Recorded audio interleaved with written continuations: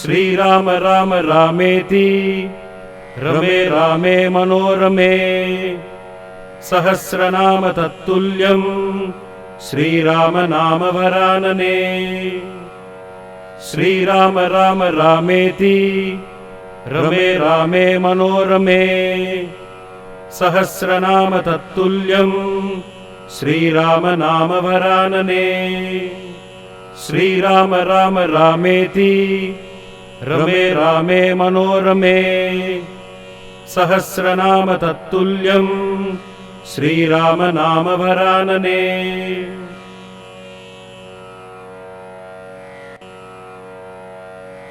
Om Shri Gurubhyo Namaha.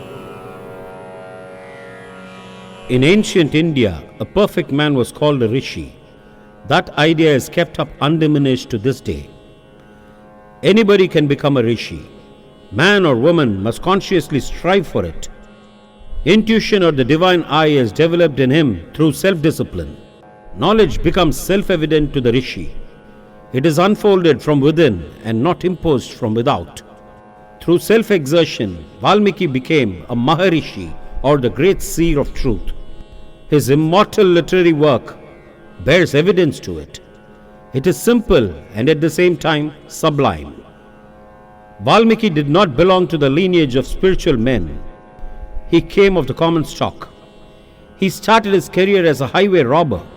It so happened that he once attacked Narada Maharishi and wanted to plunder him. The sage reprimanded him and said that was not the way of a good man.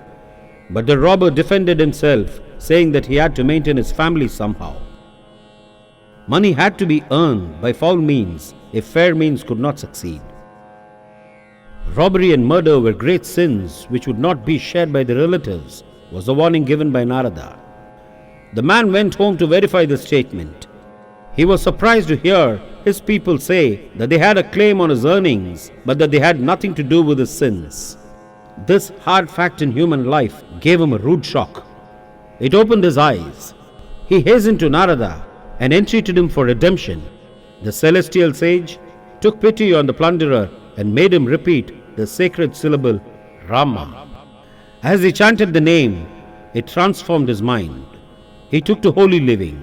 The change for the good came over him as spontaneously as waking up from a bad dream. The novice got so deeply absorbed in the utterance of the mantra that he rose above body consciousness. He derived immense bliss in attuning himself to the Rama mantra.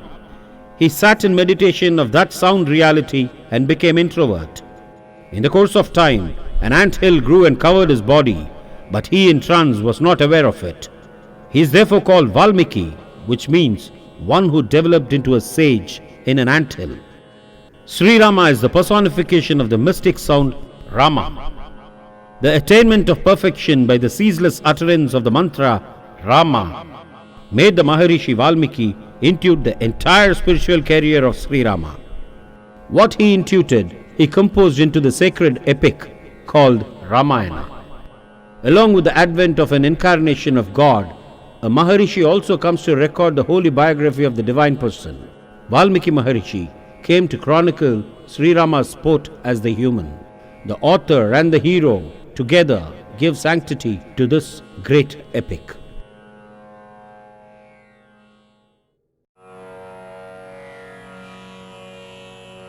Among the classical literature of the world, Ramayana stands foremost.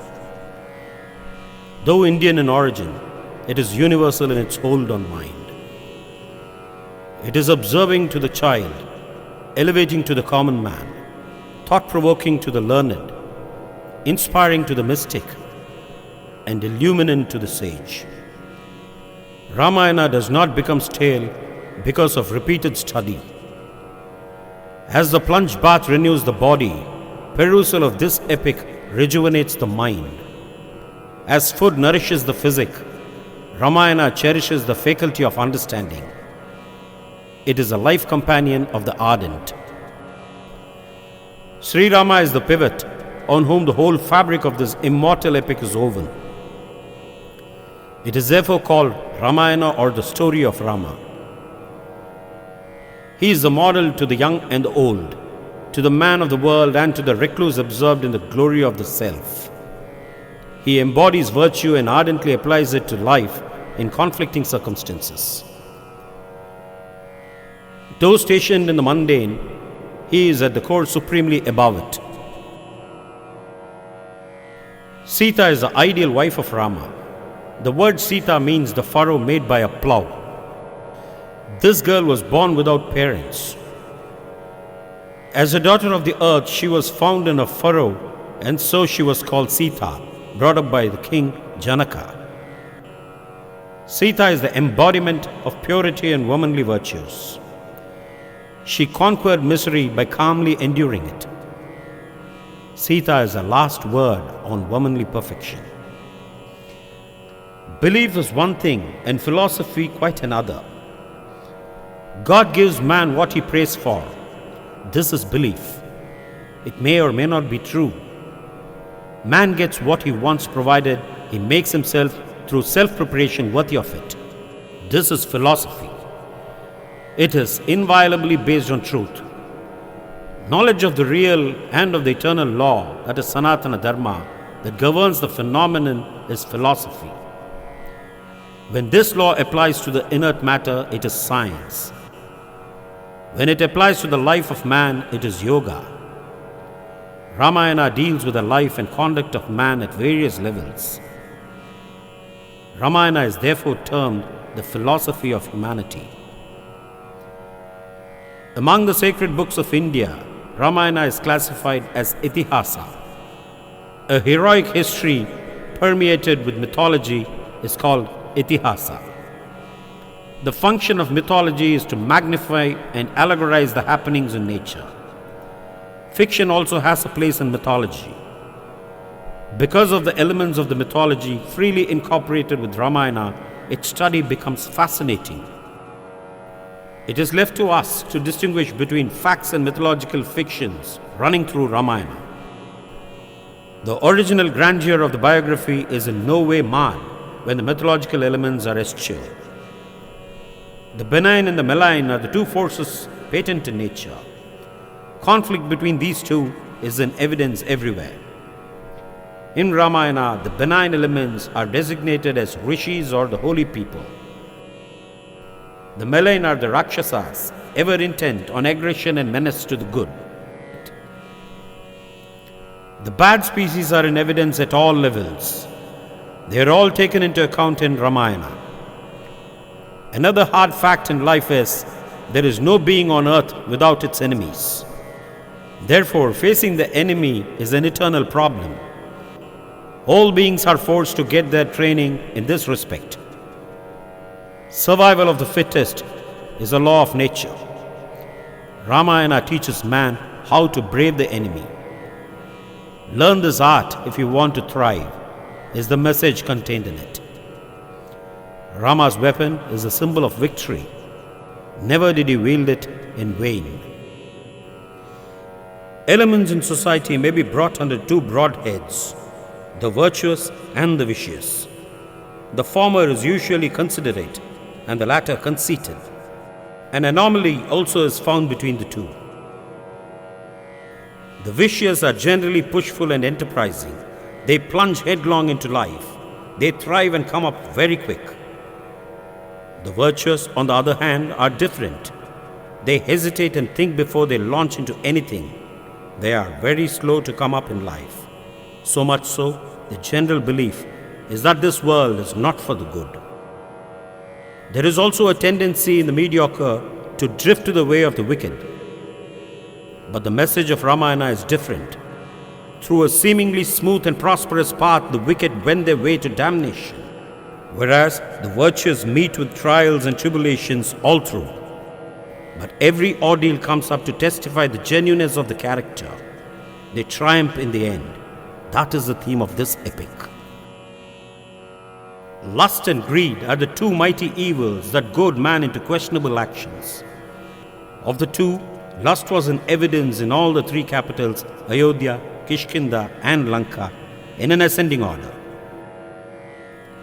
In Ayodhya, the king Dasaratha was drawn to his third queen Kaikeyi beyond proportion. He had in every way surrendered himself to her. That was the root cause of the domestic tension that compelled Rama go into exile. He negated the tension by voluntarily accepting it. In Kishkinda, sexual indulgence was a matter of course. Conjugal relationship was flexible and changeable on flimsy grounds. The affectionate brothers Vali and Sugriva fell out on this issue, which led to fatal consequences. In Lanka, this disease was rampant. But for lust, Ravana, the king of Lanka, was a model man. Because of lust, he was a menace to society. Rama had to harness all his power to exterminate this canker from the world. Lust is the cause of many evils in society. Ramayana bears evidence to it. Man grows in divinity to the extent he conquers lust. Rama's vow was to be loyal to one woman. Even in conjugal life, he was a conqueror of lust. Both he and Sita practiced celibacy all through. They mated but once for progeny. And that progeny was of divine caliber because of the sexual perfection and purity of the parents. The world evolves in divinity to the extent it takes to Sita Rama path in the matter of self-discipline and self-dedication. Jai Shri Ram.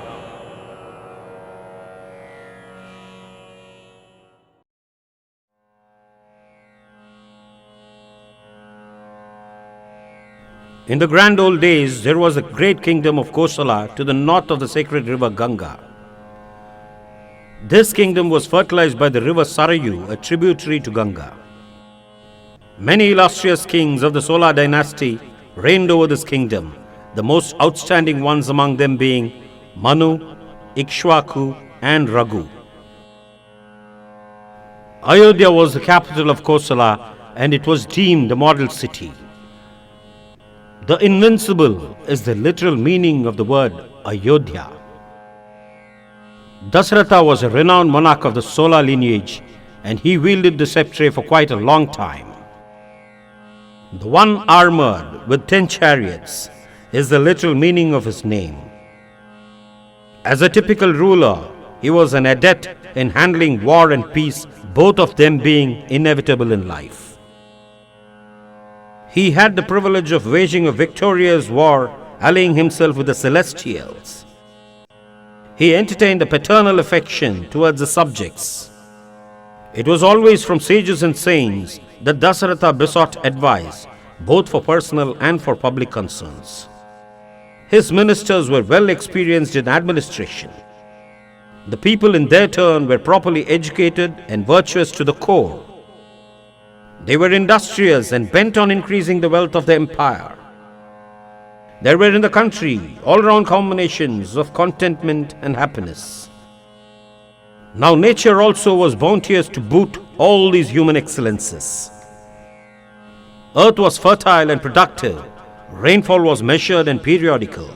Dasharatha's kingdom fared well in tune with the gift of providence.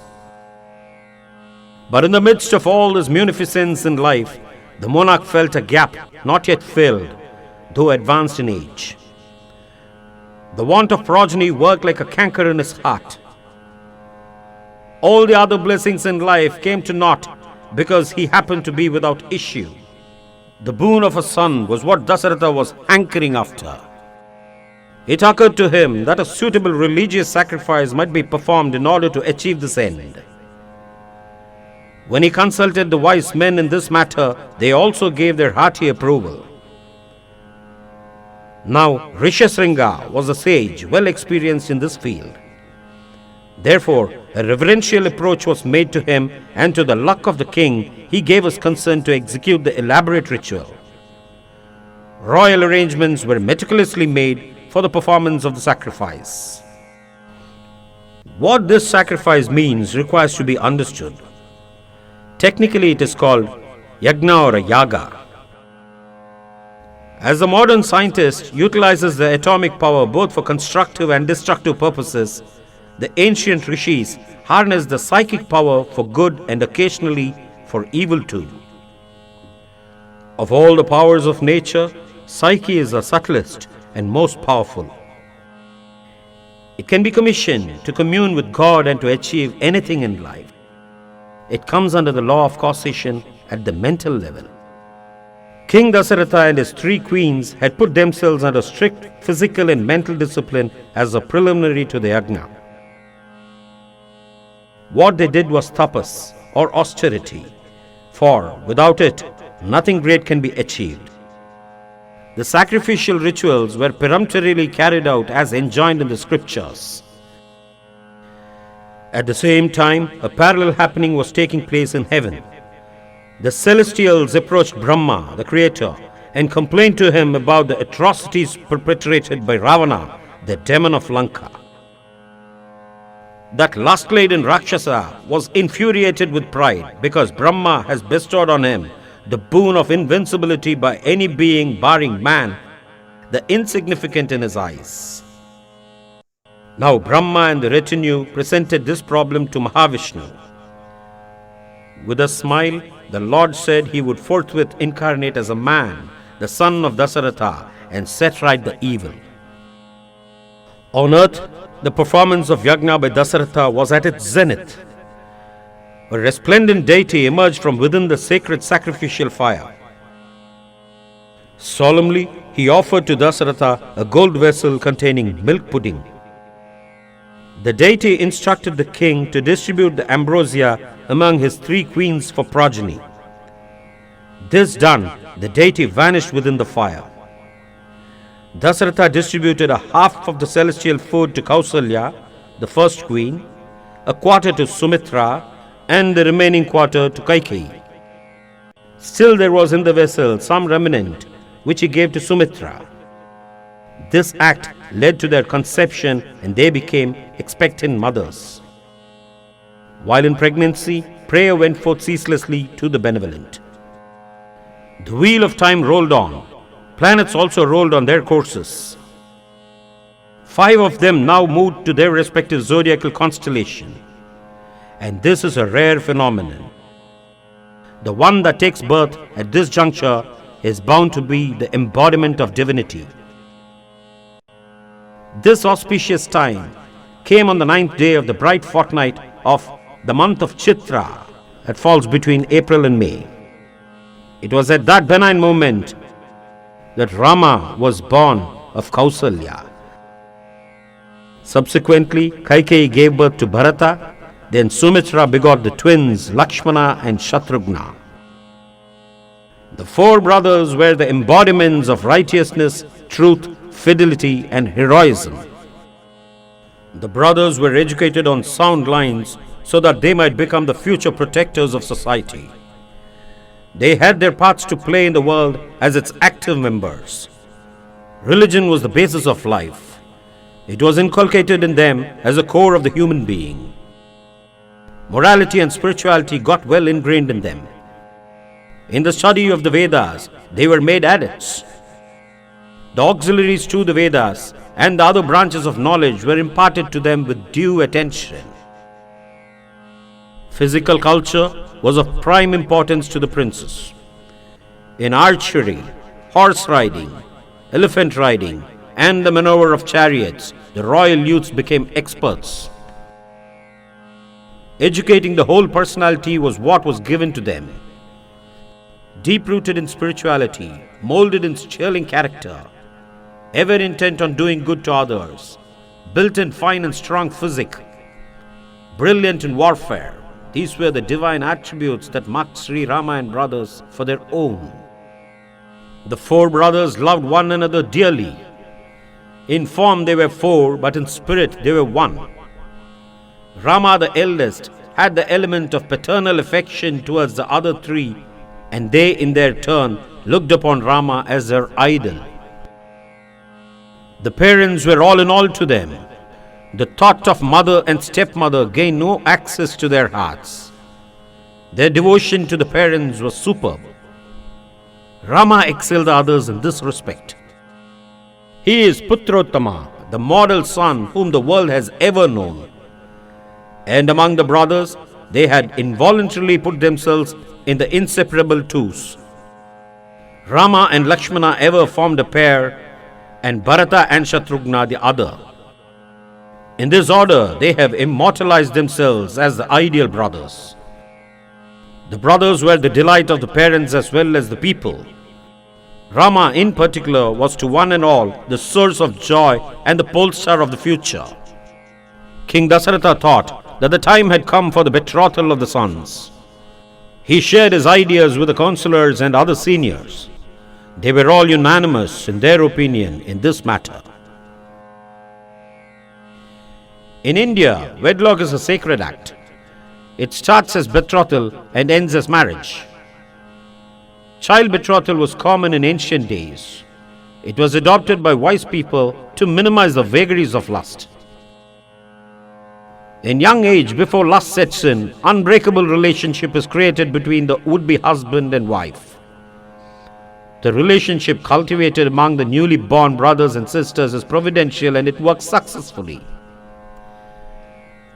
Conjugal relationship is created by the parents concerned and it is almost as good as providential. The Indian marriage system is about the best in the world. It is not based on individualism but on family usage and socialism. The youths entrust the marriage affair to the parents and it works with a minimum risk. Elsewhere, love culminates in marriage. In India, love commences with marriage and evolves into sanctity. Individual life is an aspect of the cosmic life. The mode of life and the work to be performed varies from man to man. The greater the personality, the higher and more exacting is the duty that falls to his lot. Very often, one event in life coalesces with another either to augment or to obstruct. Here is a specimen. King Dasaratha and his ministers are absorbed in the discharge of public duty. A warder steps in and announces the arrival of the great Rishi Vishwamitra at the gate. The monarch puts aside the routine work and hastens to the entrance. He offers a devotional welcome to the holy guest and touches his feet as a mark of reverence. The sage is then solemnly escorted into the audience chamber. He is requested to occupy a distinguished chair. The others then assume their seats in accordance with their rank. The sovereign submits. O adorable one, your career is a model to humanity. You started in life as an ordinary ruler of earth, but you are now at the pinnacle of enlightenment. In your spiritual voyage, you had to encounter with many a temptation and setback, but you are not foiled on that score. Defeats and the fallen states were mere stepping stones to your onward march to perfection. Within the span of a single human life, you have scaled from Raja to Rajarishi, to Maharishi, and finally to Brahmarishi, the finale of spiritual attainment. Homage to you, the embodiment of undaunted perseverance.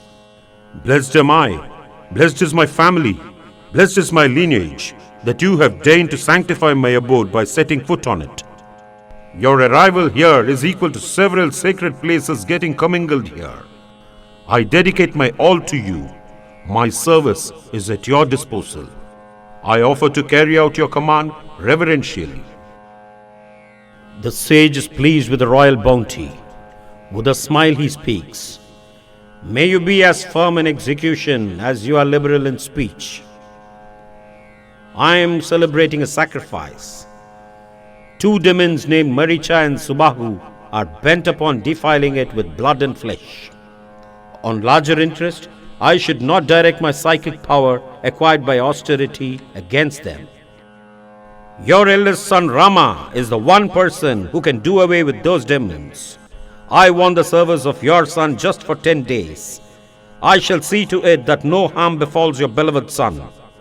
The time has come for him to display the divine valor on public interest. Vashishta and other assembled sages here will endorse my view. Dasaratha is stunned. He remains dumb for a while. Then he gathers up the mind and stammers. Rama is hardly 16 now. He is too young and inexperienced to combat the Rakshasas. I shall with my army behind me undertake to protect the purity of your sacrifice.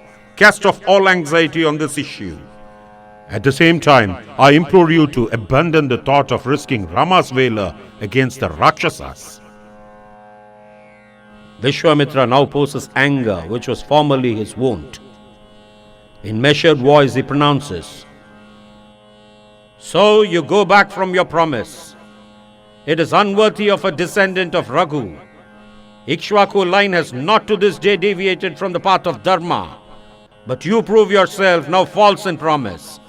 Your act portends evil to your house. I return foiled in my mission. You live long, fondling your son." This development created tension in the minds of the assembled great ones, for the displeasure of Vishwamitra foreboded evil consequences. A holy man never asks for anything for himself. His demand is ever for public weal. When that is denied, woe unto the denier. Vashishta knew of this, and so he intervened.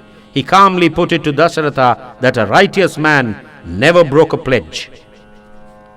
All merits melted away from him who went back upon his word. Secondly, Vishwamitra was not an ordinary rishi. He was the embodiment of prowess. Though he could easily safeguard his sacrifice, he sought the service of Rama in order to give him training in the great work for which he was born. No evil whatsoever would befall Rama. This counsel clarified the understanding of the king. He humbly submitted to Vishwamitra that he would surrender Rama and his counterpart Lakshmana for the contemplated holy task. The two princes were brought in before the august assembly. They looked more like celestials than human lads. Presently, the queen mothers also came in. The father charged the sons with the duty fallen to their lot. The sons received it reverentially. Then they prostrated before the mothers, the father, the family preceptor Vashishta, before the prospective preceptor Vishwamitra, and before the other elders. Receiving their blessings, the lads set out with the sage. Spiritual prowess and martial prowess were commingled in them. That confluence of the physical lustre and the mental effulgence was a sight for the mortals as well as the immortals. Beaming with zeal, the youths kept pace on either side of the illumined master. Vishwamitra's entry into Ayodhya brought in joy, shock, and conciliation in quick succession. In it are contained a few lessons for life. The seedlings has to be transplanted in a new soil for its robust growth. The grown-up chicken requires to be driven out by the mother hen so that it may learn self-dependence. Prolonged parental protection to the youth is more a hindrance than help. It mars the growth of the son. It leads the fond parent into dotage. Change of environment during adolescence broadens the mind. It sharpens the intellect. It adds to knowledge. It leads to wisdom. It trains the youth in adaptability. It equips him for life. At all times, an institutional training of a youth is far superior to the domestic training. Vishwamitra brought in that blessing to Rama. Above all, he knew the use of several celestial weapons, and he wanted to hand over the science to Rama on a fitting occasion so that he might use it in future for a great cosmic purpose which he was destined to fulfill. The great Rishi and his royal pupils spent the first night of their journey on the bank of the river Sarayu. Two mystic formulae known as Bala and Atibala were then taught to the pupils. Strength and great strength are the meanings of those psychic forces, by the use of which man can withstand fatigue, hunger, and thirst. Kamashrama was a significant institution they came by on the way. It is held that it was here that Shiva burnt to ashes the lustful Manmatha. Because of the destruction of Kama, the place was known as Kamashrama. A night was spent by the trio with the holy men of that place. Then they had to pass through a dense forest haunted by Tataka and her son Maricha. They were hideous monsters of extraordinary strength, owning the power to transform themselves into any being on the earth. They delighted in torturing the human beings and in feasting on their flesh. People therefore dreaded entering that region. Gaining access to it, the sage said, "Rama, I have purposely brought you here. This Tataka is to be done away with. And you are the person divinely commissioned to do it. Do not hesitate thinking it improper to kill a woman. This code applies only to civilized society. The question of sex does not arise when encountering monsters and ferocious beings. They are to be exterminated in the interest of the good. Provoke the demon into antagonism and vanquish her. Rama responded. He strung the bow and twanged it. Startled by the sound so created, the denizens of the forest dashed out, headlong in confusion in different directions. The demoness Tataka burst out of her den enraged by this disturbing noise. She rushed towards the locality from where this challenge emanated. Spotting out the three figures that were responsible for the intrusion, she resolved to chew them up like dessert after dinner. As she swooped down, Rama's shaft, the messenger of death, met her halfway in the sky and pierced through her heart. The monster thudded on the ground like a huge mound of flesh and bones as blood was gushing out. And this was Rama's maiden conflict with the cruel. The master congratulated him with a warm embrace. In the destruction of Tataka, the terror was removed from the otherwise invitingly dense and delightful forest. While on the way, the warrior sage Vishwamitra taught Rama the science of many super powerful arms, the way of invoking them into action, the way of making use of them both for offensive and defensive purposes, and the way of revoking them. Rama in his turn taught them all to Lakshmana. Unlike the modern mighty material weapons, these were all mystic weapons, unfailing in the hands of a worthy person. Vishwamitra's selection of the student is in itself an indication of the profundity of this science. Finally, the preceptor and the pupils arrived at Siddhashrama, the holy abode of the former. The inmate rishis were happy at the successful mission of the Maharishi, for it was no easy errand of obtaining the services of the sons of the monarch Dasaratha for the defense of a Hazaras Yajna. The Rakshasas were bent on polluting it and making it ineffective. Preparations for the sacrifice were made forthwith. It was to last 6 days. Vishwamitra was to go through it, maintaining the vow of silence. The demons would pounce upon it at any moment, so the royal brothers were obliged to keep unbroken vigil for 6 days and nights. There was an uproar in the sky on the last day.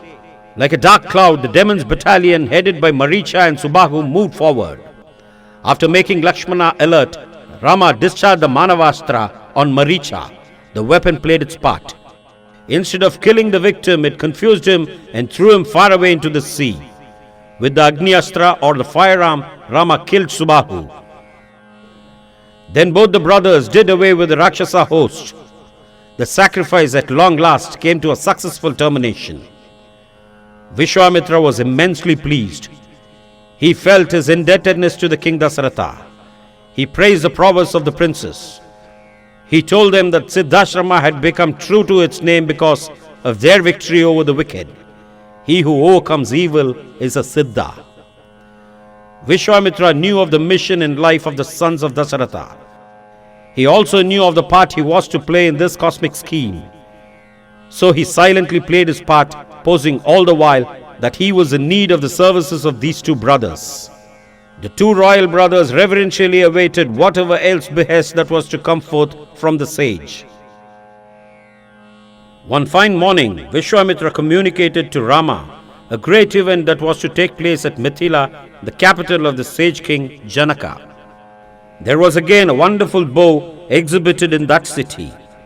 Many talented people from far and near would gather there. Several inmates of the Siddhashrama were getting ready to accompany the presiding sage to that city of culture. It would be very appropriate for the princes of Ayodhya to go along with the ashramites to participate in that conspicuous gathering. The pupils submitted to the will of the preceptor. The party set out on journey and proceeded. The presence of Rama and Lakshmana in the company added untold joy to one and all. When they neared Mithila, they could see its panoramic view. But in contrast with it, in the outskirts stood a deserted ashrama. Signs of its once beautiful and flourishing conditions were also in evidence.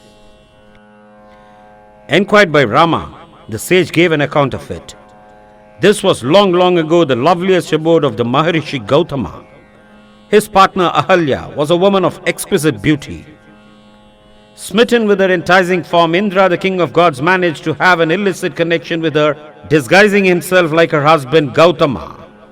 But the true husband found out the fact and cursed the male to become a eunuch and the female to become a stone. In order to forget this unholy incident, Gautama abandoned this place and retired into the Himalayas. While departing, he predicted that in due time, Rama would come to set right this predicament and that he would also return then from the Himalayas. As the narration was going on, Rama by chance trod on a stone which vanished forthwith and a graceful woman emerged instead. That was the accursed Ahalya. Presently Gautama also arrived as he had planned. The purified Maharishi couple paid elaborate homage to Rama and his brother. This incident represents a cosmic fact. The Jivatman or the individual self is in the fallen state which is as bad as that of a stone. By reviving contact with God, the Jivatman gets back to the original pure state. The modern science tells the same tale in the language familiar to it. The plan of nature is to emerge from that of the insentient to that of the sentient. In other words, nature, which is apparently in the materialized state, tries to get back to the original spiritual state. Vishwamitra's group quietly entered the extensive compound got up for the sacrificial rites at Mithila. Its first impression was that the concourse was provided for in plenty. That was a sign of material prosperity. Secondly, the assembled people were all educated and cultured. They were drawn in from far and near. The priests were all well versed in the lore of the yaga. Sadananda, the eldest son of Gautama by Ahalya, served as the chief priest to the king Janaka. This priest was the first to receive Vishwamitra. The sage communicated to Sadananda the happy reunion of his mother and father and their devoted worship of Rama, who was the divine dispeller of the curse of Gautama. The son was beside himself with joy at this auspicious development. The king Janaka was delighted to hear of the arrival of the spiritual giant Vishwamitra at his sacrificial theatre. He presented himself before the sage and expressed his gratitude for the former's arrival to sanctify the sacrifice with his holy presence. Presently, the king's attention was inquisitively drawn towards the heavenly handsome lads found among the hermits. The visiting sage introduced them and spoke about their youthful service in the Siddhashrama. He concluded that on his own initiative, he had brought them offering to show them the wonderful bow kept in the palace of the king Janaka at Mithila. The implication was patent both to the speaker and the spoken to. At that stage, that topic was kept in abeyance. A sacrifice performed in India in those days had its four features as the motive. Firstly, the things made use of in the ritual aspect indicated the material prosperity of the country. Secondly, the social system became evident from the way in which the populace participated in the function. Thirdly, wisdom and culture, the acme of human life, were effectively imparted in the course of the sacrifice. Fourthly, each yajna had a definite objective to achieve forthwith. For example, the king Dasaratha's horse sacrifice culminated as Putrakameshti Yajna, or the sacrifice performed for progeny. The cultural enlightenment brought about by the chief priest Sadananda at the sacrificial rites of Janaka was very significant. He spoke of the possibilities and attainment of man, basing his theme solely on the life sketch of the sage Vishwamitra, who fortunately was bodily present there. For this reason, the task was all the more exacting. Any irregularity in the delineation would meet with a consequential reprobation. The gist of the dialogue was as follows. Vishwamitra started his career as a model king. His relationship with the subject was sound, but his encounter with sage Vashishta was wrought with disaster. While out for a hunt, the overbearing ruler became envious of the hermit's overabundant hospitality to himself and to his unwieldy host. Finding that a divine milk cow in Vasishta's ashrama was the cause of the inexhaustible supply of provision, he requisitioned that animal with royal authority. But the demand was not conceded by the holy man. This issue led to a warfare in which the king was put to rout and humiliation. Vishwamitra discovered that spiritual prowess was superior to human force. He therefore resorted to austerity in order to acquire the supermundane power. A prolonged self-discipline helped him become a rishi and then a Rajarishi. Still, he was far below a Brahma Rishi in spiritual attainments. But on that score, his spirit of perseverance did not cool down. Rather, it was steadily on the increase. Now a celestial damsel known as Menaka lured him into conjugality and begot a baby by him. At this juncture, Vishwamitra realized his folly and his spiritual fall. So he restarted his penance, hazardous as it was. Austerity is the only remedy for all delinquency. The kingly aspirant plunged into it vehemently and had his reward. He rose again to the heights of excellence. Still, he had not yet transcended the possibility of a setback. This time, Ramba, the heavenly damsel, came to tempt him. But the budding Maharishi burst forth into anger, which was as harmful as lust, if not more. So he fell again. After an acute repentance for the slip, the struggling sage made one more strenuous attempt and got over all human imperfections. Because of his indomitable perseverance, he became Brahma Rishi, the last word on human perfection. His life is an objective lesson in ceaseless effort and the attainment of divinity within the brief span of a single human birth. When Sadananda said so, the sage Vishwamitra remained a fully balanced spectator to all that was recounted of him. Not a muscle on his face moved in reaction to the accounts blameworthy as well as praiseworthy. That equanimity was in itself a sign of the holy man having transcended all mundane limitations. The last phase of the horse sacrifice was the selection of a suitable groom to Sita of heavenly beauty, whom the king Janaka had obtained as a boon from the Mother Earth. Exceedingly trying was the test of the worth of the prince who would sue for the charming Sita's hand in betrothal. The heavy bow of the great god Shiva came as a prize to the saintly king Janaka. Whoever lifted, bent and strung the unwieldy bow became the partner of that priceless princess of Mithila. Many a prince dared not try the test, which was humanly impossible. Now, at the request of sage Vishwamitra, the great and the godly bow was dragged on a suitable chariot to the assembly. The huge crowd gazed at the stupendous bow with amazement. The royal suitors in particular were dazed at the impossible test. The sage expectantly looked at Rama. The obedient pupil bowed to the master and gracefully walked towards the bow of Shiva. There was a hushed silence among the audience. With ease, the divine youth lifted up the bow.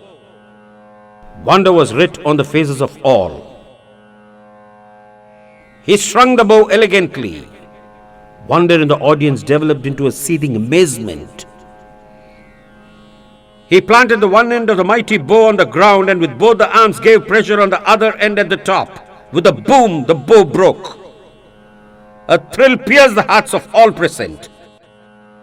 Instantly, it transformed itself into the adoration of the hero.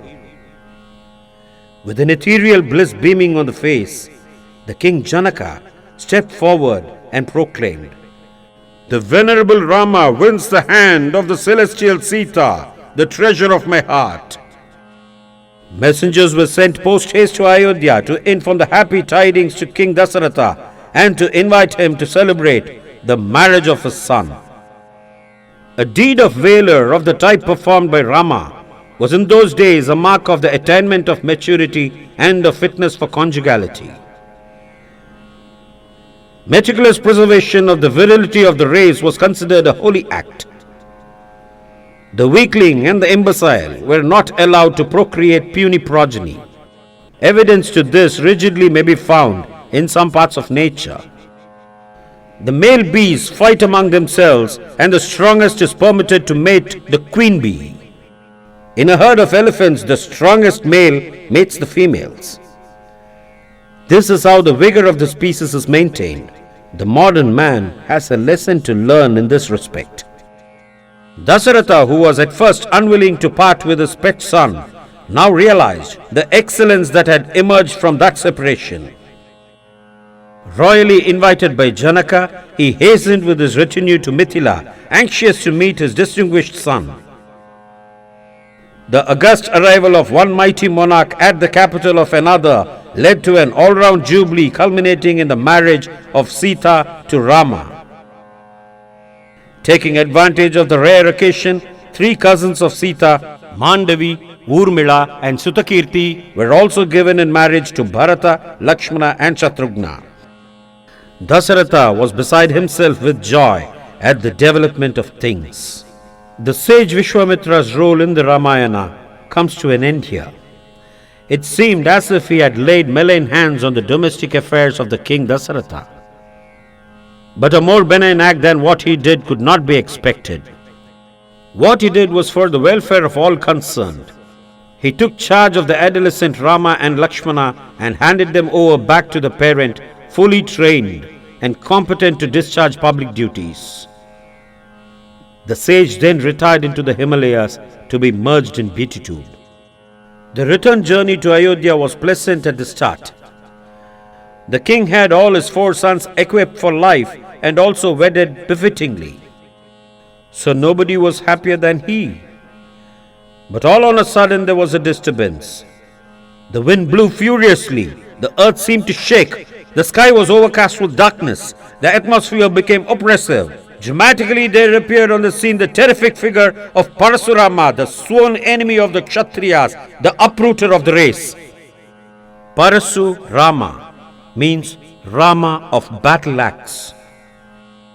He bore a big bow on one shoulder and his characteristic battle axe on the other. His father, the sage Jamadagni, was put to death by a king. Parasurama therefore took a vow to exterminate the Kshatriya race. Disturbance of the elements preceded his arrival at a place. With his matted locks twisted overhead like a cone, he was terrible to look at. His face emitted fire as it were. Dasaratha was not prepared for this turn of events. He became unnerved. In choked voice, he pleaded for the safety of his son who was tender in age and who had done no harm to the visiting warrior sage. But Parasurama ignored the very existence of Dasaratha and his retinue, including Vasishtha and the other holy men. He singled out Rama and challenged him in a roaring voice. You, a Kshatriya chef, you managed to win a cheap championship among worthless rustics by breaking the rickety Shiva bow. Here is the Vishnu bow. I demand that you string it and give me battle. Even otherwise, you are doomed along with your group. Rama said, "We youngsters learn right attitude and good conduct, seeing the example set by elders like you, venerable self. But if you are constantly given to anger and excitement, from whom are we then to learn demeanor?" Your reverend made ridiculing reference to my Kshatriya descent. But I happen to be in that lineage by divine dispensation and not by personal choice. Great ones recognize man by merit and not by birth into this line or that. Parasurama felt the folly of his rude remark, but he did not confess. The second point also went against him. Rama's decisive blow comes as the third point. I string your bow not to show off my strength, but in obedience to your order. Holy sir, it is done. Now I set the arrow to the bow, never to withdraw. It is ever invincible. Please point out the target to it. Parasurama said, My lord, now I realize who you are. You have already nullified my vainglorious power. You are the supreme come on earth to set right dharma. Please aim your arrow on my pride and egoism. Rama does so mentally, and Parasurama gains in wisdom. His function as a destructive force is over. He is directed by the young savior to retire into the Himalayas and be absorbed in austerity. This was the first spiritual exploit of Sri Rama come on earth for this great purpose. Two more exploits he was to have, one with Vali and the other with Ravana. The party reached the beautiful city of Ayodhya in due course. The city was gaily decorated. The citizens were beside themselves with joy at the royal arrival. The bridegrooms and the brides were heartily welcome. Joyous greetings were exchanged. The happy mothers of the princes gave loving reception to their sons. They fondly accepted the fair brides and greeted them with motherly affection. Supreme bliss prevailed in the palace.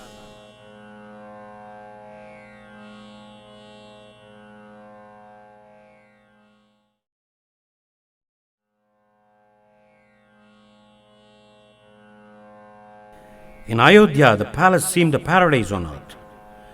Contentment reigned supreme everywhere. In the evening of life, King Dasaratha found everything to his heart's satisfaction. All the four sons were blooming in excellence. The newly betrothed daughters-in-law were delightfully getting absorbed in the royal family. The queen mothers were beside themselves with joy over the even tenor of life. It was hoped that this symphony would be maintained all through. Soon after the bridal party returned to Ayodhya from Mithila, an agreeable request came to Dasaratha from his aged father-in-law, the king of Kekaya. The person who came on this commission was none other than the ruling prince Yuddhajit, the brother-in-law of Dasaratha, the brother of the third queen Kaikeyi. And the simple request was that Bharata, the grandson, be sent over to Kekaya in order to give delight to the grandfather. Dasaratha agreed to fulfill the desire of his father-in-law, so he asked Bharata and his constant companion Shatrughna to go and stay at Kekaya for some time. Prince Rama was making all-round progress at Ayodhya. He was growing rapidly in virtues, verging on divinity. His physique was classic and fascinating. It beamed with brightness and vigor. At the same time, he was simple and free from conceit. Contentment was characteristic of him. He would not use offensive words. He gave sweet reply to annoying interrogation. A trifling good turn done to him was always remembered. Any amount of bad turns done to him were immediately forgotten. Rama was respectful to the elders. He delighted in dialogues with the learned and the wise. His utterances were always agreeable, pertinent and pleasing. No false statement, no purposeless blabbing would ever emanate from his mouth. He was precise and irrefutable in debate. He had an unfailing memory. Rama was ever free from anger. He would refrain from actions and utterances harmful to others. He was resourceful in problematic situations, untiring in the discharge of duty, sagacious in the acquisition of wealth and spontaneous in adding to the joy of people. Sloth and vagary found no place in the makeup of this prince. He was ever alert and watchful. He was too discreet to be deluded. In issues public as well as private, he could with ease discern between merits and demerits. The core of a man's worth was ever open to his gaze. He knew whom to take into confidence and from whom to keep aloof. There was no trace of selfishness in Rama. He lived for others. He was beneficent to the poor. He supported the adorable custodians of culture. The distressed received remedial measures from him. He gave protection to all beings. Purity of purpose marked him for its own. He was the embodiment of righteousness. Time was always profitably spent by him. Every moment was a moment of opportunity to him. Verily, he was the incomparable on earth. The wisdom of a father in bringing up the son consists in doing the right thing promptly in time. As the son comes of age, he ought to be entrusted both with power and property. The youth's dormant talents are thereby drawn out. Opportunity induces him come out in exuberance. King Dasaratha knew of this law of life and wanted to give effect to it. On his part, he was waning in vigor due to age, while Rama was waxing in vitality due to adolescence. The right course therefore open to the father was to crown the son the heir apparent or the Yuvaraja. But it being a public issue, he could not decide it all by himself. He first broached the matter to Vasishtha and Vamadeva. Receiving their approval, he called a council of the wise men, the nobles and the representatives of the commoners and invited their views. Though they were all instinctively drawn to Sri Rama the Peerless, They studied the state affair independently on its own merit and arrived at the unanimous opinion that Rama should be forthwith installed the crown prince. Now Dasaratha had a premonition that death was knocking at his door. So he wanted to have this ceremony gone through as quickly as possible. The third day from then was auspicious, so it was fixed and announced. There was no time to invite even the close ones such as the monarch of Mithila, the king of Kekaya, and Bharata, the second prince. It did not matter because of the apprehension and urgency. The city was jubilant with a hurried preparation for Rama's coronation on the morrow. Joy was writ on every face. Singing and dancing were going on here and there. Decoration of the capital was in full swing. The king sent for the prince and had it put to him that he was to be crowned the Yuvaraja on the following day. A great duty was falling on his shoulders. While the city was feasting and making merry over the coming event, both Rama and Sita were to fast and pray. They had to practice increased humility. Sense control was to be a permanent factor in them. Self-discipline was the mark of the model ruler. Subordinating personal concern to public interest was to be their motto. Rama received this injunction with reverence, touched the feet of the father with obedience, and hastened back to his palace to carry out orders. In the meanwhile, a plot was hatching in the very palace which was expected to be full of mirth and joy.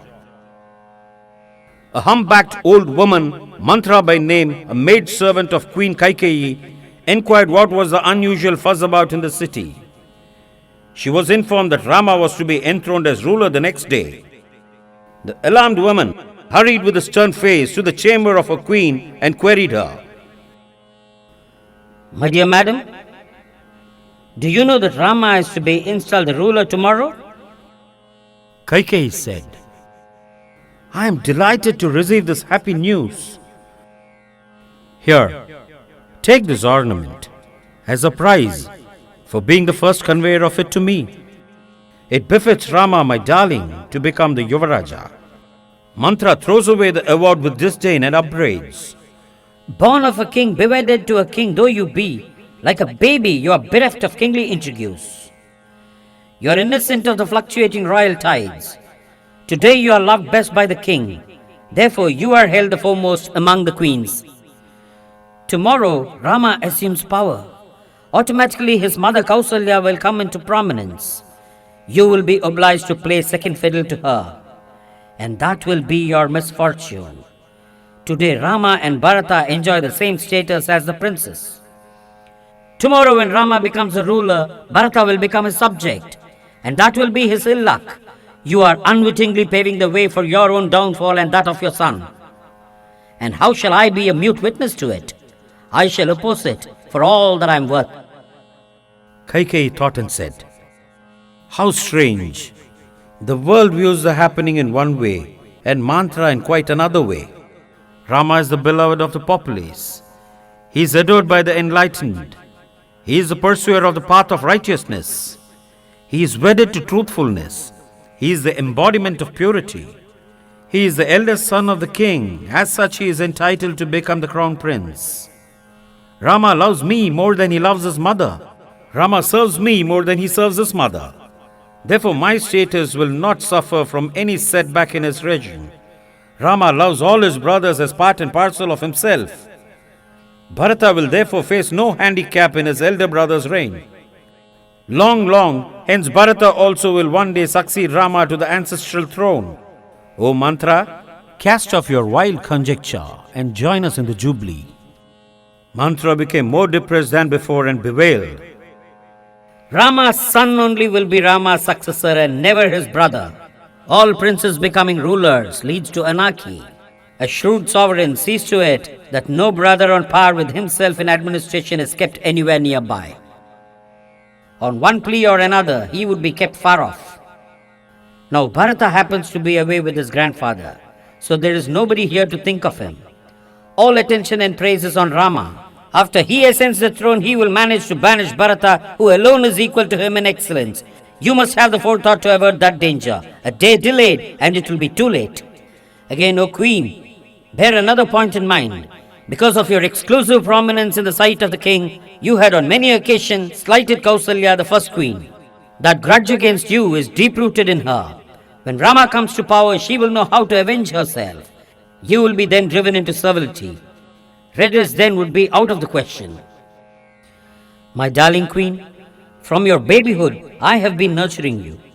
I have no other interest in life than your welfare. For aught or not, the decision is to be taken today. Here is the solution.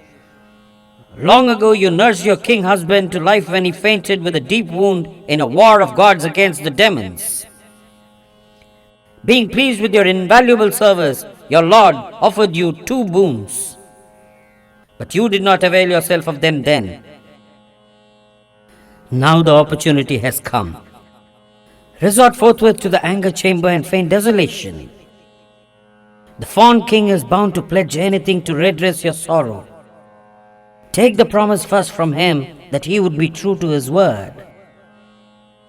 Remind him of the 2 boons that remain unasked for. On his agreeing to grant them, demand as the first boon that Rama should go just now in exile into forest for 14 years. As the second boon, Bharata has to be installed on the throne utilizing the very articles procured for Rama's coronation. Kaikeyi got now completely converted by the crafty hag. She admired the wisdom, farsightedness and statecraft enshrined in that seemingly ugly creature. She agreed to play into the hands of Mantra. She thought she was silly all along, but had now become sensible. She acted exactly as was directed by that evil genius. Now the king Dasaratha had completed the arrangements for Rama's installation as Yuvaraja. He thought it proper personally to convey this happy tiding to Kaikeyi, his best loved queen. But as he directed his course towards her apartments, the sentinel informed him that the queen had resorted to her private room. With concern on the face, the king hastened his steps to that room only to find his fond spouse drowned in despondency, fallen flat on the floor, tresses disheveled, ornaments scattered, and dress dirtied. The king said, Darling, I do not know the cause of your distress. Have you been slighted by anybody? If you're ailing, the physicians are at your disposal. If anybody is to be honored or punished, take it for granted it is already done. I will not act against your wish, even to save my life. I swear upon the merits I have all along acquired that your grievances would be set right. Kaikeyi said, I do not ail. None has wronged me. I have a desire. You alone can fulfill it. If the grant of it be assured, I shall ask for it. With a sweet smile, the sovereign caressed her on the head and said, You know that among women, you are the foremost to me. Even as among men, Rama is the foremost. Rama is invincible, the best among men, the best of my progeny. He is my life. If I part with him, I will perish. Upon that Rama I swear unto you that whatever you ask for will be conceded. Kaikeyi gathers up the newly instilled evil ideas and presents them emphatically. You have sworn you would carry out my demand. Let the celestials, terrestrials, and the beings of either region bear witness to your commitment. I remind you of the 2 boons you offered me when I nursed you back to life from the stupefaction caused to you in the terrible warfare between the Devas and the demons. You are bound to bestow them on me. The first request is that Bharata be enthroned utilizing the very articles gathered for Rama's installation. The second request is that Rama, clad in bark, should retire into the forest this very day and live there in austerity for 14 years. The demand came like a bolt from the blue. Dasaratha was dazed. It took him some time to recover. He regretted for the fatal promise that he had made. Then he broke out into wrathful censure. You, the despicable creature! You, the embodiment of sin! You, the destroyer of this family!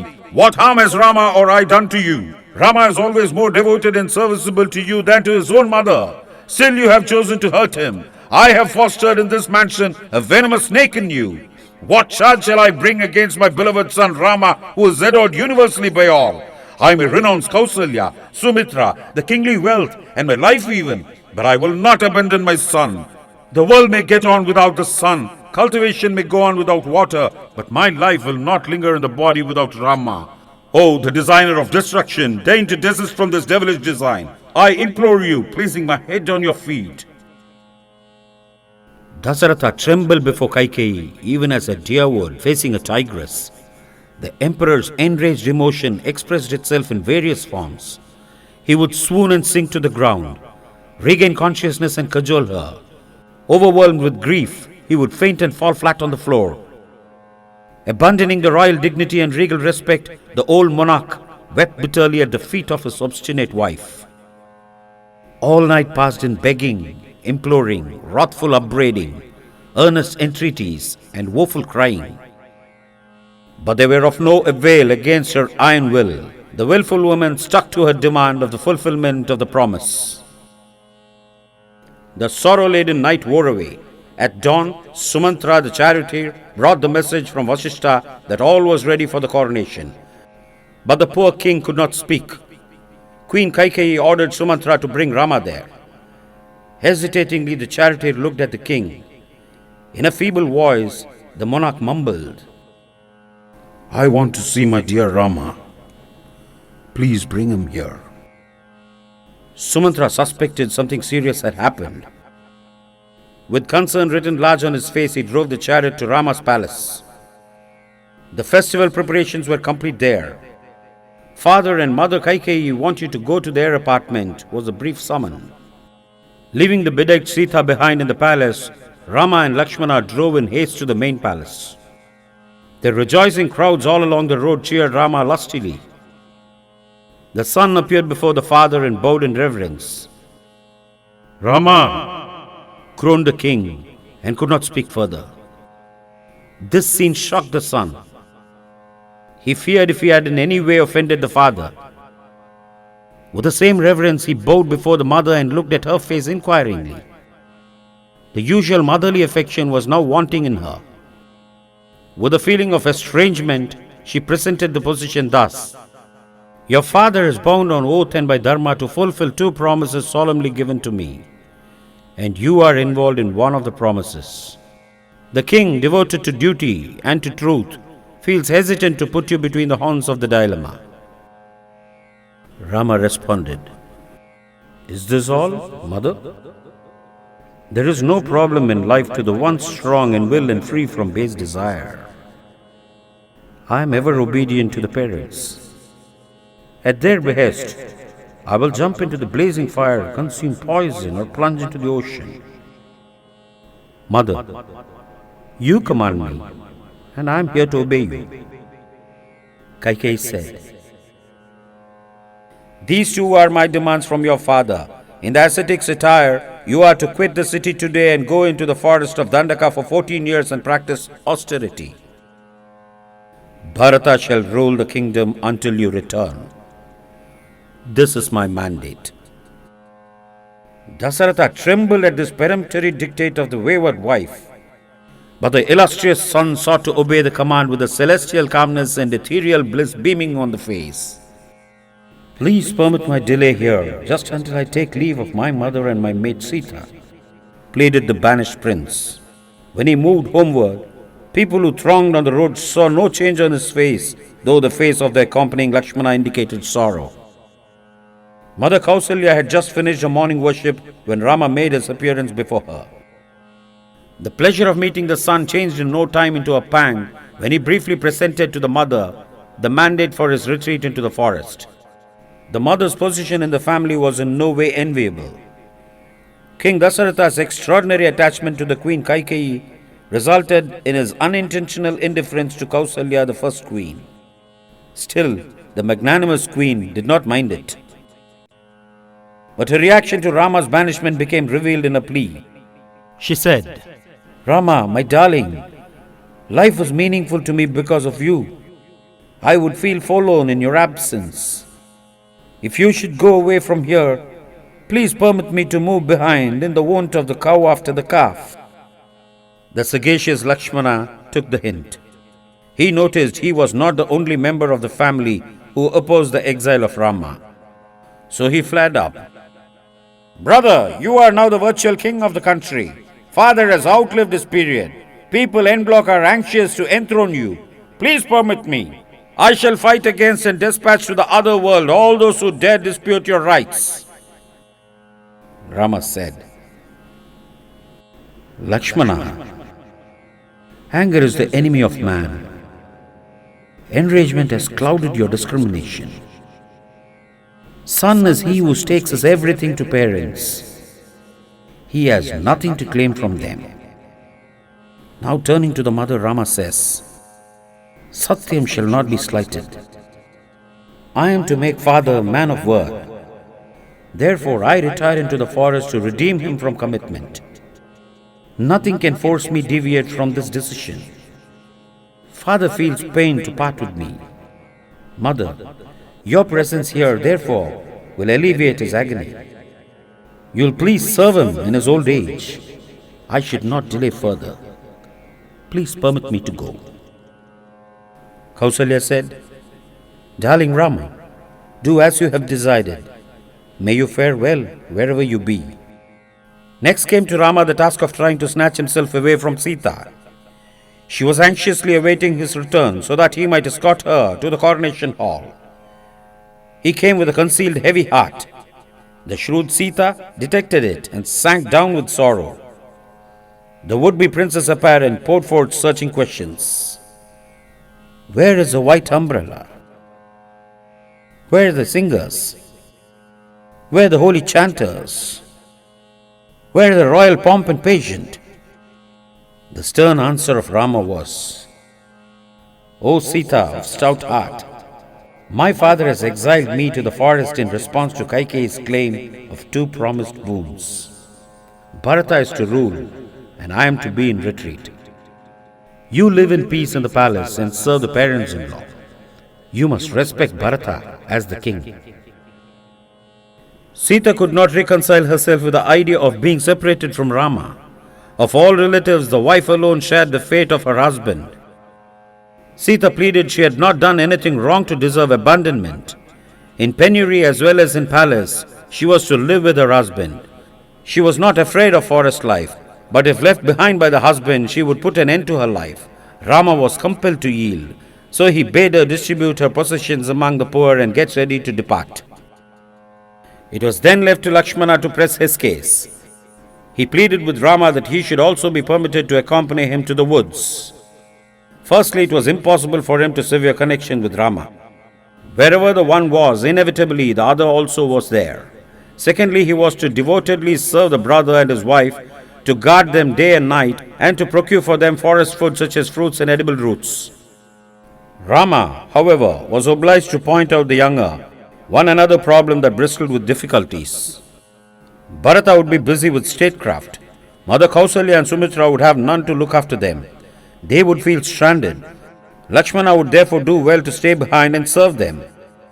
But that earnest youngster clarified that issue, stating that Mother Kausalya would rise equal to any situation if at all it developed.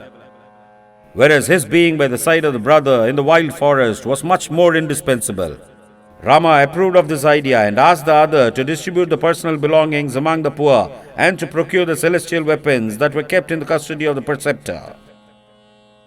The 3 subsequently set out to bid farewell to the king before commencing their exile. On the street they no more saw the joyous crowds hailing them, but the weeping faces strewn here and there. Vivid was the contrast between the serenity of the 3 faces and the sorrow of the concourse. Rama appeared before the king and bowed from a distance. He said, Lord, we seek your permission to depart. Sita and Lakshmana are accompanying me. They insist on doing so.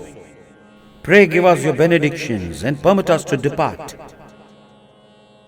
The king said, Rama, I am bound by the boons I had given to Kaikeyi. But I swear to you, I did not intend this base act of banishing you. Do stay this night here with me. Let my eyes be filled with the divine sight of you. Before the dawn tomorrow you may leave. Rama replied, The pang of separation does not become joy by postponement. As your devoted son, it is my duty to redeem you of your pledge. So I bid adieu just now, as demanded by Mother Kaikeyi. Please send for Bharata at once and make good the other pledge. I have no desire for throne. Now the king wanted to send a big and well-equipped entourage with Rama to the forest. But the all-renouncing Rama viewed it as covetousness and preferred to go in mendicancy. That was exactly what Kaikeyi wanted, and she provided the two sons with a bark attire, the mark of austerity. She delighted in demanding Rama this way, but he delighted donning himself in the crude garment of the rishis. Sumitra, the mother of Lakshmana, was the last member of the royal family from whom the departing trio took leave, touching her feet. Her charge to Lakshmana was serene. She said, "Lakshmana, in the forest Rama is your father and Sita your mother. Serve them with all devotion." Before mounting the chariot, the exiled son pleaded, "Father, please be kind to my mother Kausalya, the blameless, bereft of me in her old age." There was a collective cry for the carriage to hold on for a while, but Rama ordered its dashing away from the sorrow-laden scene. As the chariot disappeared in the distance, darkness set in Ayodhya, plunging the populace in grief. Dasaratha was sinking with sorrow. He would not allow Kaikeyi to touch him. He gathered up the failing strength and stated, Kaikeyi, I am no more yours. If Bharata agrees to your evil design and accepts to be enthroned, he should not perform my obsequies. The king could not speak further. As desired by him by gestures, he was taken to Kausalya's apartment. There he lay waiting for his end. Rama's first night of the wandering life was spent on the bank of the river Tamasa. Prayer and meditation in a congenial setting, slumber on grassy bed in the open air, these were highly interesting to them who sought to live austere life. On reaching the bank of the sacred river Ganga, the chariot was directed to be taken back to Ayodhya. But the loyal charioteer Sumantra was sorely afflicted to part with Rama, the gem of the royal family. The forest-bound prince consoled him, wiped his tears, and requested him to inform the parents of their cheerful onward march. To Kaikeyi, in particular, Rama sent the message that he was in no wise displeased with her. Before the grief-stricken Sumantra reversed the empty chariot, Guha, the chieftain of the locality, presented himself to Rama and gave him a cordial welcome. He further offered to entertain the banished party as his honored guest all the 14 years. But in view of his vow, Rama had to politely decline the offer. For the same reason, he denied himself the dainty dishes served befitting the chieftain. Fruits and roots only were accepted in conformity with the code of asceticism. Quick was the friendship created between the host and the guests. A night spent in Guha's domain was eventful because of the holy talk that Lakshmana had with him without a wink of sleep, while Rama and Sita were in blissful slumber. After the usual ablutions, the next morning the party was ferried across the Ganga by Guha's able men. While on the river, Sita offered worship to Ganga Devi for their safe return home. On the southern side of the river, the party finds itself for the first time completely bereft of other human being. This experience was significant to Rama. Man comes all alone into the world and quits it all alone. While in it, he ought to know how to be in society and how in solitude. Rama reviewed the possible developments at Ayodhya and persuaded Lakshmana to return there on the morrow. But the younger one would not budge an inch from the resolve to serve the elder one as directed by his mother Sumitra. To the one who knows the way of living, there is no such thing as fate or misfortune. Rama turns the evil of an exile into the opportunity for self-emulation. His immediate concern in the forest is to contact the holy men. He chooses to go to the hermitage of the sage Bharadwaja, located at the sacred confluence of Ganga and Yamuna. His carving the way to the ashrama is much more enthusiastic and purposeful than was his return to Ayodhya after his marriage. With the spirit of a devoted pilgrim, Rama approached the Bharadwaja ashrama. The sage received him with due honor and regard, for he knew of the divine descent of Rama and of the exploits that remained to be performed by him. The venerable sage viewed the three as his own children. Brief and significant was their stay at the sanctuary. Directions were given to them in regard to the path to Chitrakuta and the desirability of settling there for spiritual pursuits. Absorbing was the journey from the ashrama to Chitrakuta. Dense forest had to be penetrated through. Lakshmana went first, making the way passable through woods and thorny bushes. Sita was in the middle and Rama in the rear. Though hazardous, it was a delightful experience to all the three. Sita, in particular, proved herself an inquisitive student, making inquiries about birds, bees, plants and trees never seen before. The variety in flowers and fruits, the luxuriance of nature, the woodcraft and things of this kind alien to towns and cities drew her attention repeatedly. Several were the streams they came across. They forded some and rafted the others. At last they reached the river Mandagini. Yonder was the Chitrakuta mound, answering Bharadwaja's definition. It was delightful to look at. The sylvan setting beggared description. Elephants and deer were grazing far off. The song of the birds was melodious. It was a place for communing with the beyond. Single-handed Lakshmana erected a neat little hut with mud walls and thatched roof. Here, Rama, Sita and Lakshmana forgot the world and entered in beatitude into the realm spiritual. At Ayodhya, the fond king Dasaratha still hoped against hope that Rama might yet return to console him. But when the grief-stricken Sumantra returned alone and narrated all that took place, he uttered, "Oh, Rama!" and breathed his last. There was a fresh wave of weeping and wailing all over the city. Now in the midst of the O, the sage and the priest Vasishta was bent upon the attendant work on hand. He had the remains of the king immersed and preserved in oil until the return of Bharata. A few able horsemen were dispatched post-haste to Kekeya to bring back Bharata immediately on the pretext of some urgent state affair. The mishap was not to be divulged to him until he returned. That night, Bharata had an inauspicious dream. When he was troubled over it, the envoys came and demanded on behalf of the venerable Vasishta his hurried departure to Ayodhya to fulfill a pressing duty. The prince was not given the time to take a leisurely leave of the grandfather and the uncle. The two brothers were actually snatched away from the capital of Kekeya. Bharata and Shatrugna were expert horsemen. As they were speeding back to their own capital, conflicting thoughts were crossing the mind. Why has the call come from the priest and preceptor Vasishta? Is there anything wrong in the palace? But the joy of rejoining the revered father and the beloved brother brushed aside all the other thoughts. As the homecoming brothers entered Ayodhya, they noticed the absence of all lively activities. There was a melancholy lull everywhere. Sadness was written large on the face of all. The brothers entered hurriedly the mother Kaikeyi's apartment and paid homage to her. Bharata spoke. "Mother, how is it I do not find the usual august presence of our adored father in this chamber?" Kaikeyi said, "He has departed to the region where all the embodied go ultimately." Hearing that his father was dead, Bharata fell on the floor and wept like a child.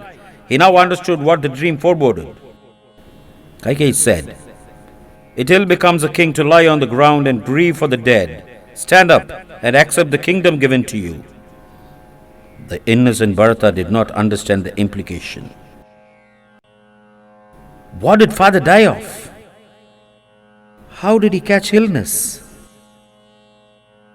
It was given to Rama to tend him in his last moments. I could not share that privilege with him. What did father say last? Kaikeyi replied. "Ah, Rama," he said, unable to bear the separation. Then his heart stopped beating. Where was Rama then? Was there any public duty that drew him away from the aged and ailing father? Kaikeyi replied, "Not so. It was the banishment that separated him from his father." My ever adorable brother Rama is in banishment? Did he commit any cruel crime or unpardonable sin deserving such a punishment? Was the ever perfect Rama capable of committing crime? And who banished him? Or Was it a self-inflicted punishment as atonement for sin? Kaikeyi said, "Never so. Rama is always above blemish. He is ever the embodiment of Dharma. Long ago, your father had on oath promised me 2 boons as reward for the good turn I did to him on the battlefield. Just a few days back, on the eve of Rama's hurried coronation in your absence, I reminded the king of these 2 boons. He swore to me on Rama the darling that he would fulfill those 2 promises. I demanded this kingdom for you, Bharata, as the first boon. I insisted on Rama's exile for 14 years in the forest as a second boon. Your father could not execute the second boon because of his over-attachment to Rama. So I ordered his exit into the woods in the attire of the mendicants. With pleasure he carried out my orders. Sita and Lakshmana have accompanied him. I have paved the way for your assuming power. Now do with pleasure, become the king and enjoy the empire." Bharata's bitter grief had now got transformed into boiling anger.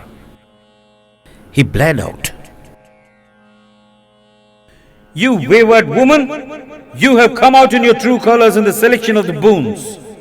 Greed of power has consumed your common sense. The eldest among the brothers succeeding to the throne is a sacred usage of this ancient family. But you have brought infamy to this house sanctified by tradition. Again, it is unfortunate that you are born as the daughter of the illustrious King Ashwapati of Kekaya.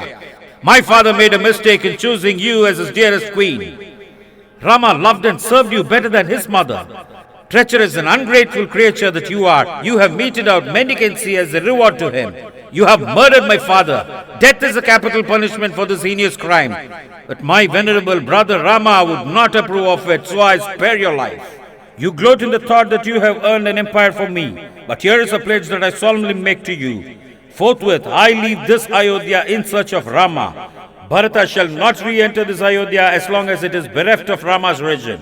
Further, Bharata shall be in the attire of the mendicant as long as Rama continues in it. Lastly, O despicable demoness, I renounce all relationship with you as son." Bharata then called upon the family priest Vasishta and asked for arrangements for the performance of the funeral rites of the departed father. With a heavy heart and in sorrowful calmness, the 2 princes raised the dead body from the oil in the drum in which it was preserved. It was conveyed to the funeral pyre and the cremation performed in conformity with usage. Bharata, the undisputed successor to the throne, called a council of the elders, the ministers, and the representatives of the populace and discussed the problem created by Kaikeyi. The assembly understood Bharata's frame of mind and decided unanimously to go on deputation, headed by the declining prince himself, and persuade Rama to return. A representative crowd was to proceed and press the matter cogently. The plan was to crown the ascetic Herit-law in the forest itself and make him do a regal return home. The concourse moved accordingly to the hermitage of Rama. Guha, the chieftain of Ganga region, was the first to encounter this unwieldy retinue of Bharata. He viewed the younger brother's movement with askance. But on interrogation, he found him loyal to the core and deeply devoted to Rama. Therefore, liberal hospitality and all-round aid for ferrying across the fully flowing Ganga came forth in abundance from the chieftain, fast in friendship with Rama. Bharata then made his way to the Bharadwaja ashrama, had his army encamped at a distance, and sought contact with the sage, accompanied as he was by the family preceptor Vasishta. The motive of his movement was briefly presented to the sage, and instructions received from him to find out the whereabouts of Rama. The retinue then moved southward in search of the missing monarch. At Chitrakuta, far away from the din of the world, Rama's spiritual life was progressing smoothly and blissfully. While in the course of his daily routine, Lakshmana observed at a distance an army approaching Rama's hermitage. He climbed the branch of a tree and scanned the troop closely. The flag of Ikshvaku was in evidence. The vigilant young man surmised danger. He hastened to the revered elder one and said, "Brother, your rival Bharata is invading us to eradicate further trouble. Please permit me. I shall put him and his army to rout before he gains access to you." Rama responded, "Lakshmana, do not be rash. If Bharata chooses to serve me here, will you go and reign Ayodhya in his stead? Lakshmana becomes abashed.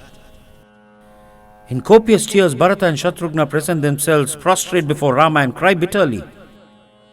Lakshmana sees the brother as he is and becomes more ashamed. After the preliminary exchange of greetings, the sad passing away of the father is presented to the sons in exile. A wave of wailing ensues. It takes some time for them to get reconciled to the inevitable end of the father. The four brothers, followed by Sita, went to the river and offered oblations for the peace and welfare of the departed parent. It behoves dutiful sons to send thoughts of benediction to the departed parents. Then Rama speaks to Bharata. Bharata, in royal robe, you are to administer in Ayodhya. Assumption of this ascetic attire does not become the ruler that you are. Beloved brother, you are the legitimate ruler of Ayodhya. As long as you are in the hermit's array, I am also resolved to be likewise. Obeying the parents, I have taken to asceticism. Obeying them, you are to take to royalty. My mother is the cause of our father deviating from the family tradition according to which the eldest alone among the royal brothers is to succeed to the throne. I do not approve of this deviation. Bharata, the son's duty is to implicitly obey the parents and not to question them. But when they transgress the sacred usage? Usage can be changed if found expedient. That son stands to gain who simply obeys the parents even when the parents go apparently wrong. Should a son obey his parents when they order him to plunder somebody's property? No, he should not. All orders to the son should be within the bounds of Dharma. My mother wants me to usurp your kingdom. How shall I obey her? What you say is not correct, Bharata. Progeny and property are the wealth of the parents. They can distribute the property as they like among the sons. The dutiful son does not pick holes in the discretion of the parents. That willy woman did not take into consideration my inexperience and our father's public responsibility. Because of his attachment to her, he remained passive. We should therefore jointly set right this lack of statesmanship, and we honor the parents thereby. What you say, my darling brother, is not true. Asceticism is the greatest of all duties. Father has imposed it on me. I am to discharge it to the best of my ability. Worldly people view ascension to throne as an opportunity for enjoyment, but the knowing ones consider it as a public trust. Jabali, a priest that came in the party, now presents his say in the matter.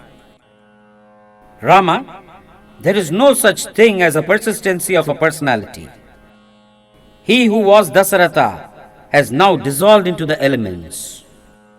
Carrying out therefore the orders of a non-entity is a mere sentiment not based on truth. Ayodhya is drowned in sorrow because of your absence. Please go back and give them joy. While you live, enjoy the vast empire that is at your disposal. Do not discard the pleasures of life on baseless beliefs. Rama objected to this materialistic outlook of the priest, denying truth and dharma. Bharata presented another alternative. To the parents, one son is as dear as another. A duty allotted to one may as well be executed by another by mutual adjustment. On that basis, Bharata volunteered to be in exile for 14 years and persuaded the able and popular king Rama to take up the administration of Ayodhya. But Rama ruled out that proposal on the ground that it was expedient for social and political purposes, but not for the practice of truthfulness. Making the father truthful was the criterion. Bharata now turned to the assembled group and complained. My brother shows no pity on me. I shall lie down here and fast unto death. Rama said, Brother Bharata, this is not the way of a hero. May you know the issue and face it with manliness. The entire retinue of Bharata now wailed. We came here in search of you, our protector. When you show no mercy to us, we feel forlorn. Our united appeal absolves you from your father's commitment. Please do return to Ayodhya. Rama said, "The ocean may dry up, the Himalayas may become bereft of snow, the sun may lose its luster, but Rama shall not make his father false to promise. In order to make his father truthful, Rama shall be in exile for 14 years. Bharata said, Rama is my God. I shall never sit on his throne. For this reason I disobey my parents. The priest Vasishta came in. We shall find a solution. Let not Bharata sit on Rama's throne, but let him rule the kingdom as Rama's regent. The parents' pledge also is thereby fulfilled. Bharata accepted. Brother, I agree to look after your kingdom as your deputy. Your sandals shall represent you on the throne. According to my pledge to my mother, I shall not enter Ayodhya in your absence. From Nandigram, in the outskirts of Ayodhya, your regime will be carried on to the best of my ability. Rama embraced Bharata and approved of the idea. He gave him a pair of wooden sandals on which he placed his feet as a symbol of royalty. Adored brother, I take a pledge before you. If you fail to return to Ayodhya on the day following the 14 years, you will not see Bharata alive. Uttering your name, I shall consign my body to fire. Rama responded, I promise to return. Further, Bharata, I have a request to make of you. You should on no account harbor ill will towards your mother. Bharata is serenely silent. This magnanimity is characteristic of Rama, thinks he to himself. Uttering Rama's name, he returns, reports the developments to the sage Bharadvaja, settles as an ascetic at Nandigram, and carries on Rama's administration with the able aid of the ministers.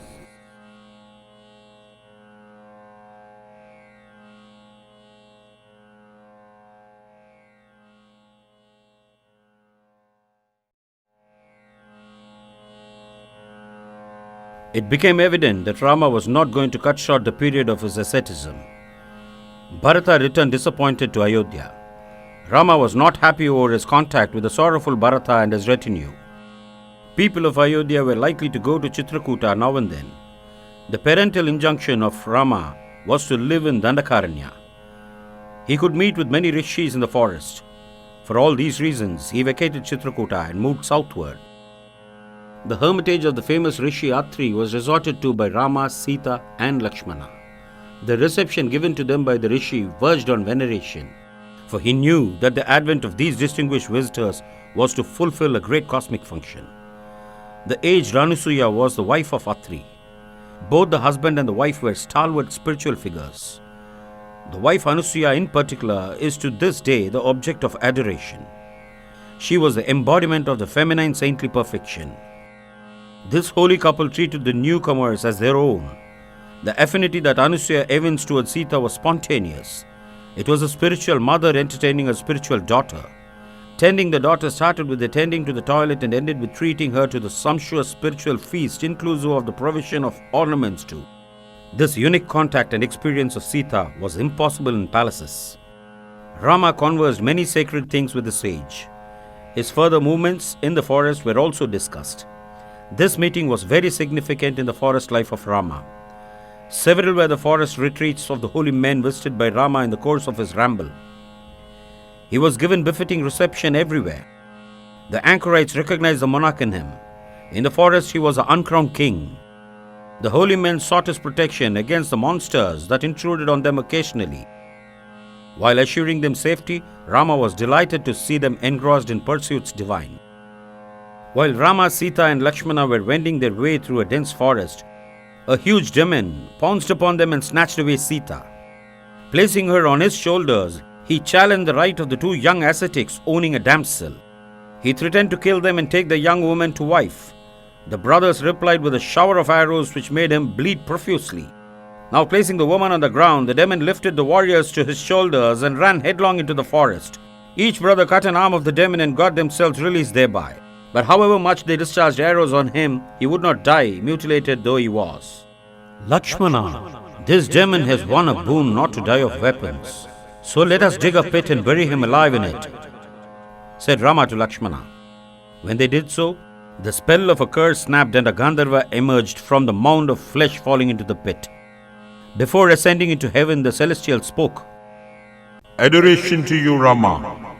Due to a curse, I was till now Viradha, the weapon-proof Rakshasa, hurting human beings. I was told when cursed that Dasaratha Rama's touch would give me emancipation. Glory to you for this merciful act. Rama, be pleased to visit the ashrama of the ascetic Sarabanga, not far from here. And this request was responded to. The reunited three were now moving towards the abode of Sarabanga. The sage had lived an exalted earthly life. His karma was exhausted. As Rama was nearing the ashrama, he could see the effulgent Indra and his resplendent retinue withdrawing from the ashrama and ascending into heaven. Rama, his brother, and Sita approached the rishi and reverentially paid their homage to him. The rishi said, "Come, dear children, I am delighted to see you. Indra came here just now to escort me to the supreme abode. I told him to tarry for a while so that I could have a vision of Rama with my physical eye before I dropped the body. He approved of the idea, but he would not wait because he said this was not the time for him to meet you, Rama. He would do so after you have successfully completed your earthly exploits. Rama, you please meet the sage Sutikshana, who will furnish you with all particulars for your residence. The home of fire is ablaze. With your vision in mind, I cast off the perishable body into the fire." This he did and emerged in a resplendent body. Saluting Rama, he ascended into the beyond after the wont of the perfected ones. Subsequently, ascetics practicing austerities of various types gathered before Rama and submitted that they were teased, harassed and hurt by Rakshasas infesting in those forests. They pleaded that they be protected by this holy wielder of weapon. Rama willingly agreed. I came into the woods in order to fulfill my father's pledge. In addition to it, the duty of protecting the good has fallen to my lord. Twice blessed I am, for I have the privilege of serving the Father and the holy men. Thus did he respond to the request. In the company of a few rishis, Rama directed his steps towards the ashrama of Sutikshana. That area was the haven of peace and benediction. Rama introduced himself to the venerable rishi and paid homage to him, falling at his feet.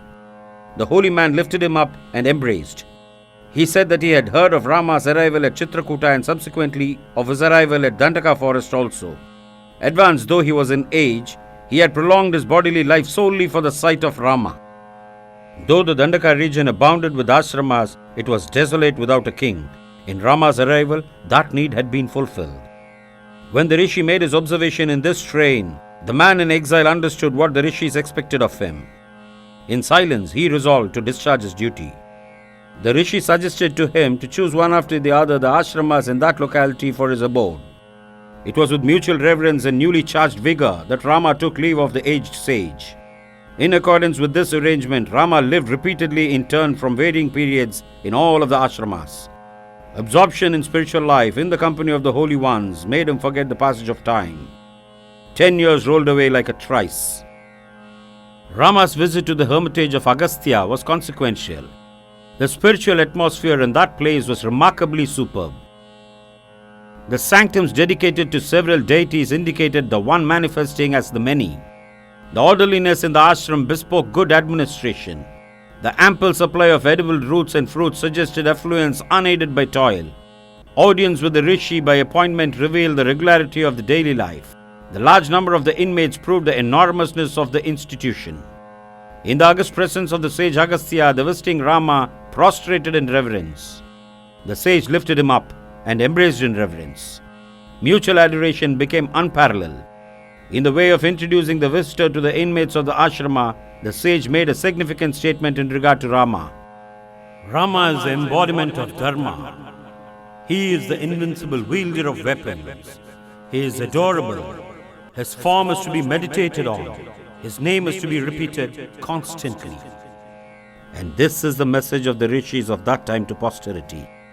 Then Agastya made over to Rama certain celestial weapons which were of immense use for the protection of the good and the destruction of the wicked. The sage knew this was Rama's mission in life, so the armaments were providentially forthcoming to him. He was then directed to reside at Panchavati on the banks of the majestic river Godavari. Reaching Panchavati, Rama found it more beautiful than described by the sage Agastya. The locality was charming. Sublime was the sylvan setting. Superb were the natural amenities. Birds sang in mellow symphony. Beasts loitered in friendliness. All the aspects of nature were as though conjointly inducing man to commune with the Maker. In a suitable spot in this heaven on earth, Lakshmana singly erected a neat, lovely and spacious hut of mud walls and leafy roof. Life in that ashrama was spent in thoughts and talks on matters supermundane and elevating. Dandaka forest was the northern frontier of the domain of Ravana, the king of Lanka. He had posted his cousins Kara and Dushana to be in charge of that cantonment. Their sister Surpanaka took advantage of the camp and freely rambled in that forest. She was fairly advanced in age and rather ugly in appearance, but lust was rampant in her. During a morning stroll, Surpanaka chanced to sight the splendidly beautiful Rama and Lakshmana. Her lust was roused up forthwith. Though in the garb of the ascetics, the demoness found the virile youth living with an angel-like young woman. That gave her the clue to hatch her passionate design. She inquired as to who they were. Rama answered courteously, giving the details about himself, Sita and Lakshmana. He also gave the reason for his presence in the forest. In turn, he desired to know who the visitor was. Surpanaka announced who she was and desired that Rama abandon the loathsome and lean Sita and chose her to wife. They would then delightfully range the Dandaka forest. With a broad smile on the face, Rama put it to her that he had a spouse and that she might extend her proposal to Lakshmana, who was single. The lust-pegged demoness then quoted the younger brother, paying no heed to decorum. But his rebuff was, "I am but his younger brother, attending on him as a servant. The paragon of beauty that you are, quote him again. You are likely to win his hand." The infatuated intruder mistook this derision for praise. She further hit upon a plan to make her offer effective. If she did away with that slim creature of Sita, her claim on Rama would become paramount. So she pounced on her with a fatal design. But Lakshmana was quick enough to grasp the gravity of the situation. He sprang on the sinister Surpanaka and snipped off her nose and ears instead of killing her in defense of Sita. As the wounded woman was screaming in agony and hastening back to her quarters, the shrill reverberation in the forest was fading away. Surpanaka related her heart-rending tale to Kara. Two brothers together with a woman had transgressed into the forest. It was because of that woman that the domiciled sister of Kara was molested and mutilated. In revenge, she would have them slain and would drink their blood. Kara got infuriated over the mishap. He ordered 14,000 of his trained followers go and slay the impudent intruders. Escorted by Surpanaka, they hastened to the scene of accident and assailed the offenders. Rama remonstrated with them about the woman's misbehavior. He advised the demons to return in peace, but they proved themselves heedless. When action became necessary, he exterminated them, leaving the culprit woman to herself. She flew again to Kara and related the fate of the able fighters. Kara became enraged. He called his brother Dushana and the captain Trisara to take arms. The huge army marched under their leadership. Rama apprehended danger. He asked Lakshmana to take Sita into a cave nearby and protect her. Bow in hands, he stood valiant. Wave after wave of the demon forces charged against Rama from all directions. But like moths perishing in a blazing flame, the onrushing hosts were being slain by the shaft ceaselessly darting from Rama's bow. Along with the multitude, Dushana falls slain. Trisara also meets with the same fate. Lastly, a duel ensues between Kara and Rama. This last demon also is done to death. A miracle is noticed in Rama's action. Atomic energy, which is inert, scorches the earth and exterminates all life. Whereas psychic weapon, symbolized as Rama's arrow, weeds out the unwanted evil elements only, which are found harmful to society. Akampana was a solitary soldier who escaped annihilation at the hands of Rama. He speeded on to Lanka, sought audience of the king Ravana, and hesitatingly accosted. The Janasthana at Dandaka is completely destroyed. He hesitated because it is dangerous to oneself to carry bad news to tyrants. Ravana flared up and was at the point of striking him dead. Akampana trembled and begged that he would relate the tragedy if protection to him was assured. Who are the gods that dare to destroy my domain? I shall go and do away with them just now. Shouted the demon king. Lord, Gods dread you. The aggressor is Rama, the son of Dasaratha. With his angel-like wife Sita and warrior brother Lakshmana, he is encamped at Panchavati. This Rama has single-handed killed the 14,000 soldiers of Janasthana. He has also slain Kara, Dushana and Trisira. The cantonment is gone root and branch. I shall trample these worms of men to death in return, roared Ravana and rose enraged. Akampana pacified him and explained in detail the strength and courage of Rama. There was only one way of vanquishing him. He was inordinately fond of his wife, the last word on beauty. If she was somehow stolen away, the man would die of dotage. Giving battle would prove futile. The tyrant Ravana was a slave to lust. When that weak point in him was kindled, he started admiring Akampana's wisdom. The loss of Kara and his hosts was nothing compared to the prospects of gaining one more beautiful wife. Ravana flew northward in his flying chariot to the dwelling of Maricha, who received him with due honor. Now this was a demon who was in the habit of defiling the yajna of Vishwamitra and who was thrown into the mid-sea by the arrow of the then lad Rama. Since then he had become reformed. He thanked Ravana, his king, for condescending to come to him. He submitted. He was at the disposal of the king. Ravana viewed Maricha as his confident friend. So he related the carnage perpetrated by Rama to his Janasthana at Dandaka. In revenge for this atrocity, he had plotted to steal away Sita.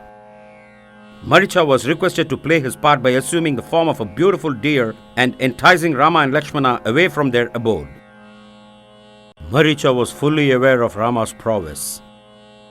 So he dissuaded Ravana from his suicidal enterprise. Some foe, in the guise of a friend, has ill-advised him to restore to this seemingly easy course. It was like putting the fingers into the mouth of a sleeping cobra to pull out of its fang. Ravana had many beautiful wives and a vast empire to enjoy. He was advised to be contented with them.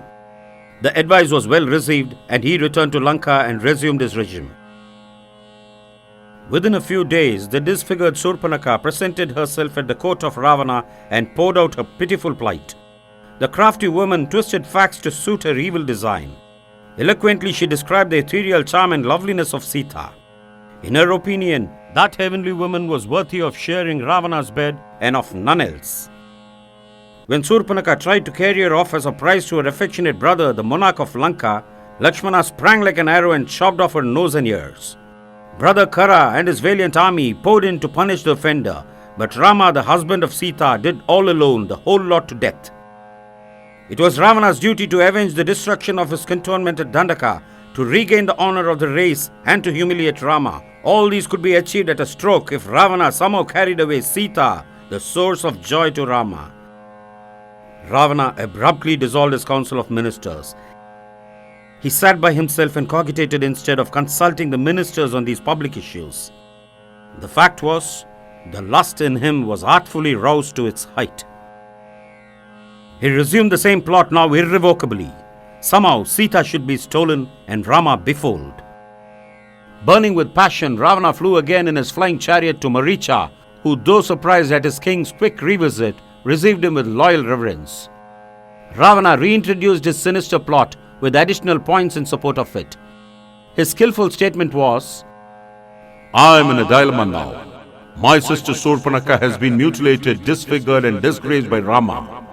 He has killed my brothers Kara, Dushana and Trisira. He has destroyed my army at Dandaka. This Rama is a worthless prince banished by his father for some crime. He is roaming in the forest with his wife Sita. This vagabond is dressed like an ascetic, but he indulges in sense pleasures. He embodies adharma. I am no king of Lanka if I do not avenge the wrongs he has done to my sister and to our race. It is my duty to humiliate and punish this Rama. I have decided to carry away his wife. Your help is needed in this plan. I beseech you for help. This is how it should be done. Casting spell on all eyes, you should assume the form of a golden deer with silver spots. In that form, you frolic and frisk about the abode of Sita. She is bound to ask her husband to catch the deer for her. You manage to draw the brothers far away. While they are pursuing the deer, I shall carry off Sita left alone. The loss of the wife will make Rama languish. I shall then kill him and avenge the harm done to us. Maricha was perplexed. He saw into the hollowness of this dangerous scheme. Still he picked up courage and put it to Ravana. O king, I am sorry for the mishap you have met with, but I should neither flatter nor misguide you. I present the bare truth to you. Rama is the embodiment of valor and righteousness. Of his own accord, he has come into the forest in order to save his father from the guilt of falsehood. By courting his enmity, you are paving the way for your own destruction and that of your people. It seems as Sita is born to bring about your ruin. How dare you cast longing eyes on Sita? Will she ever yield to you? You will be burnt to ashes if you violate her chastity.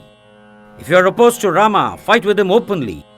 Do not pursue a fraudulent path and invite me to be a party to it, death trap as it were. Now Ravana spoke in authority.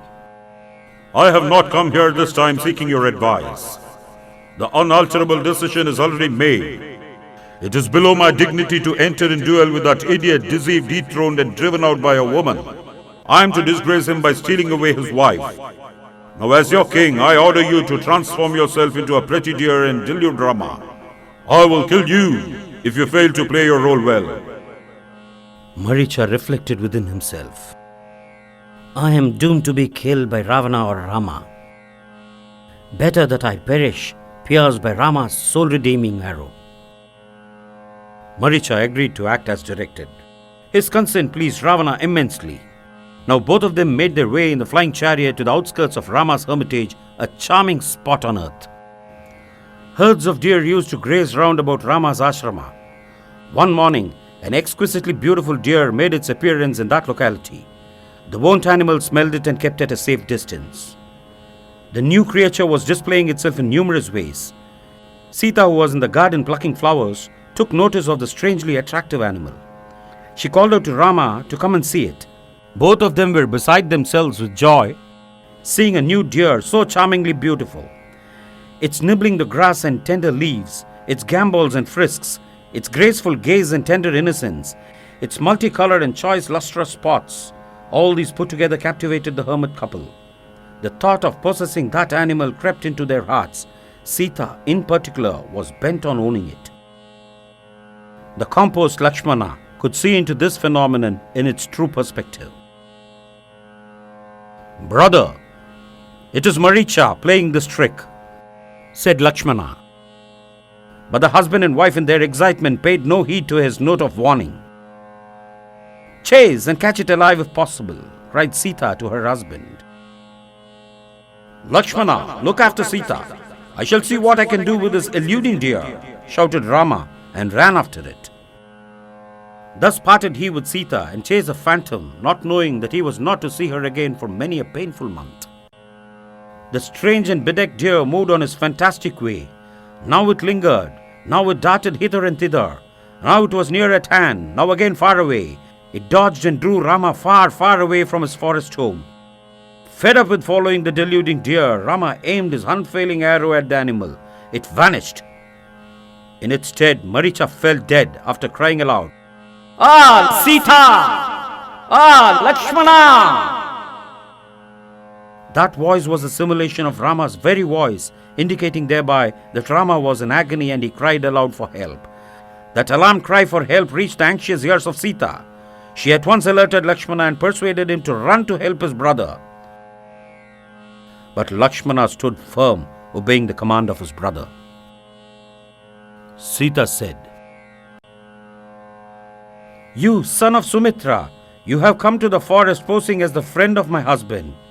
But when he is in danger, you seem to welcome it. Do you want your brother to die? And have you any design on me?" Lakshmana closed his ears with his hands and pleaded, "O mother, please be calm. None in the world is strong enough to attack Rama. He will return safe. The voice we heard is not that of my brother. It is a trick of some Rakshasa. My brother has posted me here to look after you. I am to obey him." Sita further seethed in sorrow and anger. "Rama is perishing there. You say you stay here in obedience to him. Actually, you wait for his end in order to own me. That will never take place. Hasten to help Rama, or I shall hasten to die before him by jumping into the Godavari. Lakshmana responded, Mother, I swear I am innocent. I shall disobey my brother and obey you. I fear some calamity is going to happen to us. That is why this evil thought has entered into your mind. I leave you alone and go. May you be safe. May the gods of the forest protect you. I long to see you again with Rama. With a troubled heart, heavy with sorrow and anger, Lakshmana wended his way in the direction in which Rama went chasing the phantom. No sooner Lakshmana left the ashrama than an ascetic made his appearance there chanting Vedas. He was draped in saffron. A staff and a wooden bowl in his possession indicated he was a holy mendicant. Sita received him with reverence due to his rank and offered him fruits and roots.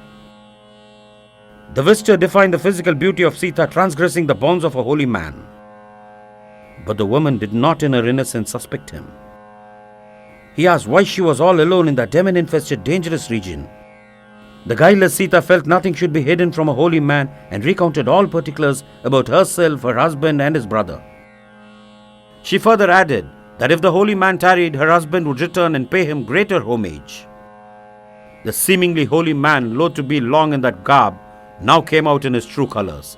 He introduced himself as the king of Lanka, the land of plenty and luxury. He advised Sita to abandon the fugitive Rama, the hardship of forest life, and to accept the hand of the all-powerful monarch of Lanka, together with all the enjoyments and luxuries of life. Ravana's calculation was that like any other ordinary woman, Sita could be tempted with pleasure, power, pomp and untold wealth. And the best way to disgrace Rama was to induce Sita elope with him. The erstwhile meek Sita now flared up like a lioness. I am ever Rama's. By directing your thought on me, you have paved the way for self-destruction. Wretch that you are, flee from here before Rama comes and takes away your life. Ravana thought that where temptation failed, threat might succeed. He spoke sternly and significantly. The celestials tremble before Ravana, the ten-headed. The wind dares not blow on me. The sun subdues his scorching rays in my presence. Rivers suspend their flow. The forest foliage waves not when I come. Rama is a puny creature. Reject him as a scoff and join me, lest you suffer untold misery. The frail woman would not be frightened by all these extraordinary powers. She stood adamant. Ravana assumed his gigantic form, lifted Sita, placed her in his flying chariot and took off. She raised alarm, cried and called out to Rama and to Lakshmana in quick succession for help and protection, but they were too far away to hear her. Timely help from them was out of the question. She appealed to the trees and to the beings in the forest to bear witness to the fate that had befallen her. She implored them to tell Rama how she had been stolen away by Ravana. Jatayu, an aged vulture king, was living a life of retirement in that locality. He was once the friend of the late king Dasaratha. Some time back he had introduced himself as such to Rama and offered to be of any little service to him. This Jatayu, half awake, vaguely heard the wailing of Sita and alerted himself. Finding that Ravana the valiant was stealing her away in his own, he pounced and arrested the flight. A terrible tussle ensued in which Jatayu was ultimately maimed fatally. The helpless Sita in tears prayed to him to see that the tragedy was communicated to Rama. As she was being conveyed southward, she saw 5 monkeys seated on a rock intently gazing at the sight up in the air. She dropped her yellow scarf and a few jewels, hoping that they might be taken to Rama. The Devas in heaven looked at this event on earth and exclaimed that now Ravana's days are numbered. He carried Sita as a symbol of his own death and reached his palace in Lanka. Ravana took Sita around his magnificent palace and his exquisite pleasure gardens. He displayed his incalculable treasure of gold, silver, gems and ornaments.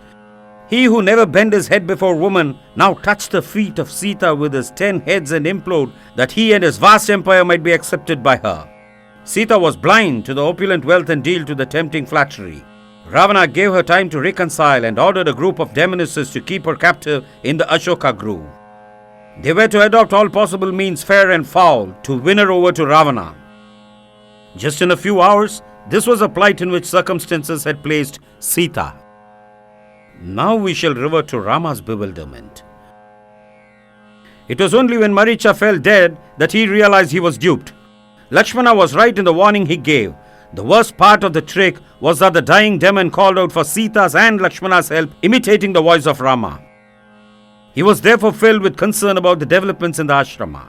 He hastened homeward, cogitating upon several possibilities that might have happened. Presently, Lakshmana made a sorrowful appearance. Rama was shocked to see him alone. Why have you left Sita unprotected and come here? He asked anxiously. The younger one answered in tears. What else could I do, brother? Hearing the semblance of your voice for help, she urged me to hasten. I remonstrated no harm would take place to you. She charged I had a sinful design both on you and her. I swore I was innocent. She threatened she would die if I did not run to your rescue. So I am here. Oh, will we see Sita again? Sighed Rama. The brothers hurried homeward. They saw the ashrama empty. They called out to Sita. They ran hither and thither, hoping against hope to see her. Alas, she was lost. Rama sank in despair. The Rakshasas had eaten her up. Rama became stupefied. Lakshmana infused life into him. He said, "Despondency never pays. A resolute man conquers fate. He makes the impossible possible. Let us make a diligent search in the forest. We are likely to get some clue." The two brothers went round everywhere calling out Sita's name, but there was no trace of her. They intently looked at a herd of deer as if appealing to it to give some inkling of Sita's whereabouts. All the innocent animals looked up to the sky and moved southward. The brothers also went in that direction. Very soon they came across Jatayu, the heroic vulture king, with blood stain all over. The first thought that flashed in Rama's mind was that the creature was a demon involved in Sita's death. But the sinking bird gathered up his failing energy, made Rama understand who he was, and gave an account of his enraged encounter with Ravana. "Oh Rama, the loud wailing of Sita woke me up from sleep. I found the wicked Ravana carrying her away captive. I charged him with cowardice and shamefulness for a warrior king to steal a woman during the absence of her husband. But the demon proved callous to right conduct. I pounced on him and fought beak and talons against sharp weapons. Age against me, my wings and claws were cut off. The captive Sita pleaded with me to convey the mishap to you. I kept alive to fulfill that mission. Search and find her out, Rama. You will kill Ravana and regain Sita." With these words, Jatayu breathed his last. From the day of his contact with Rama at Dandaka forest, this royal bird had assumed a fatherly attitude towards him. He gave up his life in the cause of the captive Sita. The loss was keenly felt by the brothers. They cremated Jatayu's remains and performed obsequies exactly in the manner in which they would have done to Dasaratha if they had been present at Ayodhya when he died. Now, with a ray of hope that Sita might be alive, they penetrated the dense forest and moved southward. Fortitude fluctuated in the two brothers now and then. When Rama grew despondent, Lakshmana would infuse courage and perseverance in him. When Lakshmana became dejected, the other would cheer him up. Thus they helped each other. As the brothers were feeling their way through the forest infested with wild animals, they came across a strange monster. It had no neck and head. The broad mouth with sharp and protruding teeth was located in the stomach. The wagging teeth was displayed now and then. It owned only one eye on the chest. Fearful was the piercing look of the eye. It had no legs to move, but the two hands could be stretched to any length to prey upon birds and beasts. This hideous creature caught hold of the brothers on either hand and was at the point of gulping them. But they were quick enough to cut and sever the hands of the dreadful creature. The monster too was immediately released of a curse by Indra because of her bad conduct. Regaining the form of wisdom, the creature asked if the assailants were Rama and Lakshmana. Getting a positive reply, the creature said, Set my body on fire, and I shall do a good turn to you. The wish was carried out. From the blaze of the crackling fire, there emerged a radiant figure known as Kabanda. He pronounced, Rama, you will regain Sita. Proceed to the banks of the beautiful Pampa. Adjoining it is the rock Rishamukha. On it lives Sugriva. Make friendship with him. He will render the needful help to you. This instruction finished, Kabanda ascended into heaven. Rama and Lakshmana now moved into the direction of the Pampa and reached it. It seemed a dreamland because of its luxuriance. The sage Matanga's ashrama was in that region. The brothers went in there only to find it empty, but for a solitary figure in the person of Sabari. The rishi and the retinue had attained perfection through spiritual discipline. Remaining further body-bound was no more necessary for them than it was to the ripe cucumber to be creeper-bound. But the Kulapati of the ashrama directed Sabari, the yogini, to wait on earth for the arrival of Rama, pay homage to him with fruits, and then to cast off the mortal coil in beatitude. This honor and privilege was given her because of her spiritual excellence, though she was born of low parentage. Sabari, who was given to prayer and meditation, intuited it was Rama who had arrived with his brother. She worshipped the divine brothers to her heart's content and received their blessings before she attained mukti.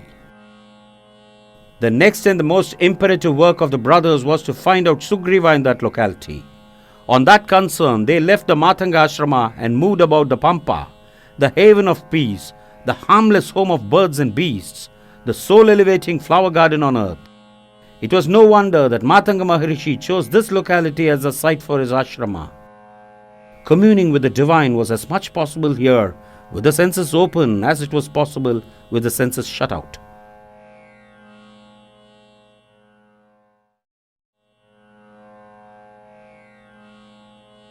While involuntarily admiring the phenomenal grandeur of the panorama of the Pampa, another counter-feeling crossed the mind of Rama and Lakshmana. The pang of their separation from Bharata due to family commitments and that from Sita due to extraneous forces prevented them from being fully absorbed in the divinity of the apparently mundane locality. Lakshmana was still hopeful of tracing out the whereabouts of Sita. His gait was therefore imbued with grit and grace. Escorting his brother, he marched towards the Mount Rishyamukha. The determined approach of the two warriors to Rishyamukha created panic in the monkeys that had taken refuge there. Many a time they had been harassed in novel ways, and this seemed yet another device to tease and torture. Therefore, leaving Anjaneya behind to encounter the assailants, the other four monkeys took to their heels into the Matanga ashrama presence. The spiritual atmosphere of that ashrama was such that safety was assured to all beings that went into it. But Anjaneya was not in need of any such protection. He was the one entity who faced all eventualities with evenness of mind and who invariably became victorious in all of his undertakings. So he stayed to face the situation. As Rama and Lakshmana came along, Anjaneya gazed at them intently and interrogated. You beings of conflicting demeanor, who and what are you about? What is the conflict that you find in us? Said Lakshmana. You look like devas, but your feet tread on earth. You are arrayed like ascetics, but you own deadly weapons. You look like sages, but sorrow is written large on your faces. You look like perfected beings who neither seek nor avoid, but you seem to be searching for something which you have lost. This is the conflict that I see in you, said Anjaneya. Rama said, Lakshmana, he is an educated man. Picking up friendship with him will be beneficial to us. Introduce us to him. Lakshmana related in brief particulars about themselves up to the loss of Sita. He added that one Kapanda released by these brothers from a curse became Danu, a celestial, and instructed them to seek the aid of Sugriva for the recovery of Sita. Anjaneya, also known as Hanuman and as Maruti, was delighted over this new contact and friendship. He introduced himself as the minister of the fugitive monkey king Sugriva and offered to carry the brothers to the hiding place of his king. Due to this easy conveyance, they could meet Sugriva quickly and pick up acquaintance with him. Anjaneya told Sugriva of the plight of the newly come brothers. In his turn, Sugriva related to Rama how his brother Vali misunderstood him and how Vali took possession of his wife and drove him away. Both of them were more or less in the same sorry situation. Rama could solve Sugriva's problem and Sugriva could solve Rama's problem. They lit fire, walked round it hand in hand, and took pledge for mutual help and friendship. Exactly at that time, the imprisoned Sita's left eye throbbed. It was a good omen for women. The left eye of Vali and Ravana throbbed also at the same time. It was a bad omen for man. Rama was found by Sugriva to be disconsolate over the loss of Sita. So he persuaded the grieved prince to pick up courage. He offered to find out Sita wherever she was kept concealed. He also recounted his seeing a young woman being carried in the air by a Rakshasa, his hearing her cry out to Rama and Lakshmana, and his picking up and preserving a bundle of ornaments dropped down by her in its midst. Asked by Rama, he brought out from the cave a yellow scarf and the jewels.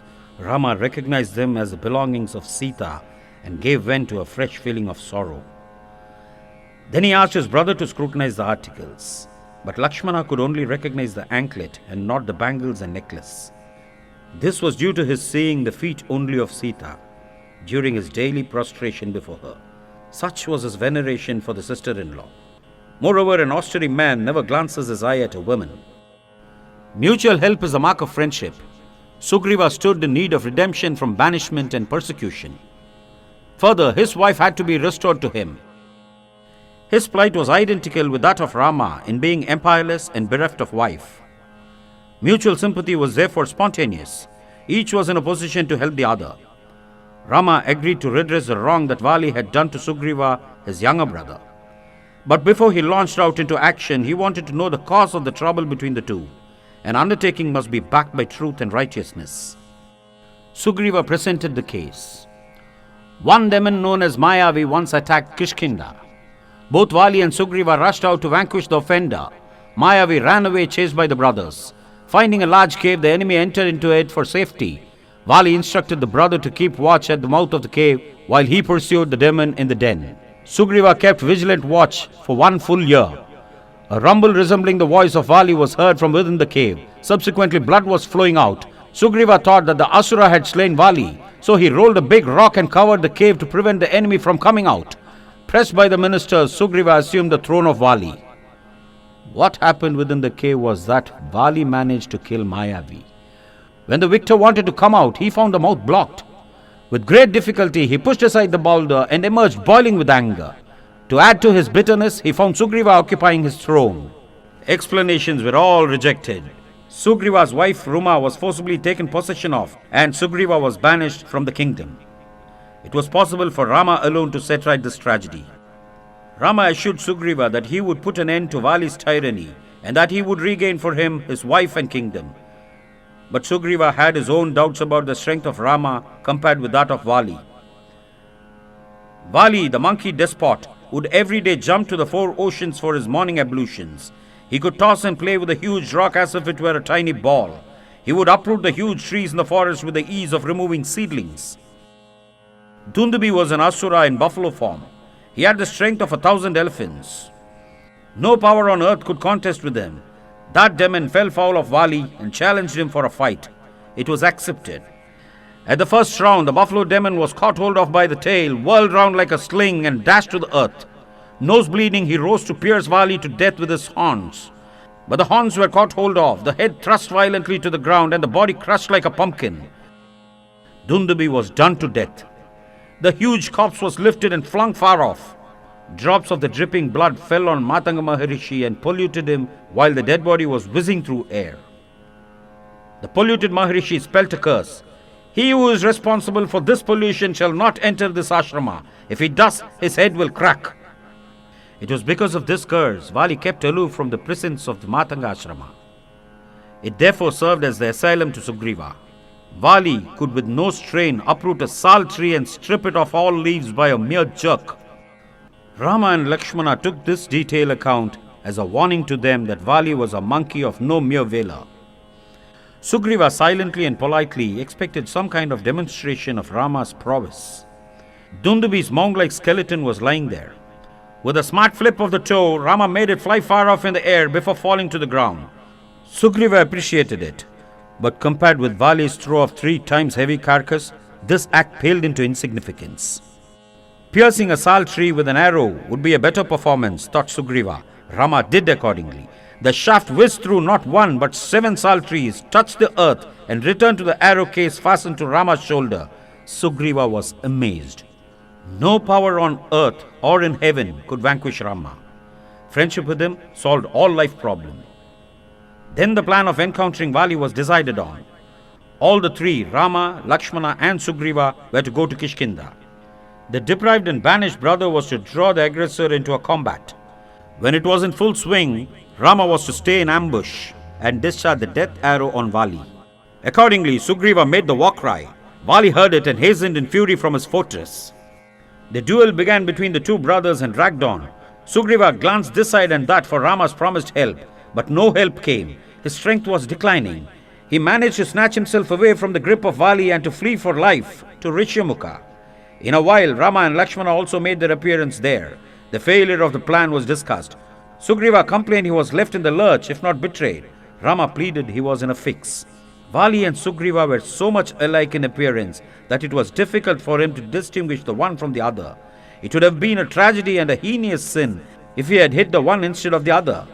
He suggested a second challenge, assuring death to the enemy. Lakshmana had put a flower garland on the neck of Sugriva to mark him out from his brother. On the morrow, in the right time, Sugriva hastened to Kishkinda, kept his allies hidden in a strategic spot, and raised the war cry with a voice louder than that on the previous day. It touched Vali to the quick. He resolved this time not to have any brotherly consideration. He had put on the gold chain amulet gifted to him by Indra. With a terrific face, he sprang to the doorway. Now Tara, the sagacious wife of Vali, instinctively intervened. She implored, Lord, please pay heed to my prayer. The man who narrowly escaped death at your hand yesterday defies you today with an increased vigor. It indicates he has enlisted the help and protection of an invincible ally of tried valor. Our son Angada told me last night of the presence in this locality of Rama and Lakshmana, the princes of Ayodhya, young men of exemplary prowess. It seems Sugriva has sought their help. After all, he is your brother. I beseech you, please call him in and become reconciled with him. Vali's face was aglow with anger. He thundered, Am I to cringe in response to a defiant challenge? Will a warrior compromise with a foe who calls him to battle? Rama knows Dharma. He will not interfere in this domestic quarrel. Sugriva is a nuisance to me. I shall teach this impudent fellow a lesson for life and return. Vali emerged from the fort like an angry tiger. The war ensued. The brothers fought valiantly. When Sugriva was at the point of waning, a deadly arrow pierced the chest of Vali. He fell like a clean-cut forest tree. Vali said, Before I close my eyes, I would like to have a glance at the hero who aimed this fatal arrow. Rama and Lakshmana presented themselves graciously. Then Vali spoke. Rama, I have in no way wronged you. Why did you strike me when I was fighting with another? You have wronged your brother who requires to be protected by you. Rama is ever just and kind to people is a hearsay, but I see you in your true role. You are treacherous. The wicked cannot escape from my arrow, Vali. I never trespassed into your country. I have not defamed you. Still you have fatally hurt me. I do not confine myself to one country. Wherever I see wickedness, I redress it. You are given to evil ways and lust. After all, we are monkeys. We have no codes of conduct. Animals are hunted by man without forewarning. But you do not come under that category. You are highly educated. Your greed for this kingdom has driven you into the base act of pretension to back up a wrong man. Rama does not speak in self-defense. His brother explains the position. Lakshmana says, It is not so. My brother has voluntarily renounced his vast empire and taken to asceticism in order to redeem our father from the guilt of false to promise. You are arrayed as an ascetic, but you hurt others as a despot. Why do you practice deception in this fashion? Punishing the wicked is as sacred as asceticism. I perform both. You have allied with Sugriva to regain the lost Sita. So it is. We are pledged in friendship. With the loss of your wife, you have lost discretion also. A king ought to restore to another king for help, but you have instead gone to a forlorn fugitive. I should not seek help from an unrighteous man, however great and readily available that help may be. Do you know who has abducted your wife? The late vulture king Jatayu gave me to understand that Ravana, the king of Lanka, had taken her away flying in the air. Rama, you have blundered. That Ravana is my puppet. A word from me and he will come on his knees and submit Sita. Seated where you are, you may have got back your wife through my intervention.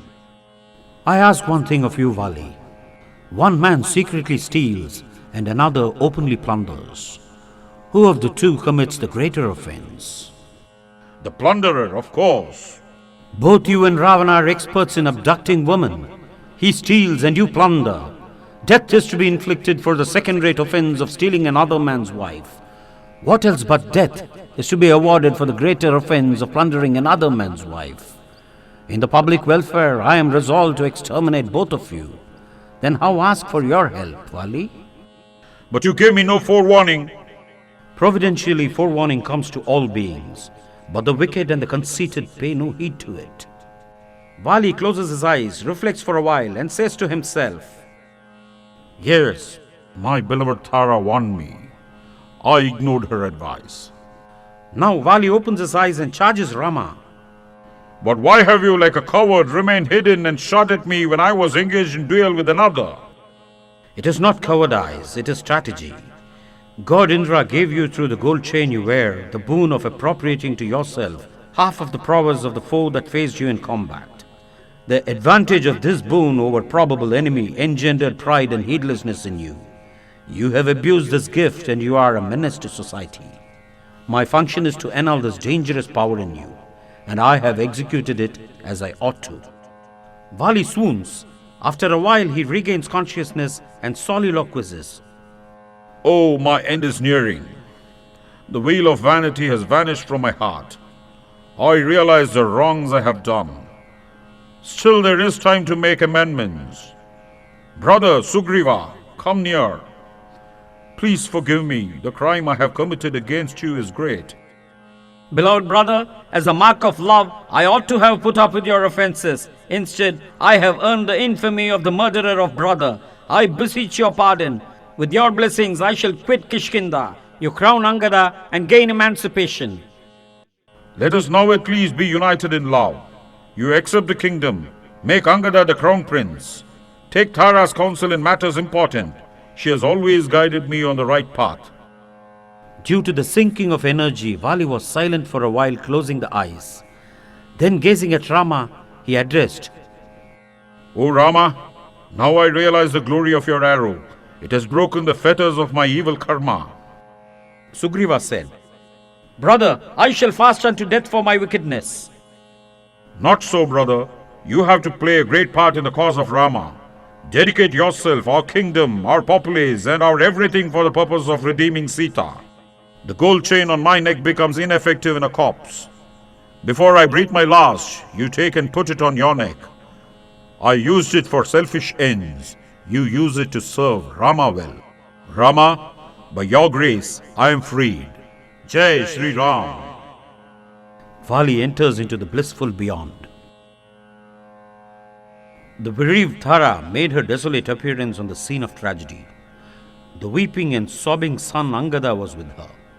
She embraced the remains of her erst husband and king. Heartrending was her lamentation. It was also thought-provoking, befitting a cultured woman. O my lord, O my hero, many a hero you have been laying low. Now your turn has come to lie low. But why have you left me behind? Sugriva watched this woeful scene. He was in the grip of a fresh feeling of remorse. His enmity to the brother was superficial. It had all melted and evaporated away. He bitterly cursed himself for being the cause of this calamity. In a faltering tone, he confessed to Rama that his own death alone on the spot would compensate for the crime that he had thoughtlessly committed. He pleaded that his generals would sincerely serve Rama's cause in finding out Sita.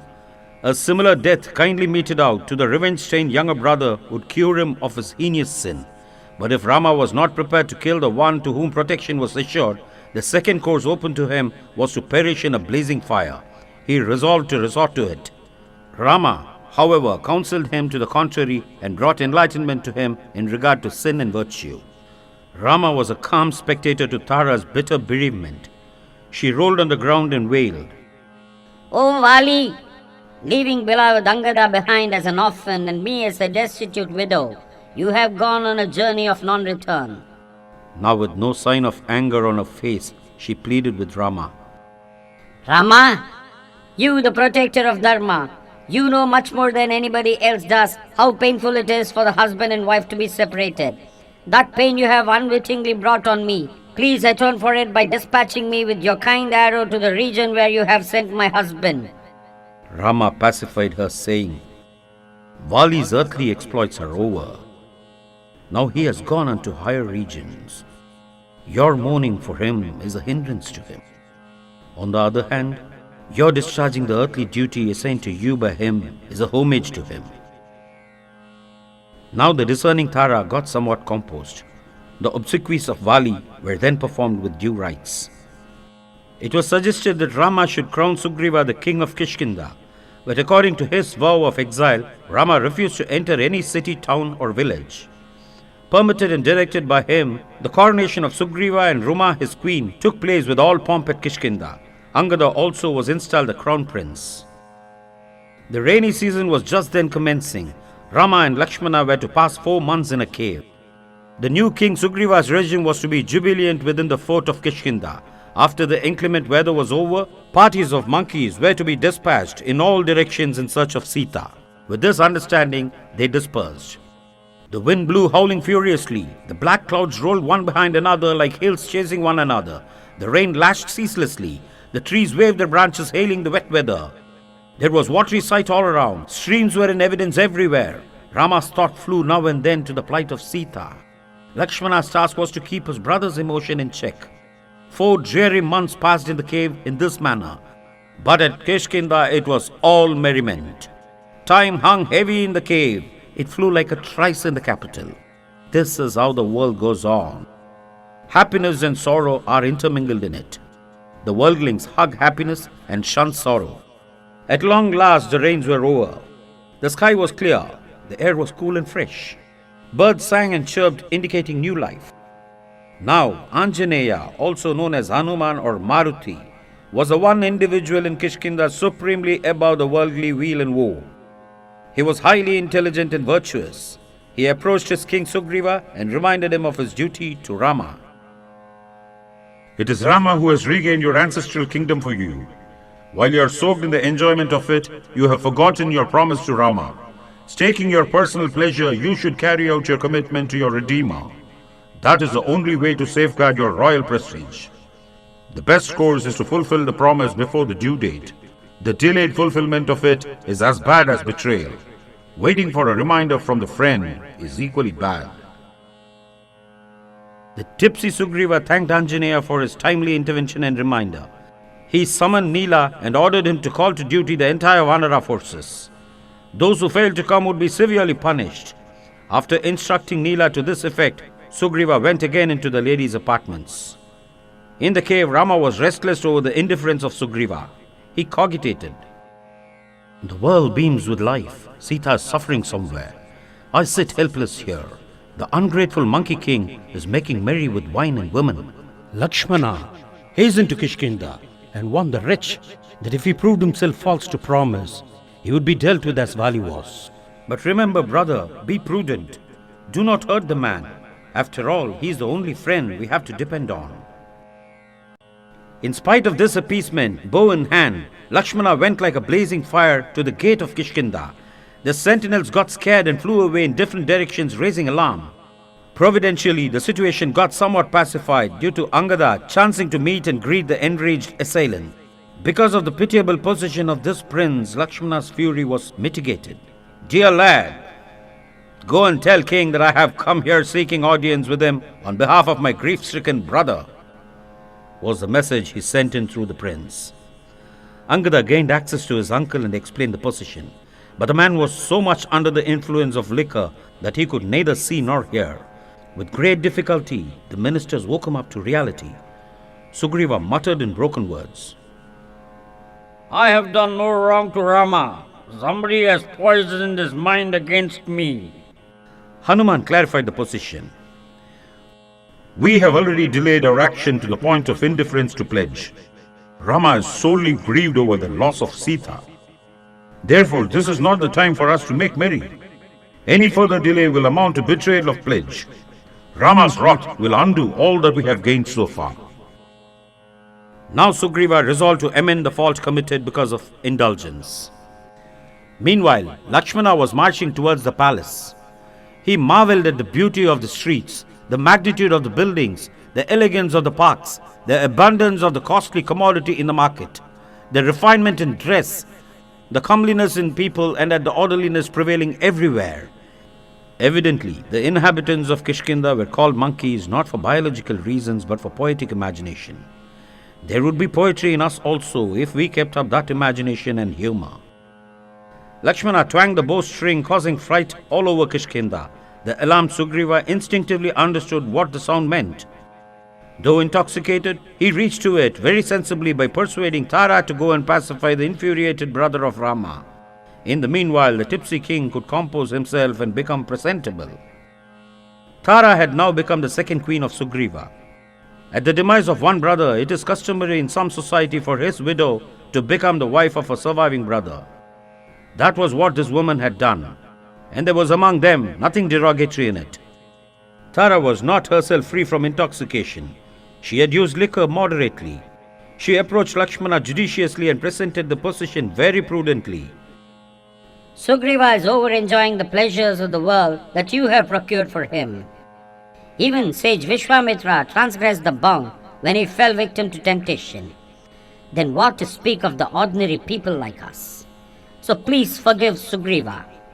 Still in the midst of indulgence, he has not forgotten his duty to Rama. He has in time issued orders for the mobilization of the Vanara armies. In a day or two, all the divisions will be here. Now please come in and see Sugriva. Sugriva stood up and received Lakshmana very politely. He stated, I owe my everything to Rama. The question of ingratitude or indifference does not arise. I am a bit late. For that, I beg to be pardoned. Lakshmana was quite satisfied with this explanation. He escorted Sugriva to Rama. In the meanwhile, the monkey and bear forces were arriving in large numbers from all quarters. The king of Kishkinda submitted that his entire manpower was at the disposal of Rama, but he entrusted the entire plan of action with Sugriva. He had full confidence in the capacity, sagacity, and maneuver of the newly made ally. Sugriva's responsibility became great. He consulted his ministers and generals. The best of the enormous army were marshaled into 4 divisions. Suitable heads were appointed to be in charge of them, and they were dispatched in 4 different directions. They were to make diligent search for Sita and bring report within a month. The successful party would be abundantly rewarded. The division that went southward was commanded by Angada, assisted by the able Anjaneya. Rama knew the prowess of Hanuman. So he called him and gave a ring bearing his name. Sita would recognize that ring and feel assured of the genuineness of the messenger, said Rama. The battalions that went east, north and west returned in a month unable to find any trace of Sita in those regions. Their search was all in vain. Angada's battalion went south and searched the caves and forests of the Vindhyas. Kishkinda was near the modern Sabarimala and Pampa river. The modern Tenmalai and Podigai are the ancient Vindhyas. In this region they encountered an Asura and did away with him, fancying that he was Ravana. Then they looked here and there hoping to find Sita. Overcome by fatigue, hunger and thirst, they came by a dark cave from which birds were joyously emerging. Cool and fragrant breeze also was coming out from within. So they concluded there were water and vegetation in that place. They held one another by hand and felt their way within. After a long and expectant move, they saw light and were delighted. Presently they reached a luxuriant orchard with rivulets of crystal pure water. Further off, they saw a deserted city built of costly materials. A solitary old woman, a hermit, with radiant face was there. With all reverence, Hanuman approached her and asked for particulars about herself and the paradise-like place. Directed by the woman, the famished party first refreshed itself with the fruits found there in plenty. She then said, My name is Swayamprabha. I am guarding this property which now belongs to Hema, a celestial woman residing in heaven. Formerly it belonged to Maya, a demon. He incurred the enmity of Indra and was slain by him. Who are you and how did you manage to come into this inaccessible abode? Hanuman gave a brief account of Rama's episode and of his party's mission in finding out the stolen Sita. The ascetic and venerable old woman said, Nobody who comes into this cave escapes and goes out alive. But since you have come on a holy purpose, I shall save you all by my ascetic power. Now all of you close your eyes. Now open your eyes. The party did as it was directed and found itself bodily removed to the seashore. Now Angada found himself in a dilemma. The allotted time had been transgressed.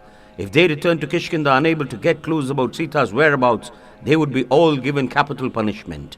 And here the deep sea prevented their further movement. In this plight, he preferred to fast unto death on the seashore. But Tharan, an officer in the army, suggested an alternative course. There was no need to perish either way. They would all get back into the Maya's paradise-like cave and thereby escape death. But Anjaneya did not approve of either course. The one was fatalism and the other careerism. The one was as bad as the other. He was for right action irrespective of the result. In the meanwhile, they were beset with another danger. A huge wingless vulture was approaching to consume them one after another. Their talk, however, about Jatayu arrested the movement of this vulture. He introduced himself as Sampati, the brother of Jatayu. Quickly they picked up friendship and kinship too because of their allegiance to Rama. Helped by the monkeys, Sampati could go to the seashore and perform obsequies of his departed brother Jatayu. Angada asked Sampati if he could in any way help the searching party to get information about Sita. The vulture said that though he was old, his eyes were still keen and that he could get yogic television of Sita. She was kept imprisoned in Lanka and Rakshasis were keeping watch over her. This information delighted the monkeys and they jumped for joy. Another happy miracle was that, as Sampati rendered this good turn in matters pertaining to Rama, his wings once burnt up in the proximity of the sun god got now renewed and he became whole, as was prophesied by the Rishi Nishankara. The law of life is that they who do good to the world get themselves constantly renewed and rejuvenated. Now the Vanaras came with zeal to the seashore, but seeing the boisterous sea, they got dejected. In confusion, they ran here and there. It was a task for Angada to collect and compose them. He infused new spirit into them, stating, Despondency is the cause of defeat in life. It ought to be shunned as poison. Take courage. Rouse yourself up to valor. Come, is there any among you who can jump across the sea into Lanka 100 yojanas away from here? The Vanara warriors recounted their relative strength. There were a number of mighty men who could leap from 10 to 90 yojanas, but none beyond that.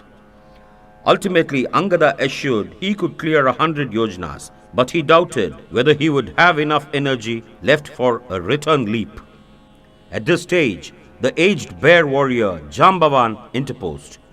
He viewed that it was not befitting the prince doing the errand that could be done by his retinue. A task of that kind was nothing tiresome to Jambavan in the prime of youth, but that youth was gone never to return. Still there was hope. Jambavan turned his attention to Hanuma and addressed him. You, the son of Vayu, are the person best suited for this purpose. You are learned in all branches of knowledge. In strength there is none superior to you. You are as pure as your mother Anjana. When you were a child, you flew up to clutch at the sun thinking it was a bright fruit. You are as powerful as Garuda in the act of flight in the air. Again, air god, your father, is ever propitious to you. Brahma, the god of creation, has showered boons upon you. You are immortal. Death has no access to you. Weapons are powerless against you. Continence is your celestial power. Therefore, you are invincible.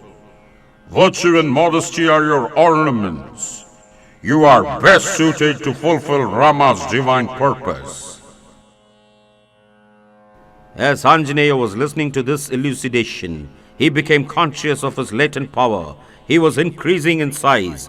Radiance was emanating from him. Above all, his mind got attuned to cosmic consciousness. Maruti required a footing to take off in the air. For this purpose, he went to the peak of the Mount Mahendra. He concentrated his mind on Sita in Lanka. Allegorically, Anjaneya is said to have assumed Vishwarupa or the cosmic form. The mount was quivering under the stupendous weight of the cosmic form. The creatures in the cavities of the hill were rushing out in different directions to escape being squeezed to death. Hanuman swung the body forward and backward in order to gain momentum. The pressure he gave with his feet pulverized the rock. He shot up in the air and dashed southward like a glowing comet. The event of this spiritual transformation of Hanuman is a landmark in his checkered career. His office as minister to Sugriva is outgrown now.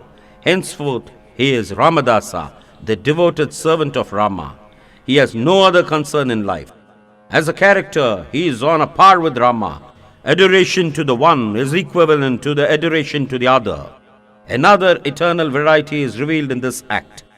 Whoever dedicates himself to the service of God undergoes a spiritual transformation. Metaphorically, he grows in stature. The Lord shall have his chosen ones from stocks and stones, so goes the saying. It gets verified through his devotee. Blessed is he who dedicates himself to the service of the divine. Rama was in dire need of help for the recovery of Sita. For this purpose, he sought the help of ordinary beings such as birds and beasts. To a resourceful man, anything and everything, anybody and everybody are useful. Resourcefulness marks a man's worth. The plan of nature is such that a being is simultaneously helpful to one and antagonistic to another. Struggle for existence is therefore constructive as well as destructive. But Rama was by disposition helpful to all. His resorting to stern measures never transgressed the bounds. What he did in Kishkinda bears evidence to this fact.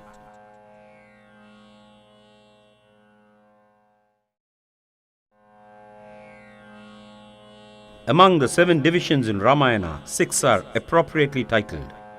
But the title Sundarakanda seems a misnomer. The division of beauty is the literal meaning of this heading, whereas ugliness alone is apparent everywhere. Sita's being imprisoned and watched over by hideous creatures, her dragging on a wretched life, Ravana scheming to win her over to his wicked ways. These diabolical things do not savor of beauty but of blemish alone. Beauty is admired and awkwardness is avoided. Let us see if there is any display of beauty at all in this ugly background that Lanka presents. As Anjaneya was darting southward through the space up above the sea, the celestials hailed his heroic action. But he had no time to pay heed to them. A mountain shot up from the middle of the sea and presented itself before the hastening hero. Mistaking it for an intruder, Maruti gave it a push with his chest. While whirling down like a cloud, the mountain Mainaka announced that it was friend, not foe. Directed by the sea god, it came from the bottom to provide Hanuman a wayside resting place and refreshment. But the hastening Hanuman said politely that Rama's commission could not be delayed. Now the celestials wanted to test the resourcefulness of Anjaneya. So they requested Surasa, the mother of the serpents, to assume the form of a huge demoness and obstruct his progress.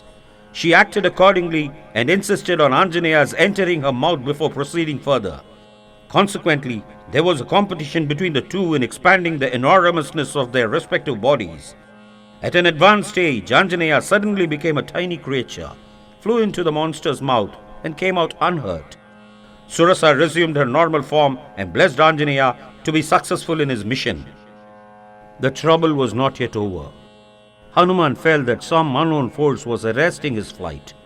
On scrutiny, he found that the demoness had sway over him by chasing his shadow. She was out to appease her prolonged hunger. When she opened the cave-like mouth, the supposed prey assumed a tiny form, entered her belly, destroyed her bowels, and emerged piercing the body. She fell dead into the sea. Hanuman landed unnoticed on the peak of the hill called Lanka, fertile with vegetation. Because of his fortitude, discernment, intelligence, and prowess, he could alight unimpeded in the inaccessible Lanka. An act of this kind has a beauty of its own. Hanuman thought for a while of a strategy he was to adopt to make his campaign successful. He was to move unknown and unnoticed, and he was to contact Sita in secret. Otherwise, the plan would be thoroughly quashed. So he diminished his size to that of a cat and moved out long after sunset. Still, he could not escape the vigilance of Lanka Devi, the arch-guardian of the capital. She interrogated. Who are you and what brought you here? I just came to see this place. After seeing it, I shall go away, said Hanuman. Lankadevi gave a resounding slap on the cheek of Hanuman. He in return closed his fist and gave a violent blow to the guardian woman. She fell flat on the ground and rose up with a statement. I was appointed by Brahma to guard his empire.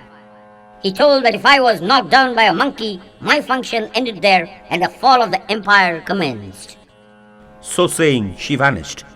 As a precursor of fall, this allegorical incident happens in one form or another to every mighty empire that transgresses right living. Assuming an unnoticeably tiny form, Anjaneya made a diligent search of every nook and corner of the capital at night when the city was partly in slumber. The stupendousness of the buildings and the enormity of wealth bore testimony to the prosperity of the empire.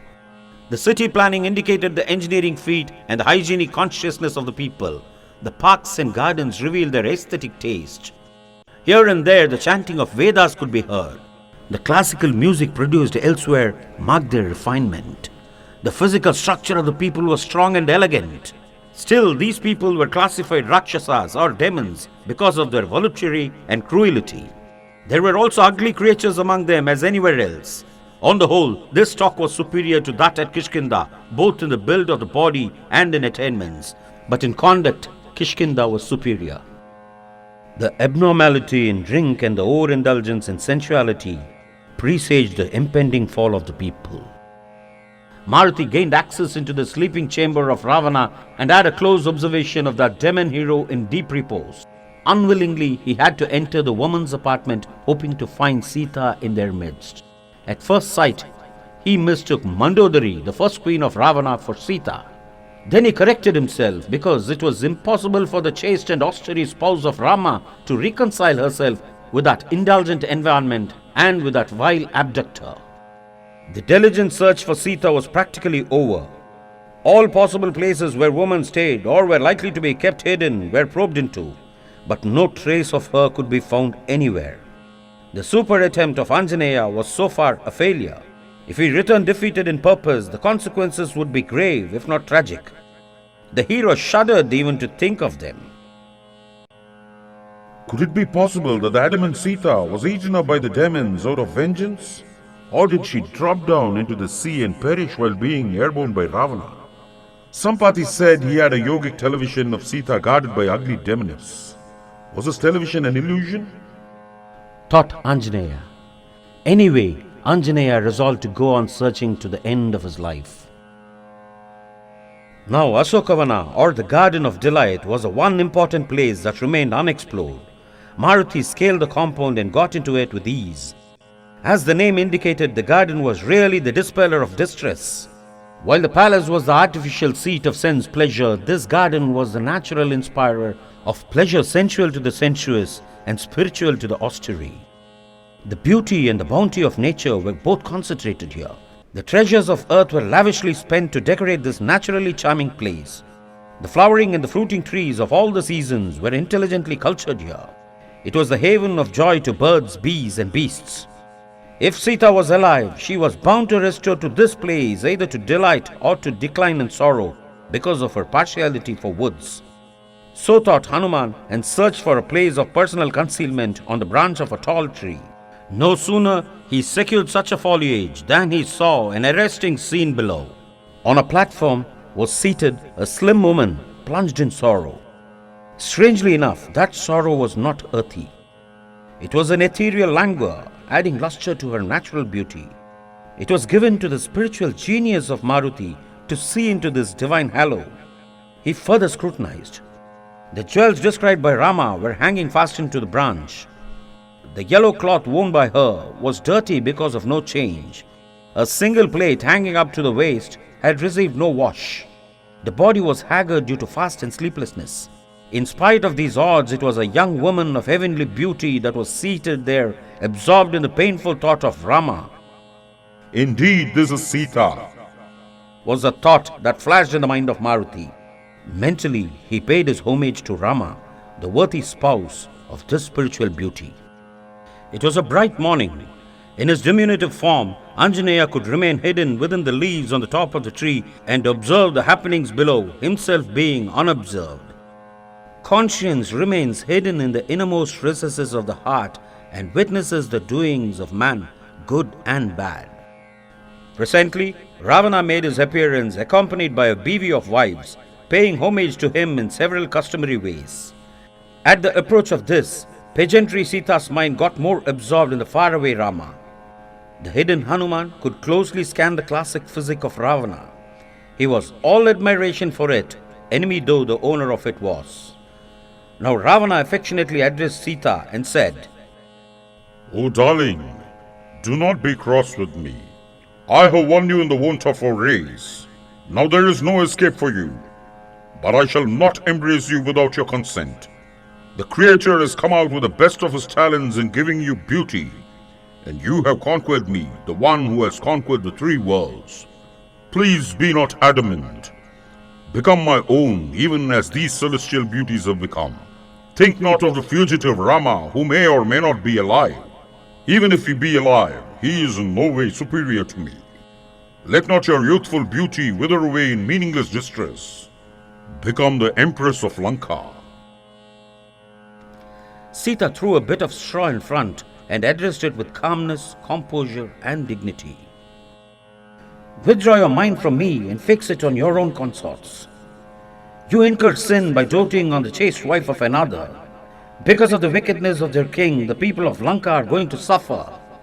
None can separate me from my Lord Rama. If you want to escape from death, practice self-control and resort me reverentially to Rama. You sneaked into the ashrama as a thief and stole me away in the absence of Rama and Lakshmana. In the open war, you are going to be slain by them. Because of my inordinate love for you, I tolerate this inexcusable statement of yours. Anyhow, I give you 2 months' time. Within that, you must choose to be my wife and share my bed. If you fail, my cooks will cut you to pieces and cook you for my morning meal.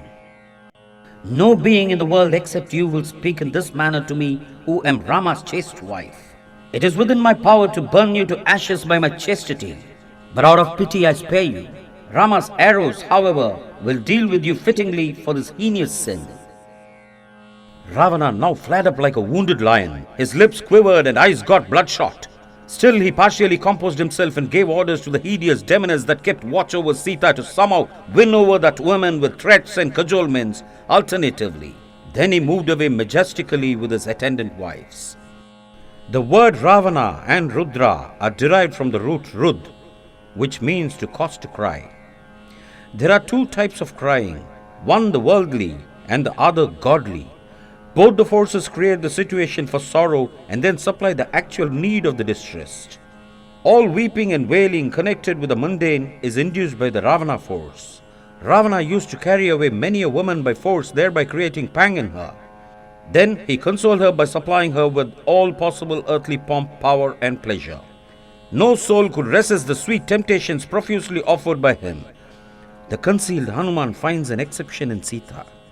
Sita was apparently imprisoned and harassed by Ravana, but neither his abduction nor his offer of extraordinary earthly position could have any effect on Sita.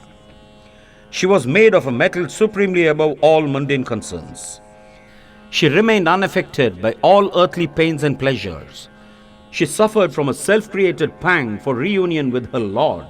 It was the separation that brought out this divine element in her. It was the Rudra force that revealed her character in its original purity. The beauty of that character stands on its own pedestal. One after another, the demonesses now presented their views to Sita and persuaded her to come round to right decision. Ravana's high lineage was depicted by one and his exploits extolled by another. His mastery over the 3 worlds was praised by the third. Ravana's control over the wind, sun and rain was no small achievement. He was a terror to the celestials. The grandeur of his palace, the opulence of his wealth, the luxury and the services of hundreds of maidservants that would be at the disposal of the meaninglessly languishing Sita were all temptingly offered to her. She was carried across the unfordable deep sea and confined in an inaccessible park. Escape was impossible. There was none to redeem her. Resigning herself to the lot was the only course open to her. But Sita's stern rejoinder was, "Palace and penury make no difference to me. I have my existence in Rama. Separated from him, I shall not live. This is the truth pertaining to Prakriti. The demonesses now resorted to terrifying Sita. They suggested ways and means of devouring her. With sorrow written large on her face, Sita reviewed her fate. It is wretched to take human birth. It is doubly so to be a captive to a stranger. The worst of all wretchedness is for a woman in captivity to retain life. Let these creatures eat me up, or let me put an end to myself. If Rama was alive and if he had known my whereabouts, he would have somehow sent message to me. Since he has not done so, my lingering further is purposeless. At this juncture, Trijata, a colleague to the demonesses, appeared on the scene and warned them to withhold from their wicked design. According to a dream that she dreamt, there was going to be a change of events. Ravana's fall was imminent. Following it, those who molested Sita would not be spared. So, in their personal interest, they were advised to desist from their demonic action. This advice had its salutary effect. The Rakshasis relaxed their rigid watch over Sita and slept sound. Sita was too preoccupied with her emotional thoughts to take note of what transpired between Trijata and the other Rakshasis. She thought, man or woman dies when the span of life is over. But it is possible for one to inflict death on another at any time independent of the natural course. Why should not one commit suicide if it serves a great purpose? Instead of allowing myself to be cut to pieces by the Rakshasas, I shall fix my mind on Rama and cast off the body. Then let them feast on it to their heart's content. I am captive. I have neither weapon nor poison to put an end to myself. So, I shall make a slip knot of my long braid round my neck, tie the end of the braid to a branch of this tree high up, and jump down from there. The weight of the body will tighten the slip knot, and it will be the end that I want. It was midnight. The demonesses were dead asleep. The preparations were going on. The last thought that was vividly rising in the mind of Maithili was, if Rama ever hears of this mishap, he will not be happy. But I have no other choice. Barring this event, let his hermitage terminate auspiciously. Let him return to Ayodhya, hale and hearty, and give delight to all concerned. Hanuman was the eyewitness to all these significant events that were taking place on the spot in the Asoka grove. He could also intuit the thoughts emanating in the mind of Janaki. He cogitated. So far, my attempts have all been successful. But now I am in a dilemma. If I delay a few minutes, Maithili will be lost once for all. If I shout, the sleeping Rakshashis will wake up and catch me. If I make my appearance in silence, Sita will get frightened, complicating or hastening the crisis. If I speak gently and politely, I may be mistaken for Ravana. There is only one course left open to me. SRIRANGAM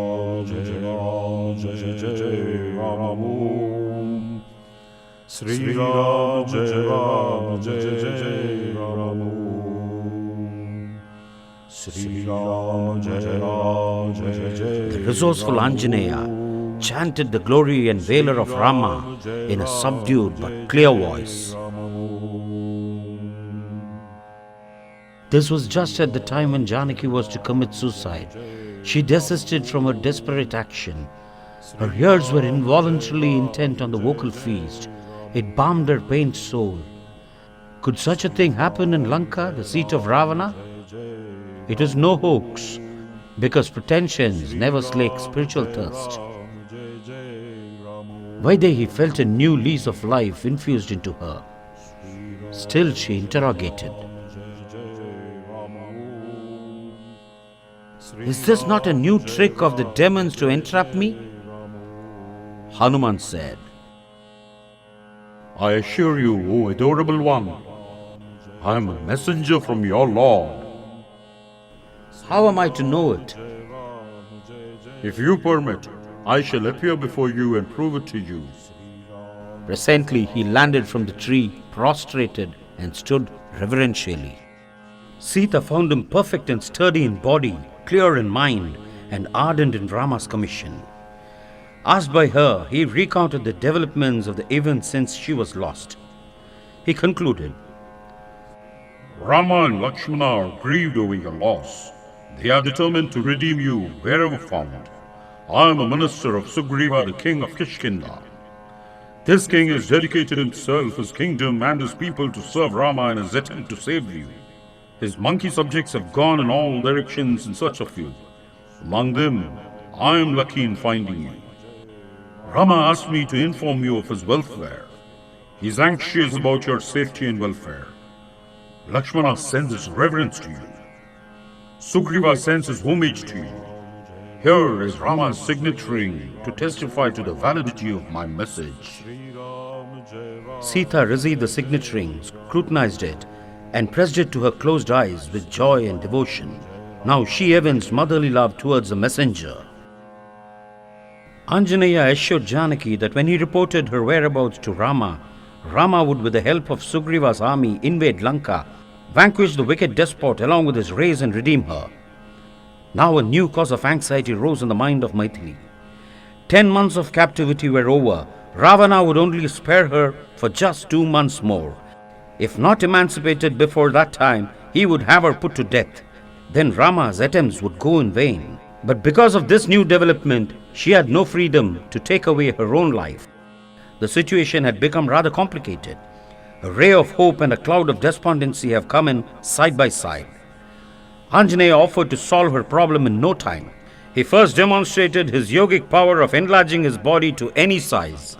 The next thing to do was to make Sita sit comfortably on a huge log, which he would airlift and place in the presence of Rama at Kishkinda. Sita admired the superhuman prowess of the son of Vayu, the air god. His solution seemed easy and inviting to the ordinary, but the virtuous would not approve of it. Ravana the abductor stole her away. Rama the timid husband stole her back through the agency of a crafty monkey. That would be the everlasting ignominy of Rama. Death is better than infamy. The heroic course for Rama was to declare war, vanquish the villain, and reclaim the victimized spouse. Hanuman silently admired the valiant attitude of Sita even while in agony of imprisonment. There was ethical beauty in it. Maruti begged Vaidehi for a token of his having met her. On the presentation of that token, Rama should feel assured of the meeting. Sita narrated the incident of her having been teased by a crow at Chitrakuta and of Rama's stern action against an asura that came in the form of that crow. He who was so earnest in guarding her then seemed to have become now indifferent to her loss. That was a repeated lamentation presented before the parting Anjaneya. But the messenger consoled her, depicting the poignancy of Rama's sorrow on the other side. Sita had kept her crest jewel concealed in her clothing. She took it out and gave to Maruti, stating that a greater evidence than that was not available to prove to Rama the genuineness of the meeting. He prostrated with devotion and took leave. Sita bade him farewell, reluctant as she was to part.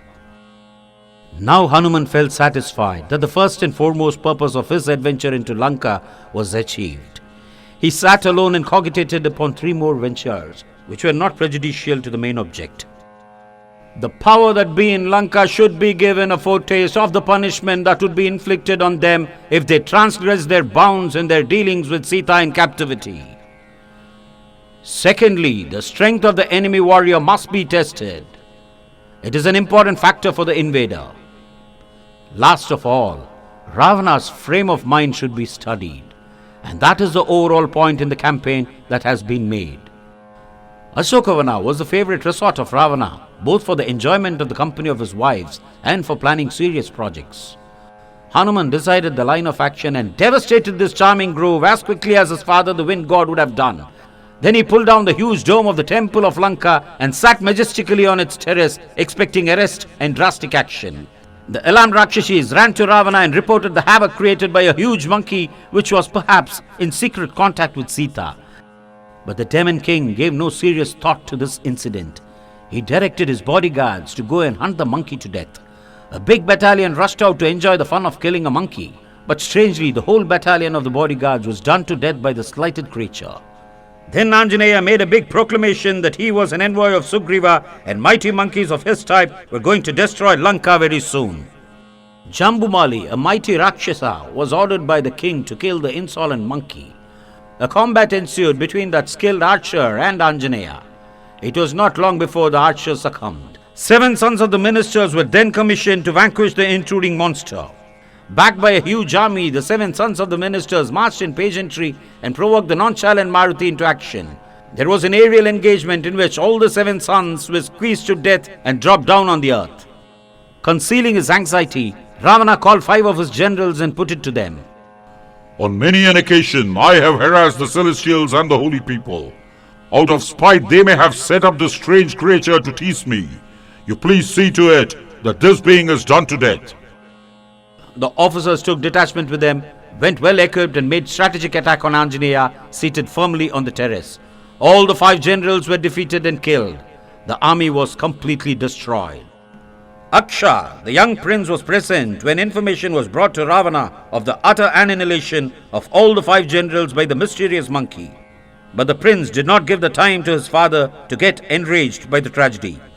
Promptly, he offered to hasten and avenge the humiliation and the loss of life and property caused to Lanka. The father felt relieved and approved of the proposed action. The fully equipped Aksha gallantly drove his impressive chariot drawn by 8 spirited horses and gave battle to the intruder.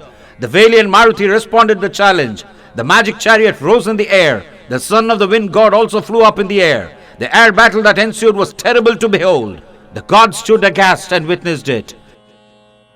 Maruti admired the valor and strategic skill of the young prince. But because of the heinous offense of Ravana, his son also had to be dealt with severely. After affording him enough scope to display his war talents, Hanuman landed death blows on his horses, smashing blows on the lovely chariot, and bone-powdering blows on the handsome Rakshasa prince. A mass of blood-soaked splinters, bones, skin and flesh crashed on the earth. The army that accompanied the prince ran in dismay in all directions. The bereavement of the son did not disturb the mind of Ravana so much as the gravity of the situation. It occurred to him now that a crisis was likely to develop, but he kept the concern hidden in the heart. He sent for Indrajit, his first son, and put the case before him. Things are going from bad to worse. It behoves you to arrest further deterioration. You can wield weapons with ease. You have conquered the gods and the demons. Pleased with your austerity, Brahma the Creator has bestowed several boons upon you. Use of the Brahmastra is the greatest of them. Therefore, none in the 3 worlds can oppose you. By the practice of tapasya, you have acquired immense strength. Fatigue will never overtake you. In wisdom and strategy, you are superb. It is not prudent to call you to action now, but the emergency demands it. Go and do the needful. Do not underrate the offender. Vanquish him and return victorious. Meghanatha, Ravana's first son, once vanquished Indra, the king of the gods. He was therefore distinguished as Indrajit, the conqueror of Indra. This Indrajit readily obeyed his father, received his blessings, and drove in a chariot towards the terrace on which Anjaneya was seated, expectant of further engagements. This chariot, drawn by 4 terrible tigers, made a tremendous noise. The twang of the bowstring added to the sound. Taking note of this array, Anjaneya increased in size. Indrajit commenced the conflict by discharging many arrows of mystic powers. Hanuman rose in the air and displayed dexterity in dodging them. There was a volley of shafts darting round him, but he smartly escaped being pierced by them. It seemed as Maruti was sporting with the arrows directed against him. All the deadly weapons discharged against him proved themselves ineffective. And that was the beauty in the makeup of Maruti. The statement that weapons would not cleave him flashed in the mind of Indrajit. So he chanted and sent forth the Brahmastra. It had the desired effect. The monkey Mahavira lay bound and passive. He knew what was done to him. He also knew that according to Brahma's boon to himself, that supernatural weapon would not long have its effect on him. In the meanwhile, he hoped to be produced before Ravana. The ignorant Rakshasas committed a blunder. They tied Maruti fast with strong ropes and thereby made Brahmastra ineffective. Both the victor and the victim knew this, but they kept quiet, each for his own reason. Maruti was beaten up, cheered, and dragged before Ravana, boiling with anger. Hanuman saw the sleeping Ravana first in his bedchamber. He saw the lust-laden Ravana next when he wooed Sita in the Asoka grove. Then Anjaneya kept himself concealed. His third and face-to-face open observation of the Lord of Lanka was at his pageant at the kingly court, where this accused was dragged for display, derision and inquiry. Ravana's attractive personality, prowess, pomp, culture, decorum, administrative genius, lordship over able and intelligent ministers over a mighty army, all these were quickly taken note of by the seeming captive. If this Rakshasa king had not been tainted by lust, he would have excelled Devendra. This was the observation made by him. Ravana angrily gazed at Hanuman and gave royal orders to the minister Prahasta. Whence is his being? What is his intention? Why did he frighten the Demonisses and destroy the Ashoka Park? What was the purpose in his penetrating into the impregnable Lanka? Why did this wicked fellow resort to murder? Prahasta interrogated Anjaneya. Monkey, be not afraid. You are given protection. Has Indra incited you to probe into the city of Ravana? Are you a spy of Kubera or Yama or Varuna come in disguise? Or do you represent Vishnu who hankers for victory over our king? You do not seem a monkey. Tell the truth so that you may be spared. Hanuman addressed Ravana direct. I do not represent Indra, Varuna, Kubera or Vishnu. I am not disguised. I am only a monkey. The park was despoiled by me so that I might get a chance to meet the king in person. But the warriors came instead to kill me. In self-defense I struck them. They succumbed to my blows. According to a boon bestowed on me by Brahma, no weapon can cut me. Nothing can bind me. But I allowed myself to be bound by Brahmastra so that I might be brought to your presence. Now I declare to you, I am an envoy of Rama. I have a message to deliver to you. Please lend me a patient hearing. Enjoyment of Dharma is over for you. Suffering for your adharma commences now. In bringing Sita here, you have brought your death. By reverentially restoring her to Rama, you save yourself. But by causing her to lament here, you are inviting untold misery to you and to your people. You have underestimated Rama's prowess. Single-handed, he exterminated your Janasthan. For misappropriating Sugriva's wife with a single arrow, Rama dispatched Bali to the other world. That very Bali was a terror to you.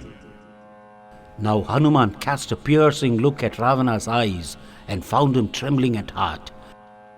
And that was the probing beauty in his message. Rama has installed Sugriva, the king of Kishkinda. As a friend, Sugriva asks you to reconcile with Rama. If you fail, he invades Lanka with an army of monkeys of my type. You, ignored man and monkey, when you besought a boon from Brahma for death proof from the denizens of the three worlds. Now Rama the man and Sugriva the monkey are going to be the cause of your death. I beseech you to mend matters before it becomes too late. Ravana became terribly enraged at this insolent advice of a monkey. He ordered him to be butchered then and there. But Vibhishana, the sane younger brother of his, interposed.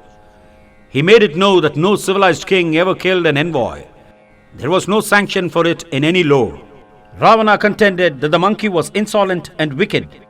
Vibhishana pacified him, saying that messenger might at the worst be disgraced or disfigured. There was no sanction for capital punishment. Further, if this envoy was let to go, he would report the matter to the two princes and induce them to invade. On their besieging Lanka, they should be encountered and defeated. Ravana approved of this procedure. Still, the Rakshasa element in Ravana was too strong to spare Hanuman unhurt. He ordered rags soaked in oil to be tied to the tail of this vainglorious monkey, set on fire, and taken in procession all over the city. The order was carried out. Hearing of this mishap, Sita prayed for the welfare of her Lord's messenger. Hanuman was surprised because the fire did not burn his tail. Putting the envoy to shame was the motto of the Rakshasa regime. But the resourceful victim utilized the incident to study the spots vulnerable to fire. The ridiculing and jeering procession over, Anjaneya grew in stature, knocked the officers in charge to death, and leaped from house to house, setting them all on fire. In no time, the city was ablaze, leading to the loss of untold wealth. The conflagration led to the lamentation of the entire populace. Wrong done to a holy man rebounds on the doer, intensified manifold. Anjaneya took a dip in the sea and quenched the fire on his tail, which was intact. Now an anxiety flashed in the mind of Maruti. Anger is the enemy of man. It robs him of discrimination. The great hero actually played with fire. There was indeed a beauty in it, but he feared he overplayed the game. Perhaps Sita also perished in the bonfire. That would be a tragedy irreparable. With a throbbing heart, he hastened to where she was and said, Glory to Rama. when he found her fully absorbed in the thought of her Lord. In a brief farewell, she pleaded for the quick arrival of her Redeemer. Hanuman prostrated reverentially, received the blessings of his mother, and moved on. He climbed the Mount Arishta and took a northward leap in the sky. Sighting the yonder Mahindra hill, he shouted for joy. The eagerly awaiting companions heard his voice and spotted him in the south sky. They made sure he was returning victorious. On his landing with a beaming face, there were hilarious shouts and dances. Anjaneya announced that he had contacted Sita, who was all purity and all hankering after reunion with Rama. Then, eagerly sought by the fellow beings, he presented a detailed account of all that took place in his venture. Now, Angada, the crown prince, has his point of view to present. It was good that Maruti could find out Sita and gather all the particulars required for further action. It would be better if all of them flew to Lanka, killed the Rakshasa king, and carried back the sacred spouse of Rama. Merely carrying information about her would not at all be thrilling. Jambavan, the senior-most member in the party, had his say in the matter. He opined that Rama and Sugriva should not be kept long in anxiety. What was achieved by Anjaneya was marvelous and just the thing required. The next line of action was to be decided by those royal personages. This observation was unanimously accepted as the most feasible. The monkeys now flew to Kishkinda. Dadimukha, the uncle of Sugriva, was the officer in charge of Madhuvana, the honey park, a protected grove. He hastened to the king and complained that the monkeys that went south and returned force entered into the honey park, assaulted the guards, ate up the fruits, drank away all the available honey, laid waste the grove, and indulged in merry dance and riotous play. Sugriva made correct inference of this seeming outrageous behavior. He told Lakshmana that Angada, Hanuman and Jambavan had succeeded in finding out Sita, so they were celebrating their achievement in that manner. Presently, the party arrived jumping and dancing. That was the indication of its success in the search for Sita. Hanuman prostrated before Rama and announced, Lord, I beheld the blazing purity in Sita pinning for you while being kept in captivity in Lanka by Ravana. A spell of joy appeared in the assembly. That excitement over, he recounted his exploits in detail. Remaining concealed in the boughs of the tree under which Sita was kept imprisoned, he could observe the happenings. Ravana quoted her for all that he was worth. Contempt was what he received in return. Then Sita decided to put an end to herself. There was consistency in her decision. That Rama who discharged a mystic missile at Chitrakutam to chase a crow demon that hurt Sita until that crow demon surrendered before Rama had not taken any action against the abductor of Sita. His inference that she was dead was perhaps the cause of his inaction. In that case, her retaining the life under adverse circumstances was undesirable. So she was going to do away with it. If Hanuman's strategy was laid by a minute, the irreparable tragedy would have taken place. Just in time, he sang the glory of Rama and his illustrious ancestors. Sita suspended her fatal plan. Hanuman's message made her correct herself. She received new life. She was prepared to keep on lingering just for a month more. In the meantime, if Rama did not make his appearance in Lanka to mete out punishment to the Rakshasa, all would be over with Sita. This was a critical position that Anjaneya was obliged to relate to Rama. In the course of his narration, Hanuman produced the crest gem of Sita to Rama. Recognizing it, he was visibly moved.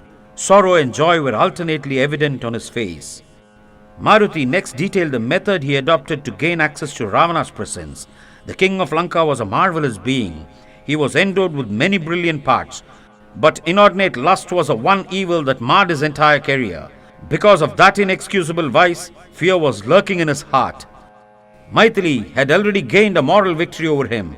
Rama was to complete it by exterminating his physical existence, thereby ridding the world of a menace. Rama was the embodiment of Dharma. His mission in life consisted of the veneration of the holy, the protection of the good, and the destruction of the wicked.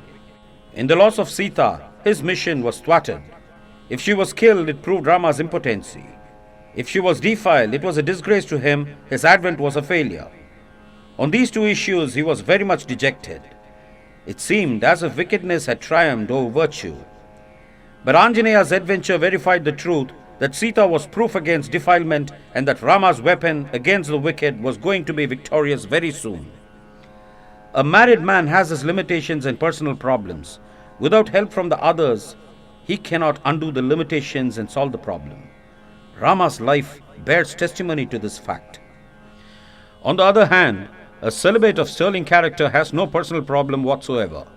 Therefore, he alone is competent to solve the problem of those involved in worldly life. In this respect, Anjaneya stands in sharp relief against the other characters. And he comes of a subhuman stock, indicating thereby that the higher possibilities of life are no privilege of a section, but are the common heritage of all true aspirants. And that the spiritual beauty of the celibate life excels all other beauties is made evident in this division of the epic.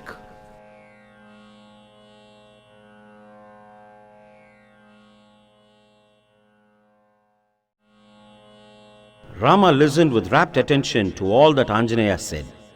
He observed that such an exploit was possible to Anjaneya and to none else. As a mark of gratitude, he warmly embraced the adventurer. Now the grave problem was how to cross the ocean and get to Lanka. Things still seemed gloomy to Rama. Dejection was still lurking in his heart. Just then, Sugriva had his say in the matter. Calmly he came out with it. Raghava, you are the knower of everything. Yet I shall put in a word. That man who is unduly dejected and depressed achieves nothing in life. Sorrow wears away prowess. Now that the whereabouts and welfare of Vaidehi is known, our immediate concern is to find out the ways and means of reclaiming her. Our resources are great. The intelligent and variant manpower at our disposal is immense. Our representative and eminent men are all eager to start on expedition. The great army was forthwith mobilized. At an auspicious time, Rama gave permission to move. Full of war zeal, the entire force marched towards the south seashore. Strict orders were given that the towns and villages on the way should in no way be inconvenienced or molested. The dust raised by the moving army rose up in clouds. The noise of the march was tumultuous. Reaching the seashore, the army was comfortably lodged in the adjoining forest. Rama, Lakshmana and Sugriva gave thought to the measures to be taken for crossing the sea. In Lanka, Ravana's position was awkward. He was ashamed of the exploits of Anjaneya. Fear of impending trouble disturbed his mind. He was informed of the movement of Sugriva's army to the opposite shore. He would somehow manage to infiltrate into the island. Rama was a sworn enemy. His action as Janasthan was no mean one. For all these reasons, he called a council of his ministers and invited their opinion on the grave situation that was thwarting Lanka. Supplementing one another, all the ministers and commanders struck the same note that Ravana was invincible in all the three worlds, that Indrajit or any one of the generals was sufficient to wipe out the whole of the monkey forces and to defeat and kill Rama and Lakshmana. Anxiety about Lanka's safety was out of question. Vibhishana, the youngest brother of Ravana, was the only person who struck a dissident note.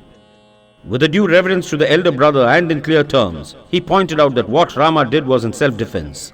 There was neither virtue nor justification in Ravana stealing away Sita. The enemy's strength was not truly known. Lanka's strength was overestimated. Hanuman's action in Lanka were forewarnings. In these circumstances, a peaceful and honorable return of Sita to her husband was the safest course. Delay in this respect would be disastrous. Ravana gave a patient hearing to this council. Then he dissolved the council in order to get time for consideration. The virtue-imbued youngest brother Vibhishana again called all alone on the lust-laden eldest brother Ravana, prostrated before him and pleaded with him. Brother, ever since you brought Sita captive into Lanka, its prosperity is rapidly waning, its magnificence fading. Inauspicious omens are in evidence everywhere. These are not only my observations, but also of many discerning citizens. Brother, they are afraid of expressing their views to you. I pray to you to give thought to these very consequential developments. Ravana made no response. He simply asked his brother to go. An emergent council was hastily summoned. It was imperative on all the potentates to participate in it. Ravana made a pageant royal drive from his palace to the hall of council in a stately golden carriage. Warriors in gorgeous uniforms marched along with him. Trumpets were blown, drums were beaten. People who thronged the royal road bowed in loyalty and shouted for his victory. Ravana sat on the throne in the spacious chamber. The dignitaries occupied seats according to their rank. Imposing was the assembly. The king addressed it on the issue that agitated his mind. He had carried away Sita from Dandaka forest, having fallen in love with her. She had not yet responded to his suit. Returning her to Rama was out of question. Maruti's havoc in Lanka was due to inadvertence. Sugriva and Rama had encamped on the other shore of the sea. The ways and means of killing them should be evolved. This council had become belated due to Kumbhakarna's period of sleep. Even then, it was not too late. This was the gist of his talk. Kumbhakarna was the first to debate. He said, A wise king consults first and then acts. Whereas you have foolishly acted and now you consult us to gain mettle. If you had vanquished Rama and Lakshmana in war and taken Sita as the prize, she would have followed you even as a river flows from a mount to a moat. The delay in Rama's discharge of arrow is your extra span of life. Let bygones be bygones. You are my brother. In spite of your blunders, I am ever yours. I have resolved to kill Rama and Lakshmana. When my decision bears fruit, you enjoy Sita to your heart's content. This speech is full of irony of fate. Mahaparswa, a mighty general, spoke next. He said, He is a fool who does not help himself to the honey obtained in a forest infested with ferocious animals. Lord, you have snatched away Sita. Enjoy her as yours. If the enemies happen to gain access to the impregnable Lanka, we shall see to it that they are slain. Ravana explained his position. I am prevented from knowing Sita. I may take a woman captive. But if I molest her modesty against her consent, my head will burst into pieces. That is a curse inflicted on me by Brahma the Creator. Prahasta recounted the invincible strength of Ravana. The flattery tickled the king's vanity. The assembly applauded the chief counselor's speech. Vibhishana was a solitary figure who did not join the applause. He warned his royal brother of the impending death and of the destruction of Lanka. In clear and unmistakable terms, he defined the divine valor of Rama. Indrajit disliked this note of warning made by his uncle. He blurted out, I am ashamed of my uncle's cowardice. He lacks the mettle of our race, or his intentions are against us. We are not to meekly submit to his proposal. Gods, demigods, and demons we have subdued. Who are these two petty humans? Vibhishana's so-called warning is an insult to the people of Lanka. Vibhishana gave him the calm reply. O nephew, you are still inexperienced. Strength without virtue leads to damnation. You and the ministers are party to your father's wickedness. You are all heading towards annihilation. Because of love for my people, I oppose your evil designs. Now Ravana got enraged. He thundered, One may live with sworn enemies and with serpents, but never with treacherous brothers and cousins. The elephant in the forest is not afraid of the hunters, as it is afraid of the tame brother elephant that betrays it to the hunters. As the pea abandons the flower after sucking honey, the envious brother topples down his prosperous brother at a critical time. Vibhishana, I would have you slain this moment. Because you are my brother, I spare you. Vanish from my sight. Vibhishana made his parting statement. Brother, goaded by your evil ways, you are rushing headlong towards destruction. Let me at least save Lanka to the extent I can. With 4 other good Rakshasas, Vibhishana rose in the air and hastened northward to the place where Rama was encamped. Sugriva sighted a shining mass in the sky moving towards his cantonment. When it came near, it was found to consist of 5 Rakshasas armed to the hilt. As they stayed suspended in the air, the chief of them introduced himself as Vibhishana, the youngest brother of Ravana, come over there having fallen out with his brother on the issue of the imprisonment of Sita. He wanted to surrender himself to Rama. Sugriva reported the matter to Rama and expressed his own doubts about the genuineness of the case. The unscrupulous demons were capable of any wickedness in any form. The proper course would be to kill all the 5 downright. True to his royalty, Rama invited the opinions of his chiefs on this knotty issue. Angada, the monkey prince, came out with his views. He said, The Rakshasas are rash and foolhardy. Sometimes they are capable of doing good in their own violent way.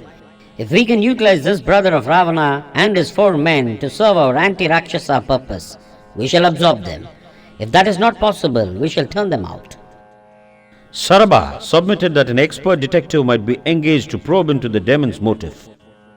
On the basis of his findings, the refugee was to be treated. Jambavan, who was well versed in the lore of sacred books, presented his opinion as follows.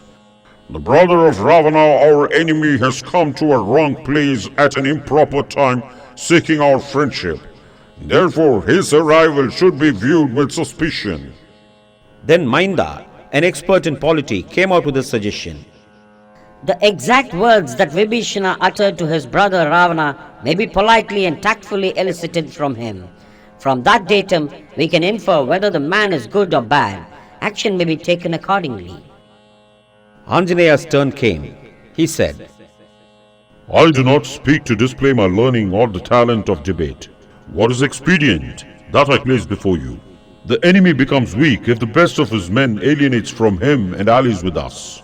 So the question of killing the refugee does not rise at the outset. Even the wicked can be utilized for virtuous purpose if we know the art of doing it. In the present state of emergency, there is no time to appoint detectives to probe into the mental makeup of the fugitive. The place and time chosen by Vibhishana are quite regular. The enormity of the wickedness on the other side is becoming increasingly patent every day. Taking note of it, he has hastened to the right place in right time. What words Vibhishana uttered to his hostile brother is not the point.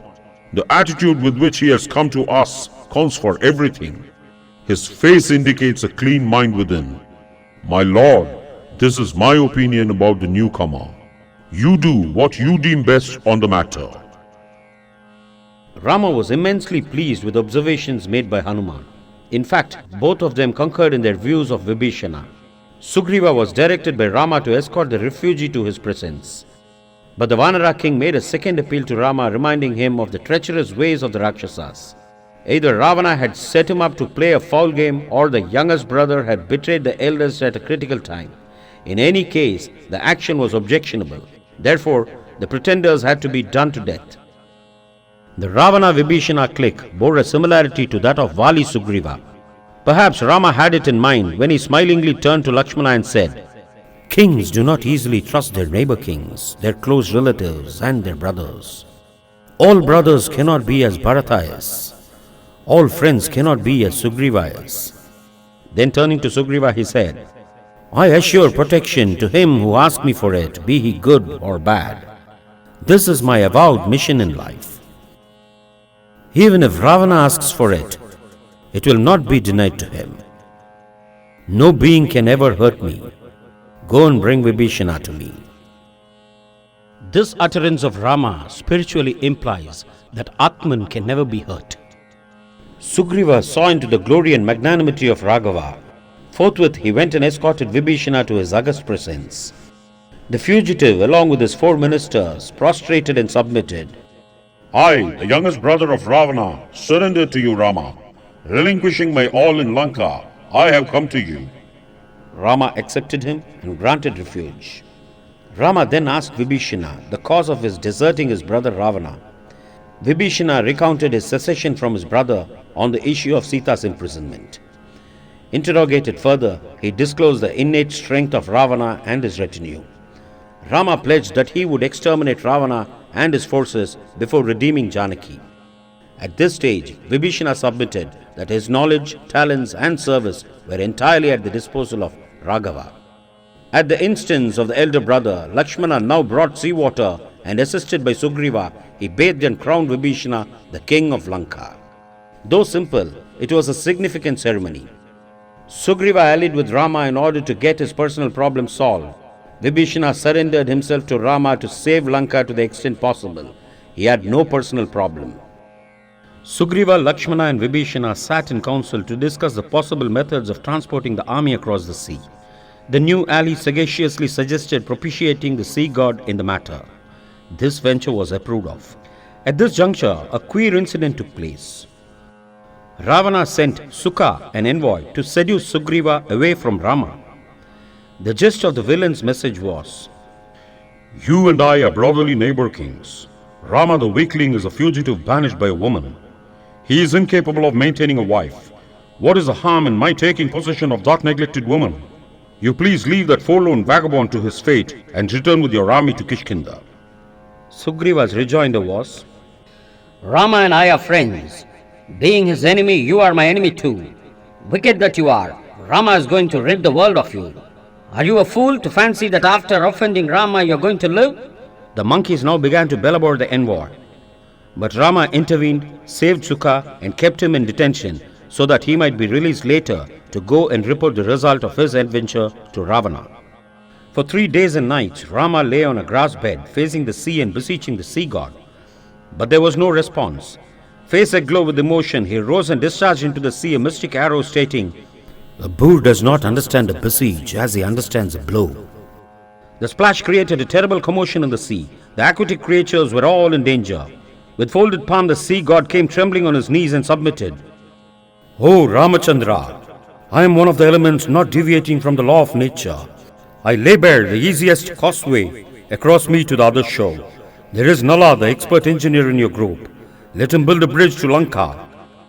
So saying, the sea god disappeared. Accordingly, Nala took up the stupendous work. Thousands of monkeys joined hands in it. Carrying hills and rocks was like playing with balls. The project was no toil. It was a sport to them and a sight for the gods. In 5 days, the two lands were linked by a bridge. Then the army moved. Hanuman and Angada carried Rama and Lakshmana on their shoulders. The main forces marched while some swam and some others flew in the air. The land force, sea force and the air force were jointly advancing. They reached the other shore with a tumult. Then they marched towards the capital with quick and vigorous strides. Reaching it, the divisions were strategically placed and then Sukha, the captive, was let go to inform the developments to Ravana. 2 other demon spies disguised as monkeys were busy probing into the strength of Rama's army. But they could not hide themselves from the scrutiny of Vibhishana, who detected and produced them before Rama for capital punishment. Whereas the merciful Raghurama gave protection to those 2 unarmed spies and supplied them with all the information they wanted to gather. The envoy as well as the 2 spies returned to Ravana and recounted the strength of the enemy.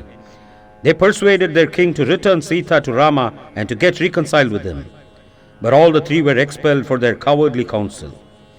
Sardula and an expert party of spies were then dispatched on espionage. Trembling with fear, they made a show of spying and reported their findings to Ravana. He was shaky at heart, but he pretended valor and swore he would not part with Sita for aught in the world. While the besiegement of Lanka by Rama was in full swing, the lust-cankered lord of Lanka was busy in duping Sita. He approached her and gave a detailed account of the destruction caused by his general to the monkey forces and of the death caused to Rama.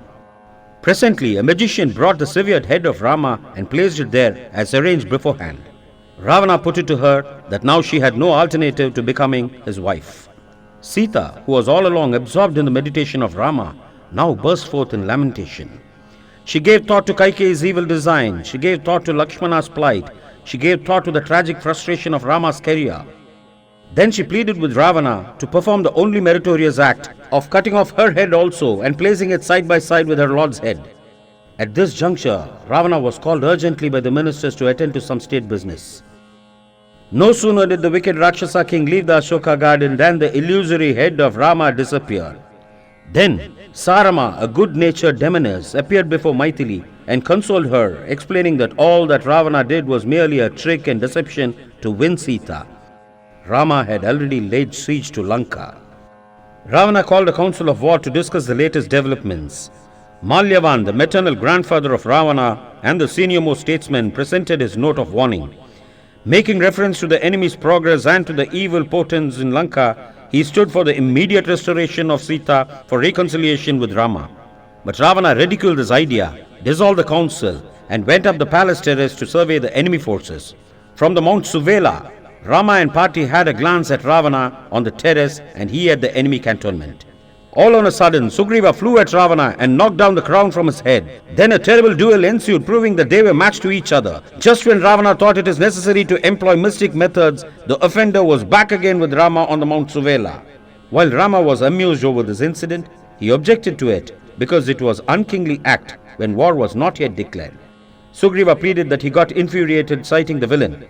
Rama saw to it that the distinguished monkeys and the bear warriors were stationed in strategic positions to combat the renowned demon warriors. The maneuver over, he commissioned Angada, the most appropriate person, to convey the war ultimatum to Ravana. Angada did accordingly. As a dignified prince, he approached the Rakshasa's tyrant and presented his mission. I introduce myself to you as Angada, the son of the late King Vali, whose valiant relationship with you I am sure you have not forgotten. Now I am before you as the envoy of Rama. These are Rama's words. This is his ultimatum to you. O Ravana, because of the boons you have received from Brahma the Creator, you have become conceited and wicked. The holy ones, the celestials and the human beings have been tortured by you very long. The time has come now for the world to be cleansed of your heinous presence. You who carried away Sita stealthily during my brief absence now face me in battle and perish. There is no escape for you from my arrows. But if you are attached to life, with repentance, restore Sita to me and crave forgiveness. Then your life will be spared. In any case, you are no more the wicked king of Lanka. The virtuous Vibhishana has already crowned the good king of Lanka. Bid farewell to Lanka, either in death or in banishment. Ravana got infuriated. He ordered 4 mighty ogres to catch and kill that insolent monkey. Angada allowed himself to be caught. With all the 4 demons clinging on to him, he shot up in the sky like a rocket. High up in the air, he gave a violent shake, thereby severing all the 4 ogres from his body. As they were falling down headlong, Angada gave each a kick which made them fall dead in the palace courtyard in the sight of Ravana. The envoy did one thing more. With another kick, he cleft asunder the tower of the council chamber in which the king and the ministers were assembled. Then he returned triumphant to Rama. The monkeys shouted for joy. Ravana was informed that the monkeys had surrounded Lanka, leaving no space for movement. Angrily, he went up the palace tower and surveyed the vast army. The monkeys were all armed with boulders and uprooted trees. Orders were immediately given to a huge Rakshasa army to go and crush the entire Vanara forces. Beating the drums and blowing the trumpets, the furious army charged forth violently. The monkeys threw boulders as if they were mere pebbles. They handled huge trees as if they were quarterstaffs and thrashed the demons mercilessly. They used their nails, fists and teeth. The battle was terrible to behold. Thousands fell dead on either side. The field was coated with blood and strewn with mangled bodies. It was a gruesome engagement. Still, valor alone was in evidence on either side. Independent of this conflagration, there were several mighty duels between eminent warriors. Angada fought with Indrajit, Hanuman with Jambumali, and Lakshmana with Virupaksha. Marvelous was the skill they displayed. The chariots of the enemies were smashed one after another. Rama was the one individual who wiped out thousands with his arrows. All day long the terrible battle raged, and casualties on either side were immeasurable. Night came, and still there was no respite to the deadly fight. Unable to distinguish in the pitch darkness between comrade and foe, one inquired who the other was and dealt with accordingly. Horses and elephants employed by the demon were pierced to death by the monkeys with tooth and nail. The chariots were all broken to pieces. The gold ornaments worn by the ogres made them look like fireflies in darkness. The Vanaras could easily mark them out and squeeze them to death. The valiant Angada could defeat Indrajit the invincible. The monkeys roared for joy because of that victory. But Indrajit suddenly became invisible. He owned many mystic powers unknown to the others. Remaining concealed, he rained arrows on Rama and Lakshmana. They could only defend themselves, but could not attack the imperceptible enemy. Finally, Indrajit employed Nagastra, the mystic serpent weapon, and bound the 2 valiant brothers powerless to move. They lay on the ground as if dead. Following this tragedy, the morale of the monkeys sank. There was depression in the rank and file. Indrajit returned triumphantly to his father and reported that he had killed Rama and Lakshmana. Ravana was beside himself with joy because his plot had succeeded. He warmly embraced his son and congratulated him. His immediate plan was to win over Maithili. So he ordered the demonesses to convey Sita in the aerial car Pushpaka to the battlefield and show her the fate of her husband, on whose prowess she boasted and relied so much. Seeing the 2 brothers lying motionless on the ground, Vaidehi burst out in wail. I sustained life for the sake of Rama, but I am fated to see him fallen. The expert astrological prediction was that I would beget sons and that I would not be widowed. That statement is belied. The rishis extolled my Lord as the invincible. The holy men's pronouncement is belied. Now I must complete this tragedy by putting an end to my wretched existence.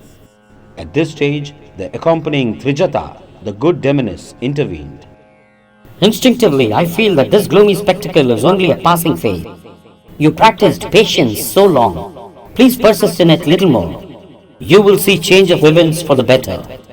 So she said and infused courage into Sita. Sugriva got completely upset seeing the plight of the two brothers. Fear and confusion overtook him, but Vibhishana goaded him on to calmness and to the discharge of duty even in adverse circumstances.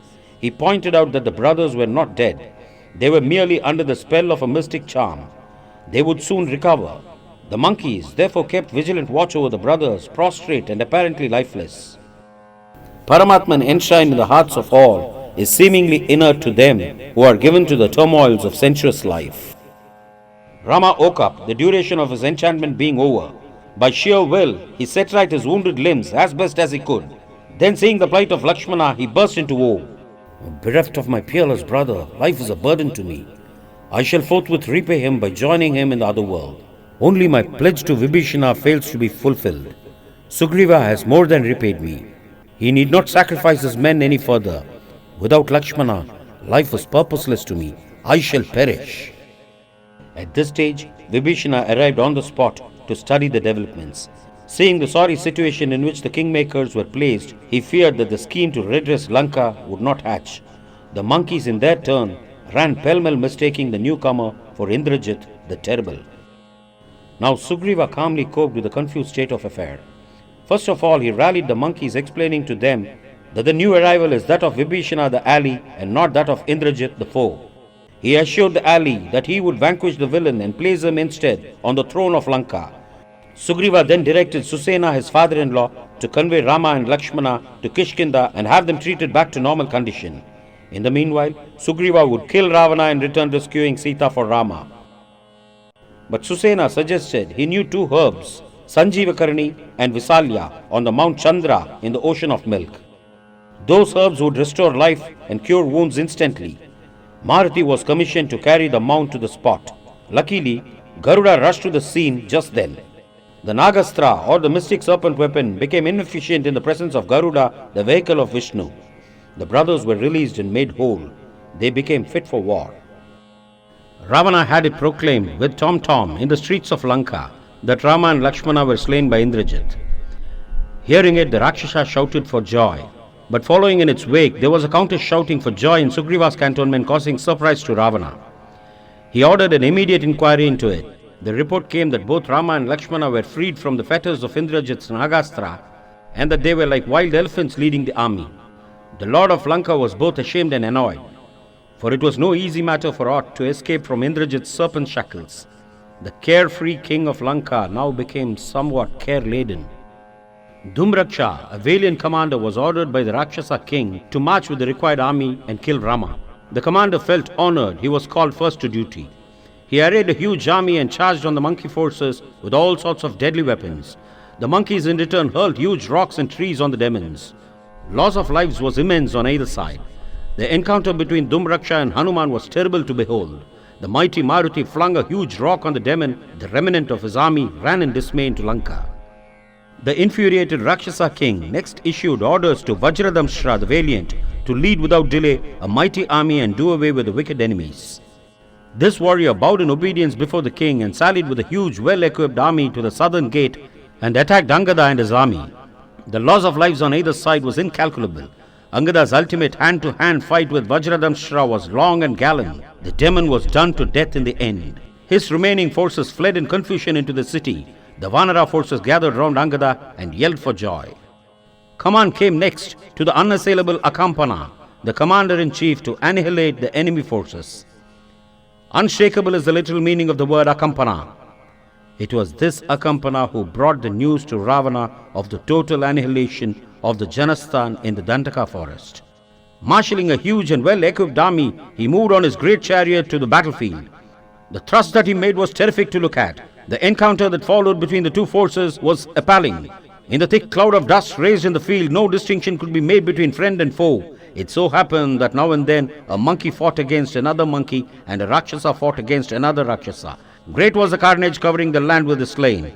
Akampana was raining arrows on the monkeys and killing them wholesale. This monstrous act of his infuriated Maruti. Anjaneya uprooted a huge tree and banged it on the head of Akampana with such a force that his head was jammed out of recognition. Seeing the fate of the commander-in-chief, the surviving army ran in panic into Lanka. Ordered by Ravana, another commander, Prahasta by name, sallied to the battlefield with a huge detachment heavily armed. The beating of the kettle drum and the blowing of the trumpet deafened the monkey forces. It was expected that by this strategy the monkeys would be all scared away and that the two deserted brothers would be taken captives. Whereas the counter tumult made by the monkeys was equally piercing into the ears. A deadly fight ensued. Casualty on either side was incalculable. Prahasta, the Rakshasa general, fell in with Nila, the Vanara general. The combat was ferocious. Prahasta succumbed to the deadly rock that Nila valiantly flung on him. The augury force retreated and reported to Ravana the shameful end of his field marshal. Ravana became infuriated hearing of the death of his commander-in-chief at the hands of the enemy. He said, The vanquisher of Prahasta cannot be an enemy of mean prowess. So I shall myself encounter and exterminate him and his forces. Imposing and fear-invoking was Ravana's sally into the battlefield. His magnificent chariot, drawn by 4 spirited steeds, pierced through the Vanara Sena even as a whale would plow through the small fry in the sea. Sugriva gave him battle. In the terrible duel, the Monkey King suffered reverse. Hanuman, who assailed him next, could not do anything tangible. Nila also did not prove himself up to the mark. Though Lakshmana fought valiantly, he was temporarily put down by Ravana. Surveying the sorry situation, Rama came forward to give the valiant a taste of his arrows. Hanuman, who had by now got completely recovered from fatigue, offered to carry Rama on his shoulders for fighting facilities. This simple contrivance made Rama on par with the well-equipped king of Lanka to carry on the warfare. Resourcefulness reveals the genius of man. The battle between the arch-enemies was terrible to behold. Every shaft shot out by the one was counteracted by the other. Ravana transgressed the war decorum by hunting Hanuman, the vehicle. Rama, in retaliation, dispatched darts that destroyed the chariot into pieces and killed the horses and the charioteer. An arrow aimed on the broad chest of Ravana made him stagger and let fall the bow. Yet another arrow tore away the diadem from the head of the tottering king. Now in clear and grave accent, Rama stated, You fought very well today. My enemy warriors are defeated by you. You seem tired. So I shall not dispatch you now. Go back to Lanka and take rest. Afterwards, refreshed and mounted on another chariot, you shall come and behold my power. Humbled, crestfallen and ashamed, the Lord of Lanka trekked back into the palace. This was the first time he met with a reverse in life. So he became reflective. The thought of his wicked deeds pricked his conscience. Still he wanted to make one more desperate struggle to vanquish the monkey forces marshaled by man, both being insignificant creatures in his view.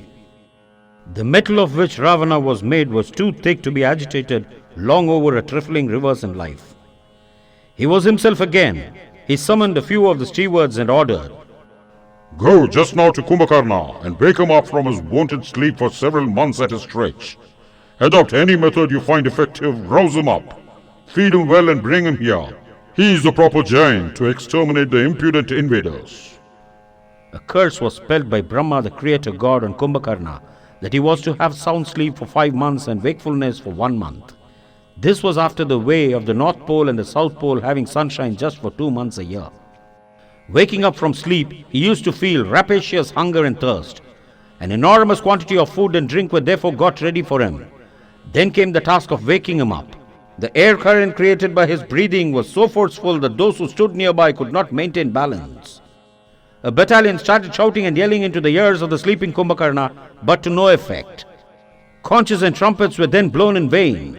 Strong demons started stroking his body, striking it next and bustling it last. Still, there was no hope of waking him up. Finally, they employed elephants to rock and roll him violently.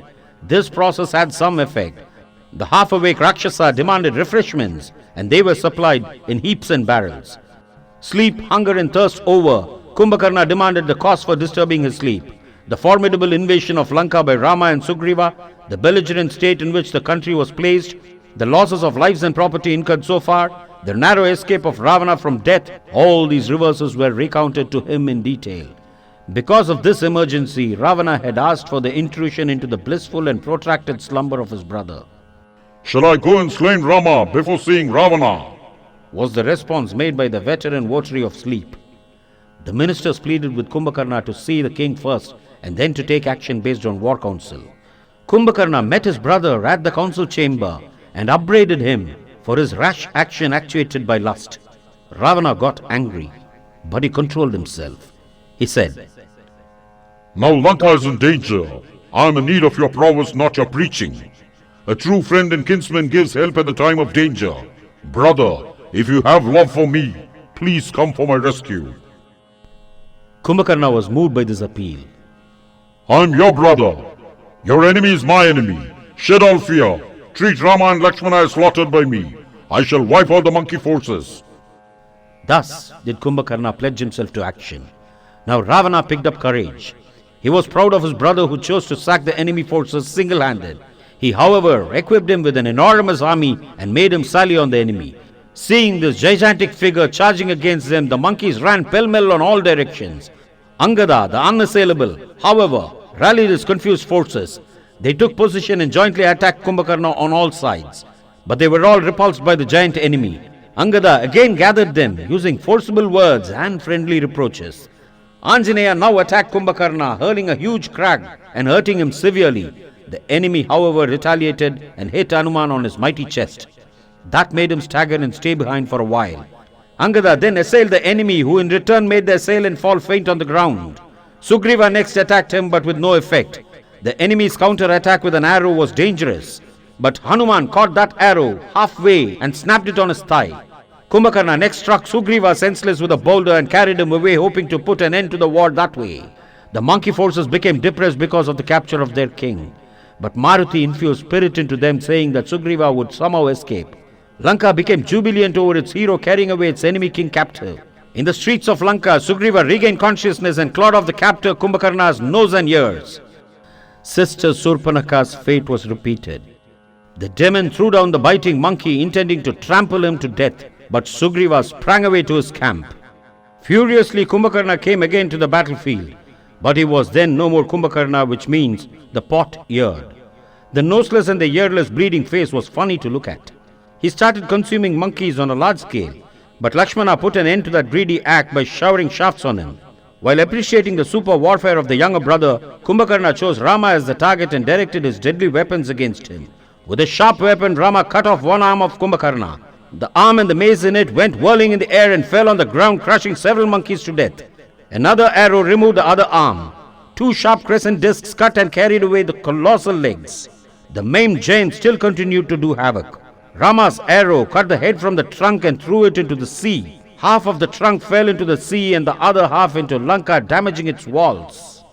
That was how Rama did away with Kumbhakarna, the staunch support of the sovereign of Lanka.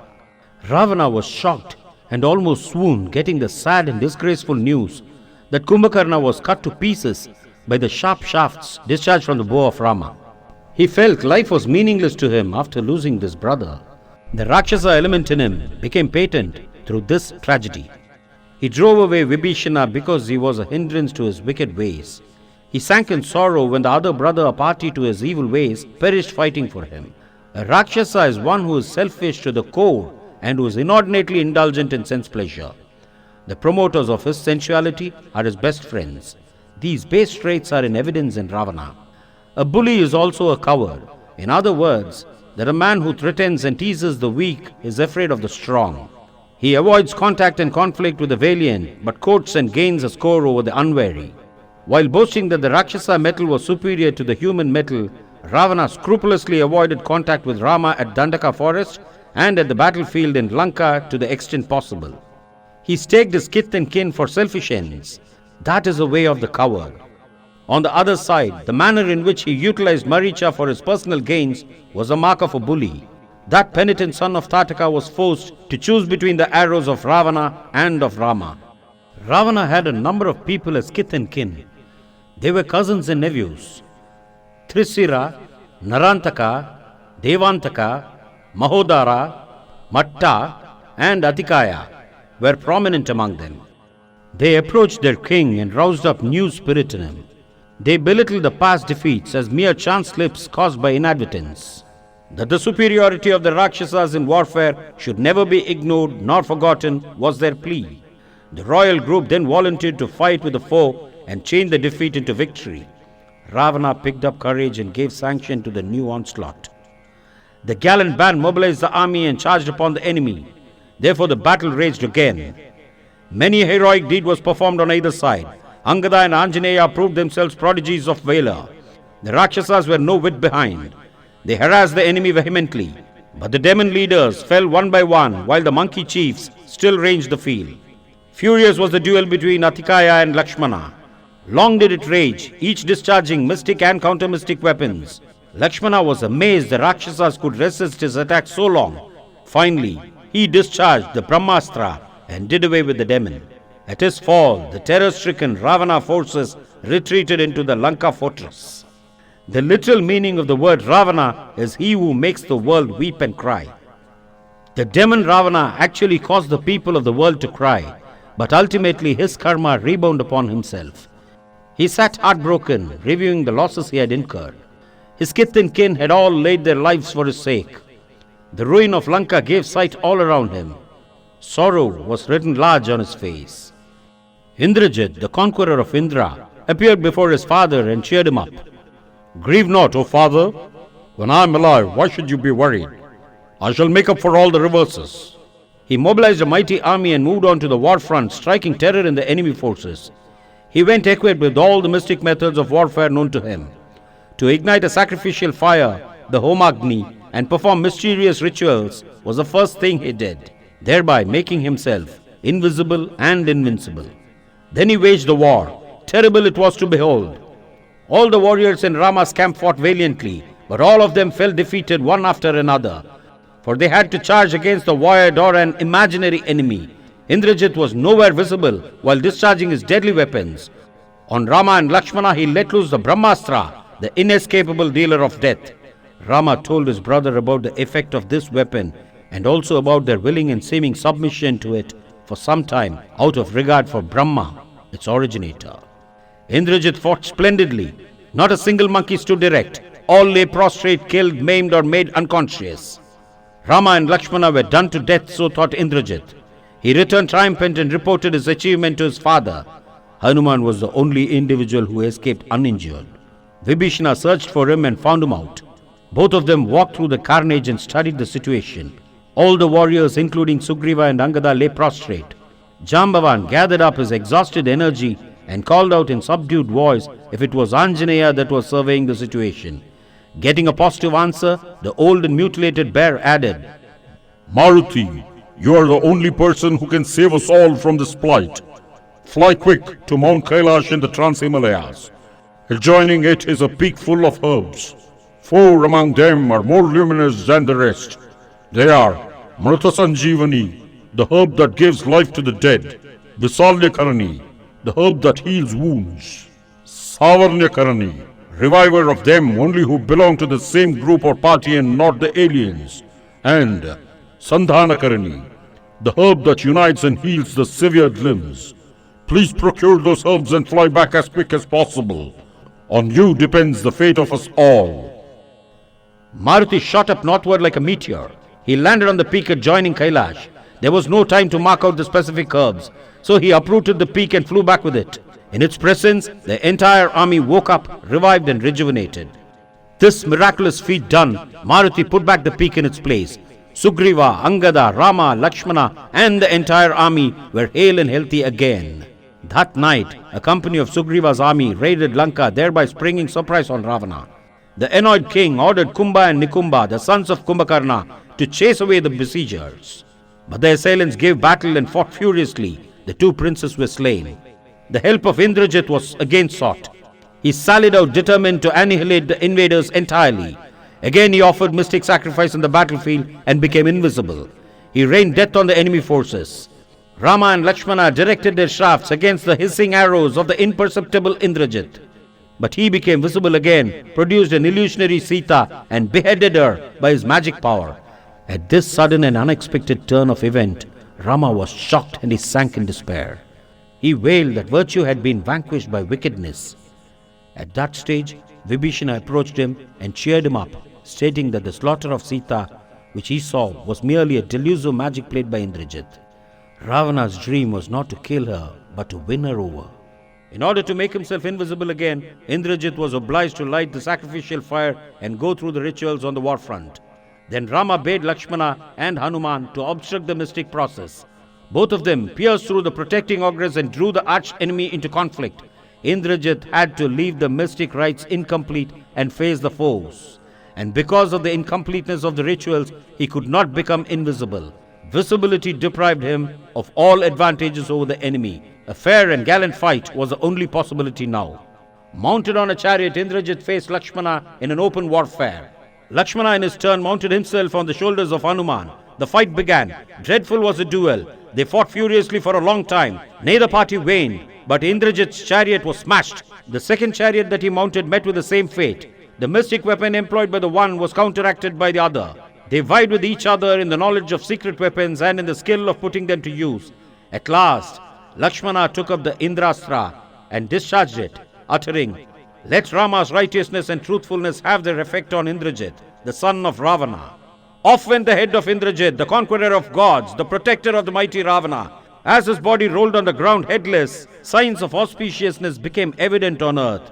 The monkeys and bear forces shouted for joy. Hearing that Indrajit was slain by Lakshmana, Ravana was stunned. He who caused pang to countless souls was compelled to taste it himself to the point of heartbreak. He took some time to recover from that woeful shock. He then made the grim determination to chop off the head of Vaidehi in revenge.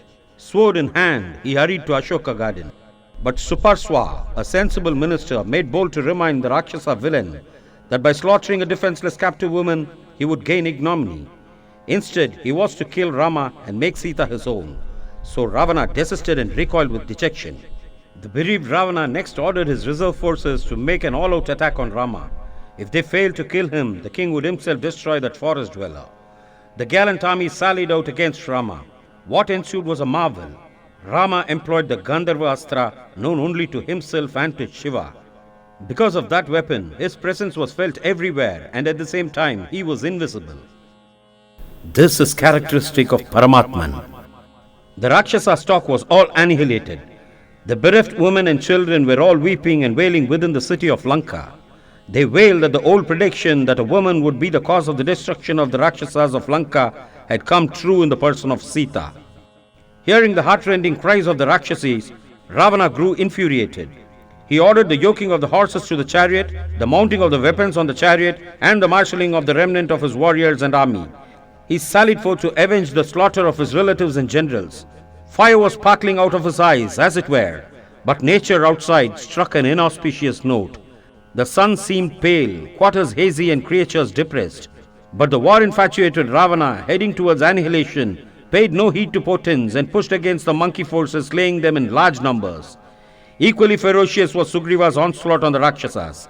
The death blow that he dealt on Virupaksha, the demon general, was terrifying to the foe. The fallen one was replaced by Mahodara, another augury chief.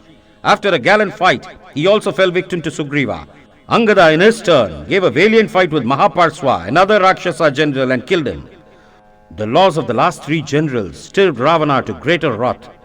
He directed his arrows against Rama. A tremendous duel ensued. Each tried to hurt the other, discharging mystic weapons, but each counteracted the weapons of the other. The Nagastra employed by Ravana was made ineffective by the Garudastra shot out by Rama. They were on par with each other both in the knowledge of the mystic weapons and in the skill of putting them to use. While the Rama-Ravana war was waging terribly, Lakshmana attacked the charioteer of Ravana and slew him. At the same time, Vibhishana killed the steeds yoked to Ravana's chariot. The infuriated lord of Lanka leapt to earth and let loose the Sukti weapon against his own brother, now allied to the foe. Lakshmana quickly threw himself in front of Vibhishana, received the dart himself and saved the ally. Lakshmana fell senseless on earth. Rama had no time to attend on his wounded brother. He charged hard on the foe and chased him away frightened. Then he ran to Lakshmana and pulled out of his chest the arrow that could not be extricated by the attending monkeys. Lakshmana seemed lifeless to the anxious elder brother, so he gave vent to lamentation. Life on earth seemed purposeless to Rama without Lakshmana. But Sushena sought to cheer him up, pointing out that there were signs of life lingering in Lakshmana. Then he asked Hanuman to hurry up to the Himalayas and bring those mysterious herbs that could heal and revive life. This done, Lakshmana rose recouped to normalcy. Rama was himself again, seeing his brother hail. The younger brother then reminded Rama of his pledge to kill Ravana. It was to be done before sunset that day.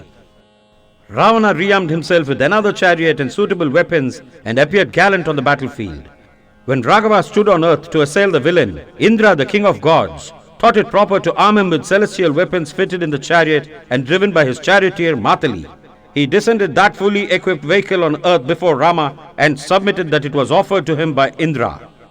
Providentially, help comes always to a good cause. Now the celestials took position in different regions to witness the warfare between the virtue and wickedness. In the course of a terrible combat, Ravana employed the devastating Sulayuda. While it was causing havoc, Rama employed Shakti Ayuda supplied by Indra. Not only did it nullify the effect of the Sulayuda, but it was also wrecking the faculty of understanding of Ravana. At this stage, Raghupati stated, You made a hero of yourself by stealing Sita away during my absence. Now prove your worth facing my arrows.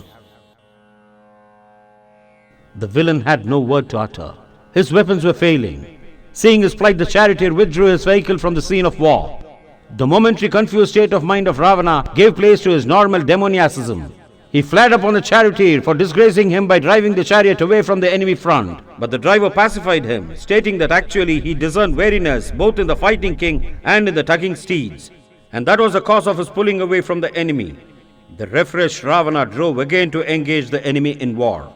In the meanwhile, the sage Agastya, who had already endowed Rama with celestial weapons, made his appearance before his hero and instructed him in Aditya Hridaya, the almighty formula. Rama was therefore fully equipped for the decisive battle. Rama and Ravana attacked each other ferociously. The armies on either side suspended their warfare and watched the gallant fight with amazement and suspended breath. Ravana sought to smash the flagstaff of Rama's chariot, but the attempt became futile. Raghava's retaliation was marvelous.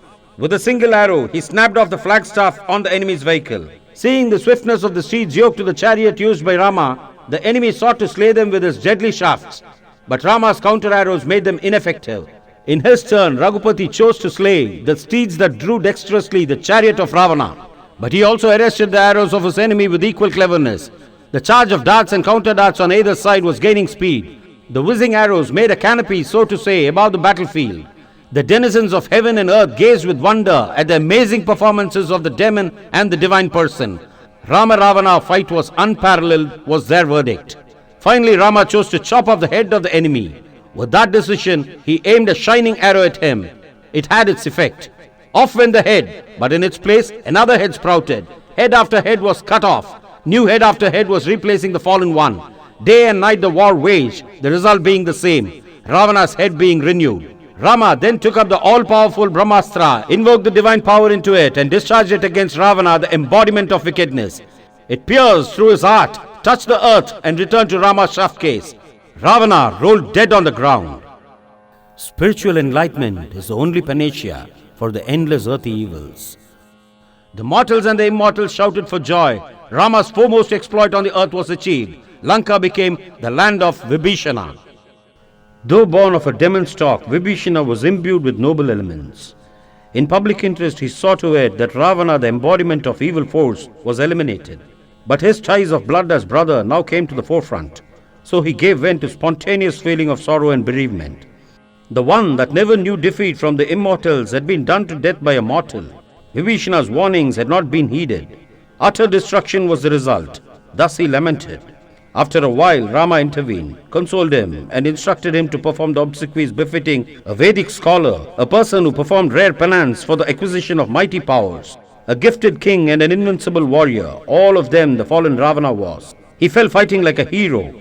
Death at the hands of Rama had washed away all his sins. So Vibhishana was to adore his brother through the rites. Along with the other queens, Mandodari, the first queen of Ravana, tramped to the field of tragedy and wailed aloud. My lord, who has been the lord of the three worlds, now lies on dust mangled to death by a man. My dream that I would never taste sorrow is snapped. The pang of it gnaws at me now. Victory over gods was a watchword of my lord. Alas, so easily he lies slain by a mortal. I prided myself upon the unparalleled prowess of my husband and of my son Indrajit. Now I am left behind a forlorn destitute.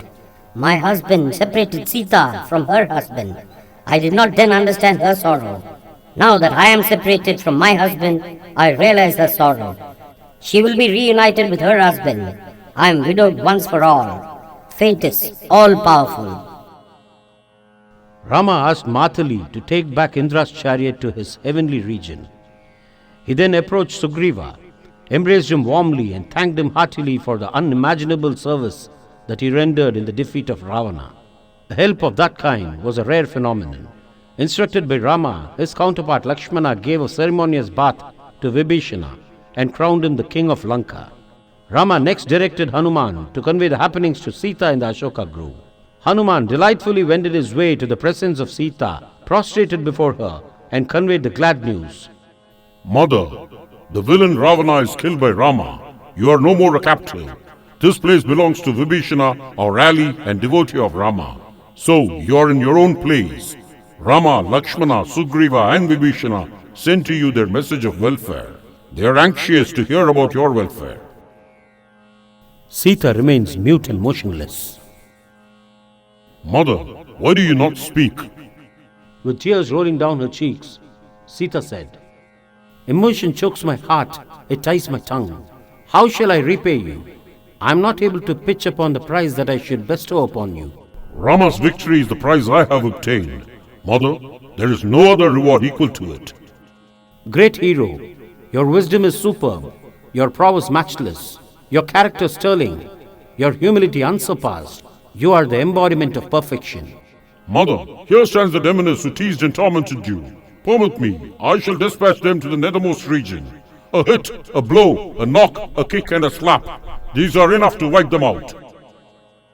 No, my dear son, this is not the way of the virtuous. The sinner who caused me sorrow is slain. These creatures were mere instruments. We must be compassionate towards them. My suffering was providential. Nobody should be blamed for it, said Sita. Hanuman understands that this magnanimity is possible of none but the spouse of Rama. Then he speaks.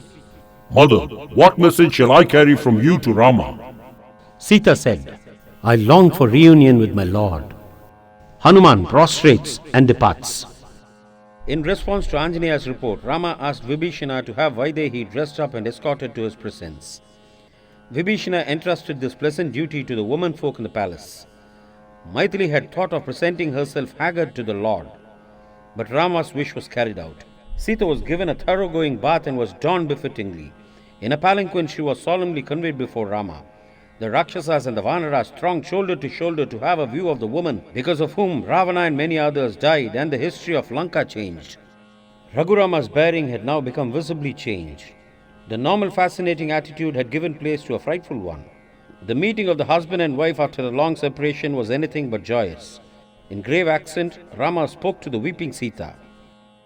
I sought the friendship of Sugriva and of Vibhishana in order to take action against the lustful and wicked Ravana. He deserved death, and that has been meted out to him for the protection of Dharma. For the same reason, O Sita, I shall have to take action against you. Ravana the profane carried you away by force. He kept you in his house for several months, casting lustful gaze at you. You are therefore defiled. I shall not have reunion with the tainted Sita. I disown you. You may choose to live wherever and with whomsoever you like.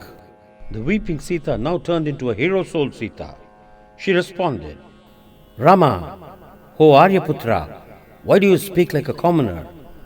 I am not what you allege. I swear I am ever the same stainless Sita. What had happened to me was providential.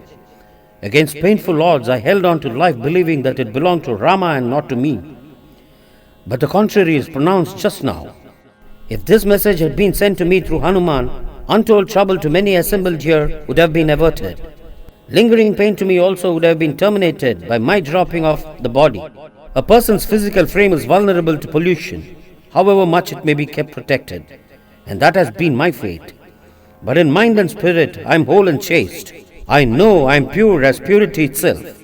Now that Rama has disowned me, I am free to handle my life as I like. I shall consign it to fire and merge the core of my being into the cosmic reality which I equate with Rama.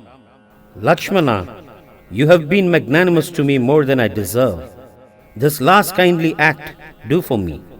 Please light up a blazing fire for me, said Sita. With dismay and indignation, Lakshmana looked at Rama. His calm silence amounted to consent. The younger brother therefore kindled a huge fire. Then Sita silently circumambulated her husband in reverence, stood before the blazing bonfire and spoke. O God of fire, Unforeseen circumstances separated me bodily from Rama and imprisoned me in an unwanted environment. So Rama has a right to test me. You please burn up my body if you find it polluted. Either as Janaki or as Vaidehi, the bodiless, I shall be ever in union with Rama. Saying so, she walked into the leaping flames and disappeared. The entire assembly stood stunned and aghast. Not a word from a single soul. Was this the end? The celestials descended on earth and gathered in mute admiration round the fire. The god of fire took from within the flames and announced, Sita is the embodiment of purity. Therefore, Rama, I am unable to burn her. Rejuvenated, radiant and meek Sita walked out of the all-consuming fire. She was merciful to one and all, to him who tempted her, them that teased her, and him that tested her. Rama received Sita with all tenderness. The fire ordeal made their reunion sublime and soul-elevating. The celestials and the terrestrials who were longing for this divine sight shouted for joy and praised and adored Sita Rama in glowing terms. The departed King Dasaratha was escorted in a brilliant chariot from the land of Indra to the field of Rama's action in order to make the joy of Rama's exploit increase manifold. Raghunandana prostrated in reverence before his father. The old king put it to the son that the company of the rishis in heaven gave him no joy because of his separation from Rama. Now he had got completely consoled because of the great cosmic purpose behind the separation. Embracing the son, he gained everlasting bliss. He exhorted the son to return to Ayodhya forthwith and assume the throne. He asked Lakshmana to serve his brother loyally. He blessed Sita to be the model wife of Rama. He asked her not to mind the test imposed on her by Rama in order to set an example to the world. Before the father ascended again to heaven, the son made a plea. Father, I implore you not to harbor ill will towards my mother Kaikeyi and my brother Bharata, said Rama. A more magnanimous mind than this, the world is yet to see. Indra, who was delighted with Rama's rare exploits, offered to do him some substantial good turn. Rama pleaded that all those monkeys and bears who laid down lives for his cause and all those who are maimed and wounded might be restored to robust life. That prayer was liberally granted by Indra. The dead monkeys and bears rose to greet the living ones. The joy of it was immense. Vibhishana expressed to Rama his desire to bathe and decorate him to his heart's content and to entertain his entire retinue to a sumptuous feast. His further plea was that Rama should stay long in Lanka. Rama's polite reply was that time at his disposal was short. He had to hasten back to Ayodhya to fulfill his promise to the sorrow-stricken Bharata. While he was still in asceticism, Rama was neither to feast nor to abandon his ascetic attire. But Vibhishana was instead requested to entertain Sugriva and his army befitting the new monarch of Lanka. Vibhishana agreed to these pertinent points of Rama and offered to solve the time problem by transporting Rama and his retinue to Ayodhya quickly by the Pushpaka flying chariot which Ravana had appropriated from Kubera, the lord of wealth. The gifts that Vibhishana made to Sugriva and his retinue were liberal and costly. These acts of cordiality and friendship were undreamt of during Ravana's regime. Pushpaka chariot flew northward in the air, taking Rama, Sita, Lakshmana, Sugriva, Vibhishana and their followers. Rama pointed out from air to Sita the places connected with their forest life. The chariot finally touched Bharadwaja Ashrama. 14 years ago, Rama's asceticism in the forest was formally commenced at Bharadwaja Ashrama, and now it was formally terminated at the same sacred place. The Maharishi was immensely pleased with the exploits of Rama. The trio that set out southward then had now returned with a multitude. The Maharishi bade the party stay a day at the ashrama. In the meanwhile, Hanuman was sent in advance to communicate to Guha and to Bharata the glad news of Rama's arrival at Ayodhya on the morrow. Hanuman was further commissioned to observe if Bharata had got attached to the power of sovereignty that he had tasted and enjoyed for 14 years. In that case, he would be left undisturbed to reign over the vast empire. Hanuman, the harbinger of happy news, brought delight first to Guha and then hastened to Nandigram in the outskirts of Ayodhya. He saw Bharata and understood the stuff he was made of. There was no trace of regal splendor in him. Attired as an ascetic, thin and worn out, he was absorbed in the thought of Rama. He was surrounded by able and upright ministers and generals who had developed the empire in every respect. Meditation on Rama for 14 years made its mark on Bharata. In thought, word and deed, he was the vehicle of Rama. Will I see my brother Rama again? Was the anguish burning in his heart day and night. The long-expected day of Rama's return had come, but no news of his whereabouts. If my brother does not turn up today as promised, I will not be able to hold on to life. So thought Bharata. Presently a person presented himself and declared, Rama returns tomorrow with Sita and Lakshmana. It seemed as if the dying Bharata was infused with new life. Are you man or God who gives this message to me? Bharata interrogated and swooned with joy. The agreeable shock over, Hanuman introduced himself and recounted briefly all that took place since Bharata parted with Rama at Chitrakutam. The languishing life of the two brothers at Nandigram got lit up with new hope and energy. Bharata issued orders to the ministers, army men and to the public to make rapid preparation to give a fitting reception to the homecoming king. The city rose like one man and got the royal road decorated and filled with crowds seething with joy. As the approaching Pushpaka chariot became visible in the sky, Bharata carried the wooden sandals of Rama on his head and stood in reverence. When the chariot touched the ground, he fixed the sandals to the feet of Rama as a mark of returning the kingdom to its worthy sovereign. Then the brothers embraced. Bharata and Shatrugna touched the feet of Sita in reverence. Sugriva and Vibhishana were introduced to them as the newly earned brothers. Alighting from the chariot, Rama touched the feet of his mothers in reverence. Then Sita and Lakshmana did the same. The procession moved towards Ayodhya. The jubilant crowds were mad with joy. 14 years ago, when Rama snatched himself away from the city, the feelings were different. Blessed were the many who lived to see Rama returning, achieving superhuman deeds and establishing dharma wherever he went. Had he adhered exclusively to Ayodhya, as desired by the then populace, his advent would not have been the great gain that it was to the world outside. In the presence of the mothers in the palace, Bharata submitted to Rama. Brother, it was in obedience to your wish that I chose to be your regent. The thought of your safe return sustained me these 14 years. Blessed I am that I see you again as the king of Ayodhya. Please examine the treasure, army and the palace. The wealth is increased manifold. Your subjects have all been well looked after. Bharata was more delighted in surrendering the kingdom given to him than one would be in gaining a kingdom. Rama on his part had no greedy eye on the wealth of the kingdoms of Kishkinda and Lanka, which he changed from bad to good. He was a kingmaker wherever he went. Legitimately he could have laid hand on a large portion of the opulent wealth of Lanka, but not even a feast would he accept from Vibhishana. On the other hand, on the occasion of his coronation at Ayodhya, his gifts of costly costumes and jewels to Sugriva, Vibhishana and the retinue were kingly. The things required for the coronation were quickly gathered. Sacred waters were procured from all the holy places. At the appointed time, on the auspicious day, Rama and Sita were royally robed and placed on the bedecked throne. Vasishta sprinkled the sanctified holy waters on them. The jeweled crown of the solar rays was placed on Rama's head. Not only the terrestrial dignitaries but also the celestials thronged to witness the august ceremony. The great rishis pronounced benediction. People on earth rejoiced because Rama had become the king of Ayodhya. Ramarajya was a sweet combination of monarchy and democracy. It was a monarchy because Rama, the embodiment of Dharma, protected it with the paternal care. He paid personal attention to the welfare of all sections of his subjects. Individuals as well as groups had free and easy access to their beloved king. Their representations were all duly attended to by Rama. It was democracy because people at all levels were fully represented in the council that guided the king. Public opinion was respected and given effect to as if it were a mandate from above.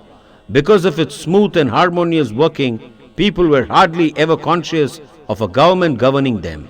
And that was Ramarajya. Ramarajya remained long the model for the world. People were devoted to God. Righteousness prevailed everywhere. Honest endeavor and noble toil marked mankind. Nobody was a drone in society. Peace and plenty reigned supreme.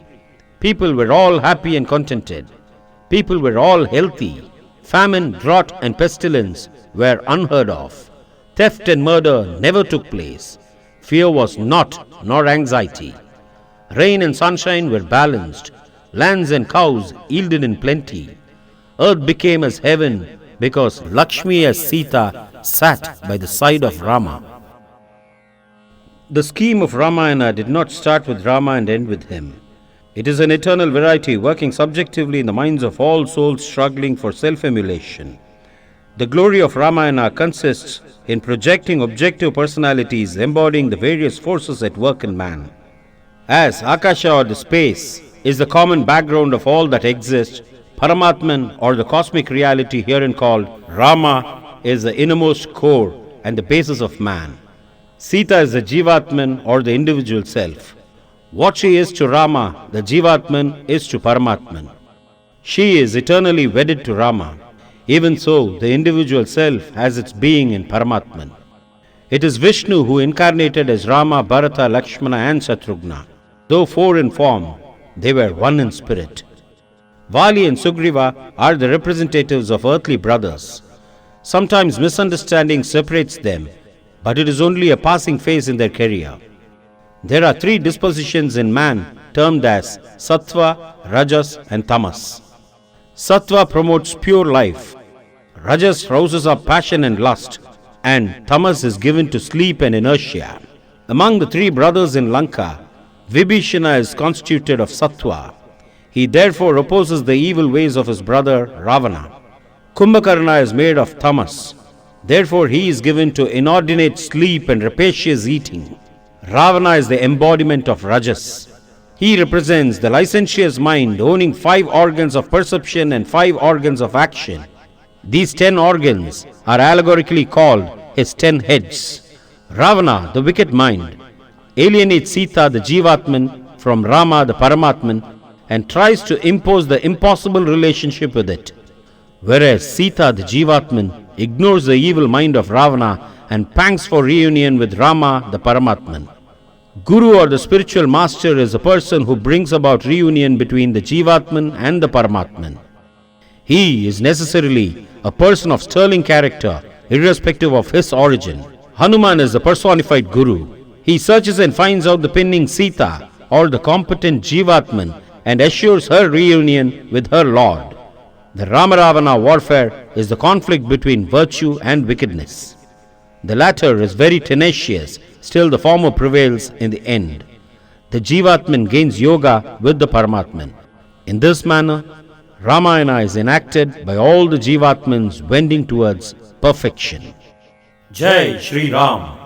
Shri Ram, Jai Ram, Jai Jai Ram. Shri Ram, Jai Ram, Jai Jai Ram. Shri Ram, Jai Ram, Jai Jai Ram. Shri Ram, Jai Ram, Jai Jai Ram. Shri Ram, Jai Ram, Jai Jai Ram. Shri Ram, Jai Ram, Jai Jai